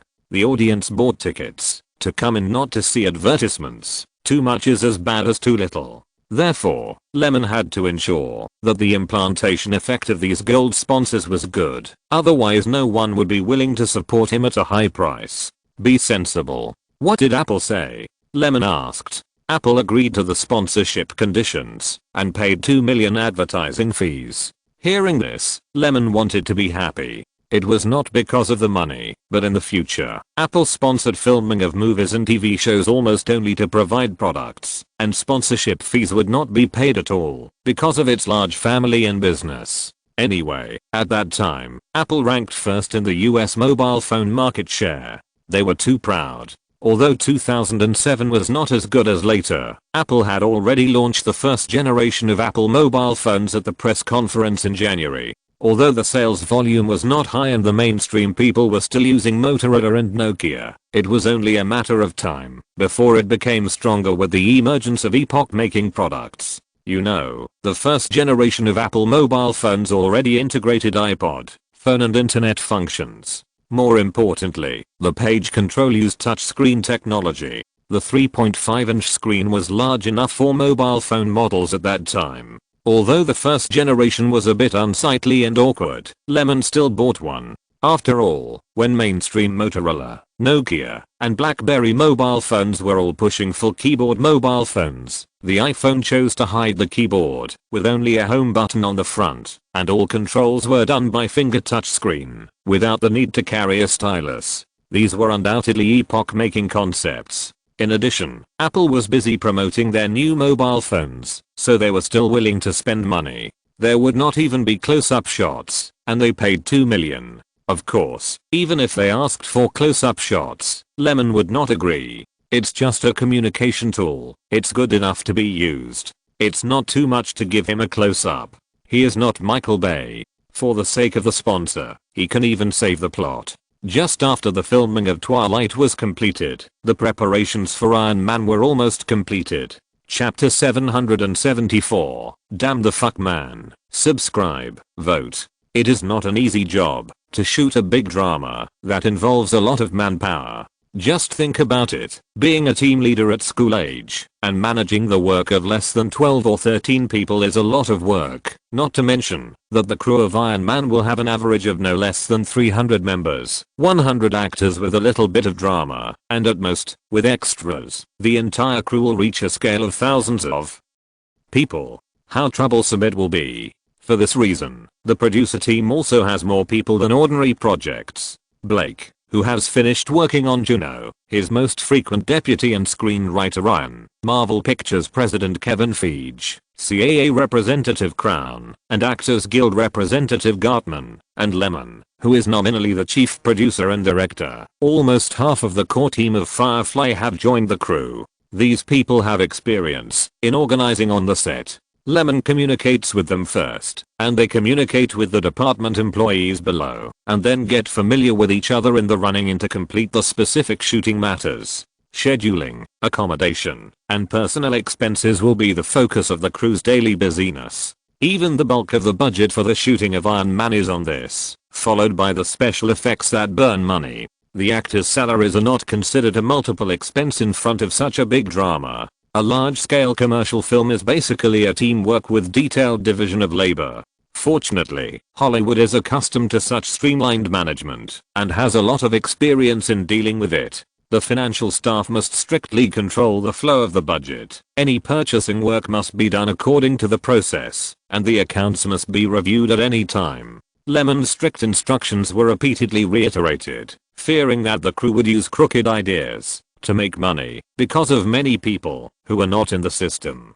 For example, a straw hat cost thousands of yuan, a beggar's outfit cost tens of thousands of yuan, and other obviously unreasonable things like investors being treated as big fools and joining the team. This is not impossible. Some people always want to make quick money. Anyway, if they are caught, let them know what a capitalist society is and be capitalized by lawyers to see how much money they have to pay. The heads of various departments gathered together to discuss various matters before the start of filming. In the dressing room, Robert Downey Jr. changed his clothes, put a little powder on his face, and chatted with his agent and Susan about image in public relations. Susan is actually a woman with rich experience on the set. Lemon asked her to take the job of communicating with the vehicles. It would be a waste to leave such manpower unused. Anyway, this person is also very professional. As for image in public relations, it was not Lemon's kindness, but the movie entered the promotion period. He is the leading actor, and he can't let the audience's impression of him still stay on the glorious deeds of being caught for speeding and taking drugs. At this time, because the main creators kept it secret, the public did not know the specific situation of Iron Man. They only knew that Marvel seemed to be making a movie, and they didn't even know who the director was. This was also done to create a mystery and arouse the curiosity of the public. When the film is completed, Robert Downey Jr. will appear in several talk shows with the support of Firefly and Warner, and then increase media exposure, focusing on the prodigal son's return route, so that the public can supervise his behavior. If he really quits, this is the best way to restore his image. He can even work with Tony Stark to promote the effect of 1 + 1 > 2. Paramount did the same thing in the original Time and Space, and Downey was indeed no longer absurd, which completed the rebirth of an actor. as long as he does not give up on himself and can seize the opportunity. Returning to the mainstream screen is not a big problem,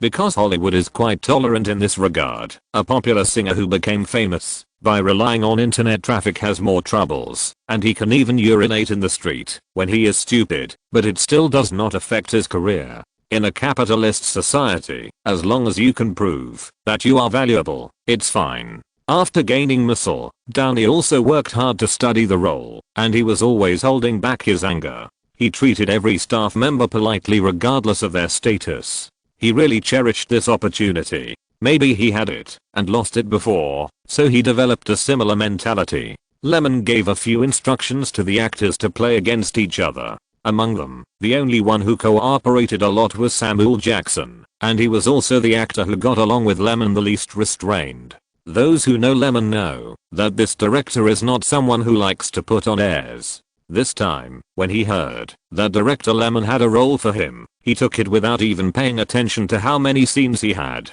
After reading the script at this moment, he felt a little confused.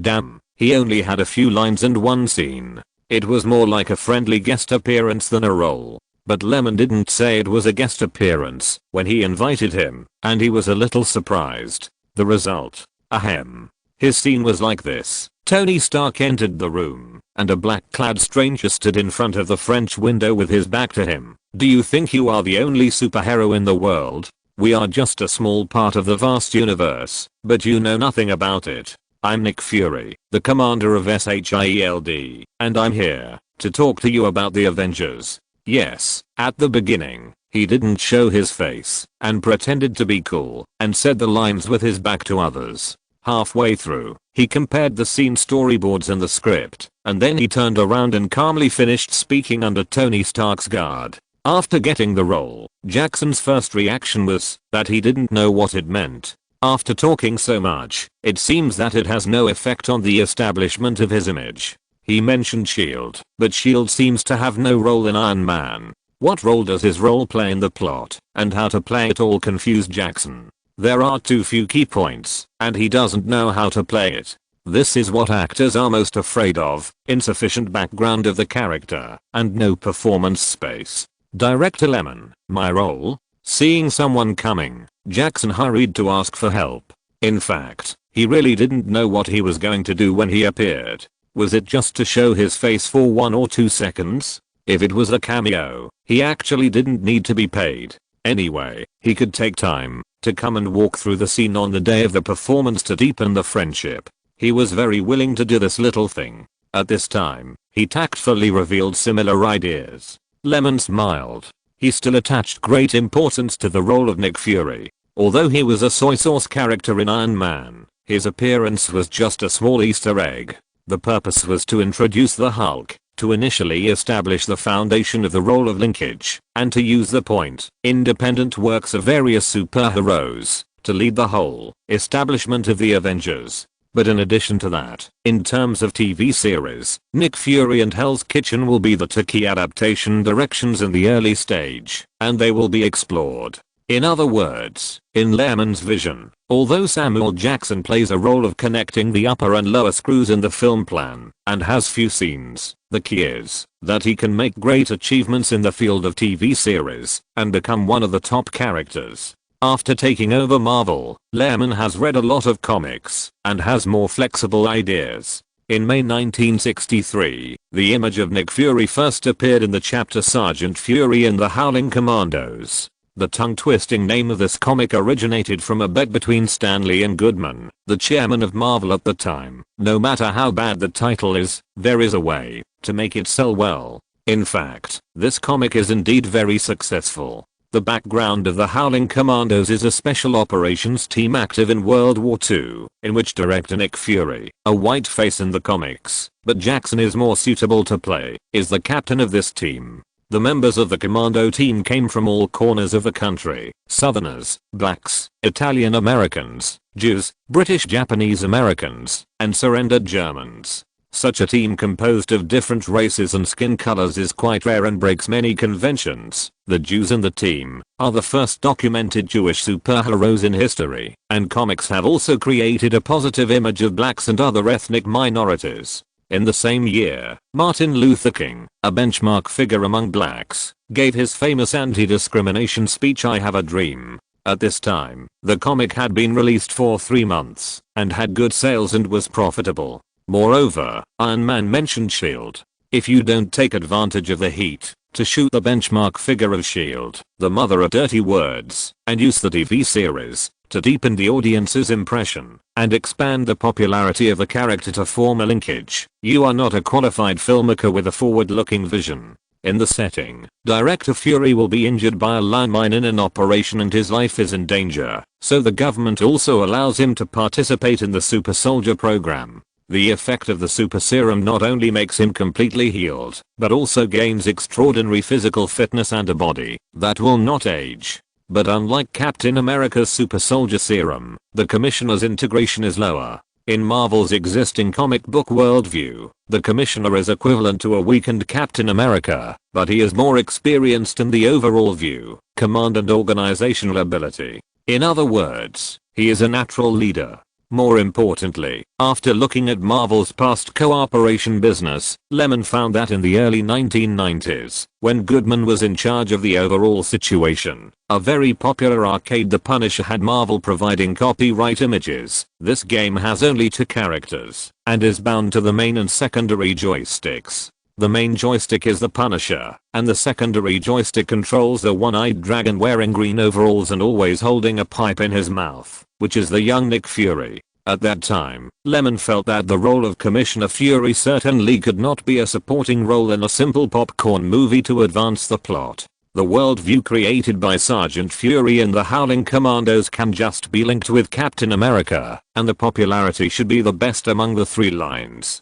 As long as there are some resources and media promotion, it is still very nice to make a TV series to deepen Marvel's breadth. A character who does not follow the flawed development of the times and does not bow to the incorrect mainstream. Doesn't it just fit the current political trend? Well, the election year is coming soon, and that black-skinned, white-hearted and eloquent politician will come to power, setting off a more correct trend for black people in Hollywood. In terms of the times, Director Fury is simply the most suitable character adaptation project. Lyman is not the Marvel management who was forced to extend his life. He stands higher and farther in terms of how to expand the value of Marvel. Samuel Jackson nodded thoughtfully. Lyman just told him that this role will be of great use in the future, so he no longer worries about why he has such a small role in this movie. Maybe it's not his time to show it yet. Chapter 775 Acceleration. Subscriptions. Votes required. California, Alabama Hills. The sun shines on the ground, and a group of uninvited guests come to the usually peaceful wilderness. The wind is so noisy today. Lyman, sitting under the awning, drinks a sip of water and sighs. Behind him, the staff are unloading the filming equipment from the truck. The set group has started to prepare for the filming of the scenes. On the other side, Thomas and the crew are also arranging the appropriate camera positions according to the scene lens, and then discussing with the recording team the placement of the noise reduction microphone, and asking the lighting team to take a few sunshades to soften the light passing through. The track is laid, and a camera is hung on a crane to capture the overhead perspective from high altitude.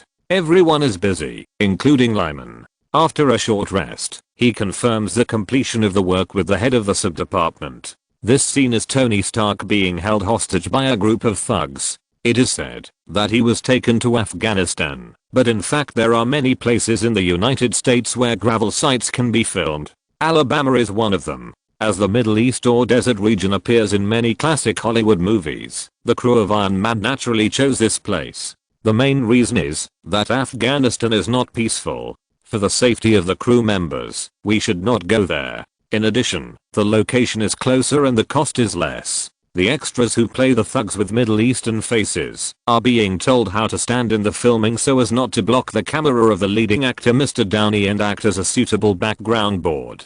Thomas, wearing sunglasses and a wide-brimmed sun hat on his head, personally controls the close-up camera number 1. His arms are extremely stable. He walks fast and follows the character's position. The camera will not shake too much, but can inject a sense of breath into the picture. Ryan, wearing a leather jacket, stands outside the shooting scene, constantly communicating with the people of the actors union, or arranging manpower, or contacting food and accommodation. In short, there is a lot of busy. In addition to shooting, there are quite a lot of trivial matters, and these obviously cannot be solved by director Lemon. Kevin Feige got some breathing space and quickly stood behind Lemon. Lemon, on the other hand, put all his attention on the director's monitor in front of him the moment he marked the clapperboard. He kept his eyes on the image and dared not relax. He was serious about filming. Such a busy, orderly and clearly divided scene made Kevin Feige inexplicably happy. It's not that he had never seen it before. In fact, he had worked in a team with more people than this, such as Spider-Man, but that was working for Sony. Now he is working for Marvel's works, and the meaning is different. After all, he is also the head of Marvel Pictures, with many expectations. For the future, for Marvel, and for himself. He thought about the day when he would host a Marvel movie, but he never thought that Firefly would take over, and he never thought that this day would come so soon. In the camera, Downey looked a little embarrassed and a little haggard. Being bombed by a missile developed by himself and being held hostage is not a fun experience, not to mention that after the thugs showed him around their camp, Stark found that all their weapons and equipment were printed with the Stein Industries logo, which means that they were indeed products produced by the weapons department of his company group. In the cave, Downey, wrapped like a mummy, had a dull look in his eyes. The fixed number 2 camera gave a medium shot to let another character enter the frame.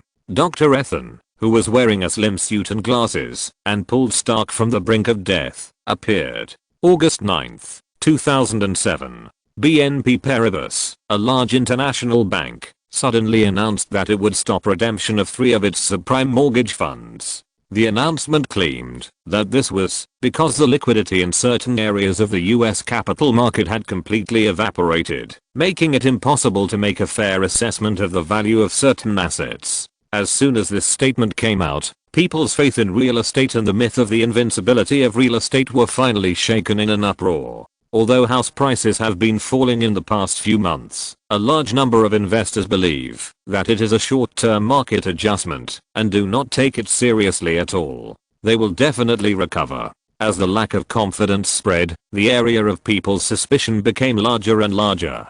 At first, it was real estate related funds, and then institutions with high overall asset risk exposure. So investors began to question the products, and then transitioned to questioning the solvency of institutions with unhealthy asset structures and poor asset quality. However, regulators did not understand the signs here. They could not fully judge whether the market trend was a reversal, a crisis was about to come, or just an ordinary case. After all, losses and fluctuations are the normal operating state of the market economy. On August 10th, Federal Reserve Chairman Ben Bernanke held an emergency telephone conference, but after discussion, everyone still decided to maintain the interest rate level of 5.25%. Obviously, although the Federal Reserve was aware of the problem, it still believed that the risk was not serious. They focused on inflation and maintained stability. In addition to the collapsed New Century Financial and BNP Paribas, which had already fallen, risks are also emerging in other corners of the world.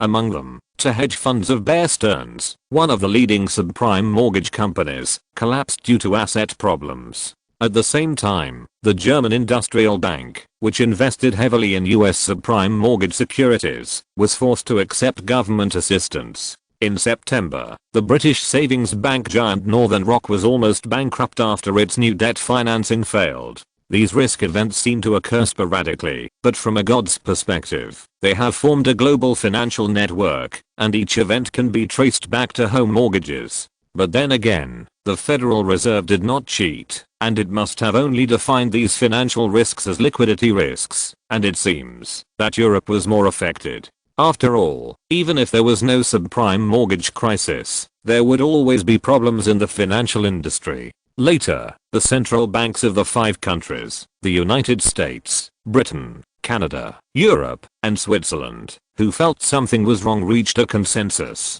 to maintain the circulation of US dollars through currency swap agreements. At the same time, the Federal Reserve also created a regular auction tool to provide loans to banks with liquidity shortages in the form of auctions, mainly branches of European banks in the United States. But then, this financial risk event that started with a liquidity crisis showed a trend of contracting credit. Credit contraction means economic slowdown, and economic slowdown will tighten credit again. It was under such circumstances that Perelman went to China. In early September, Blue Butterfly Pictures released her on a small scale, earning $11 million in the first weekend. Audiences who like this kind of subject matter praised it constantly, while those who don't like it just thought it was long-winded and meaningless. In the second week, the decline exceeded 30%, and the single-day box office remained at around $2.4 million.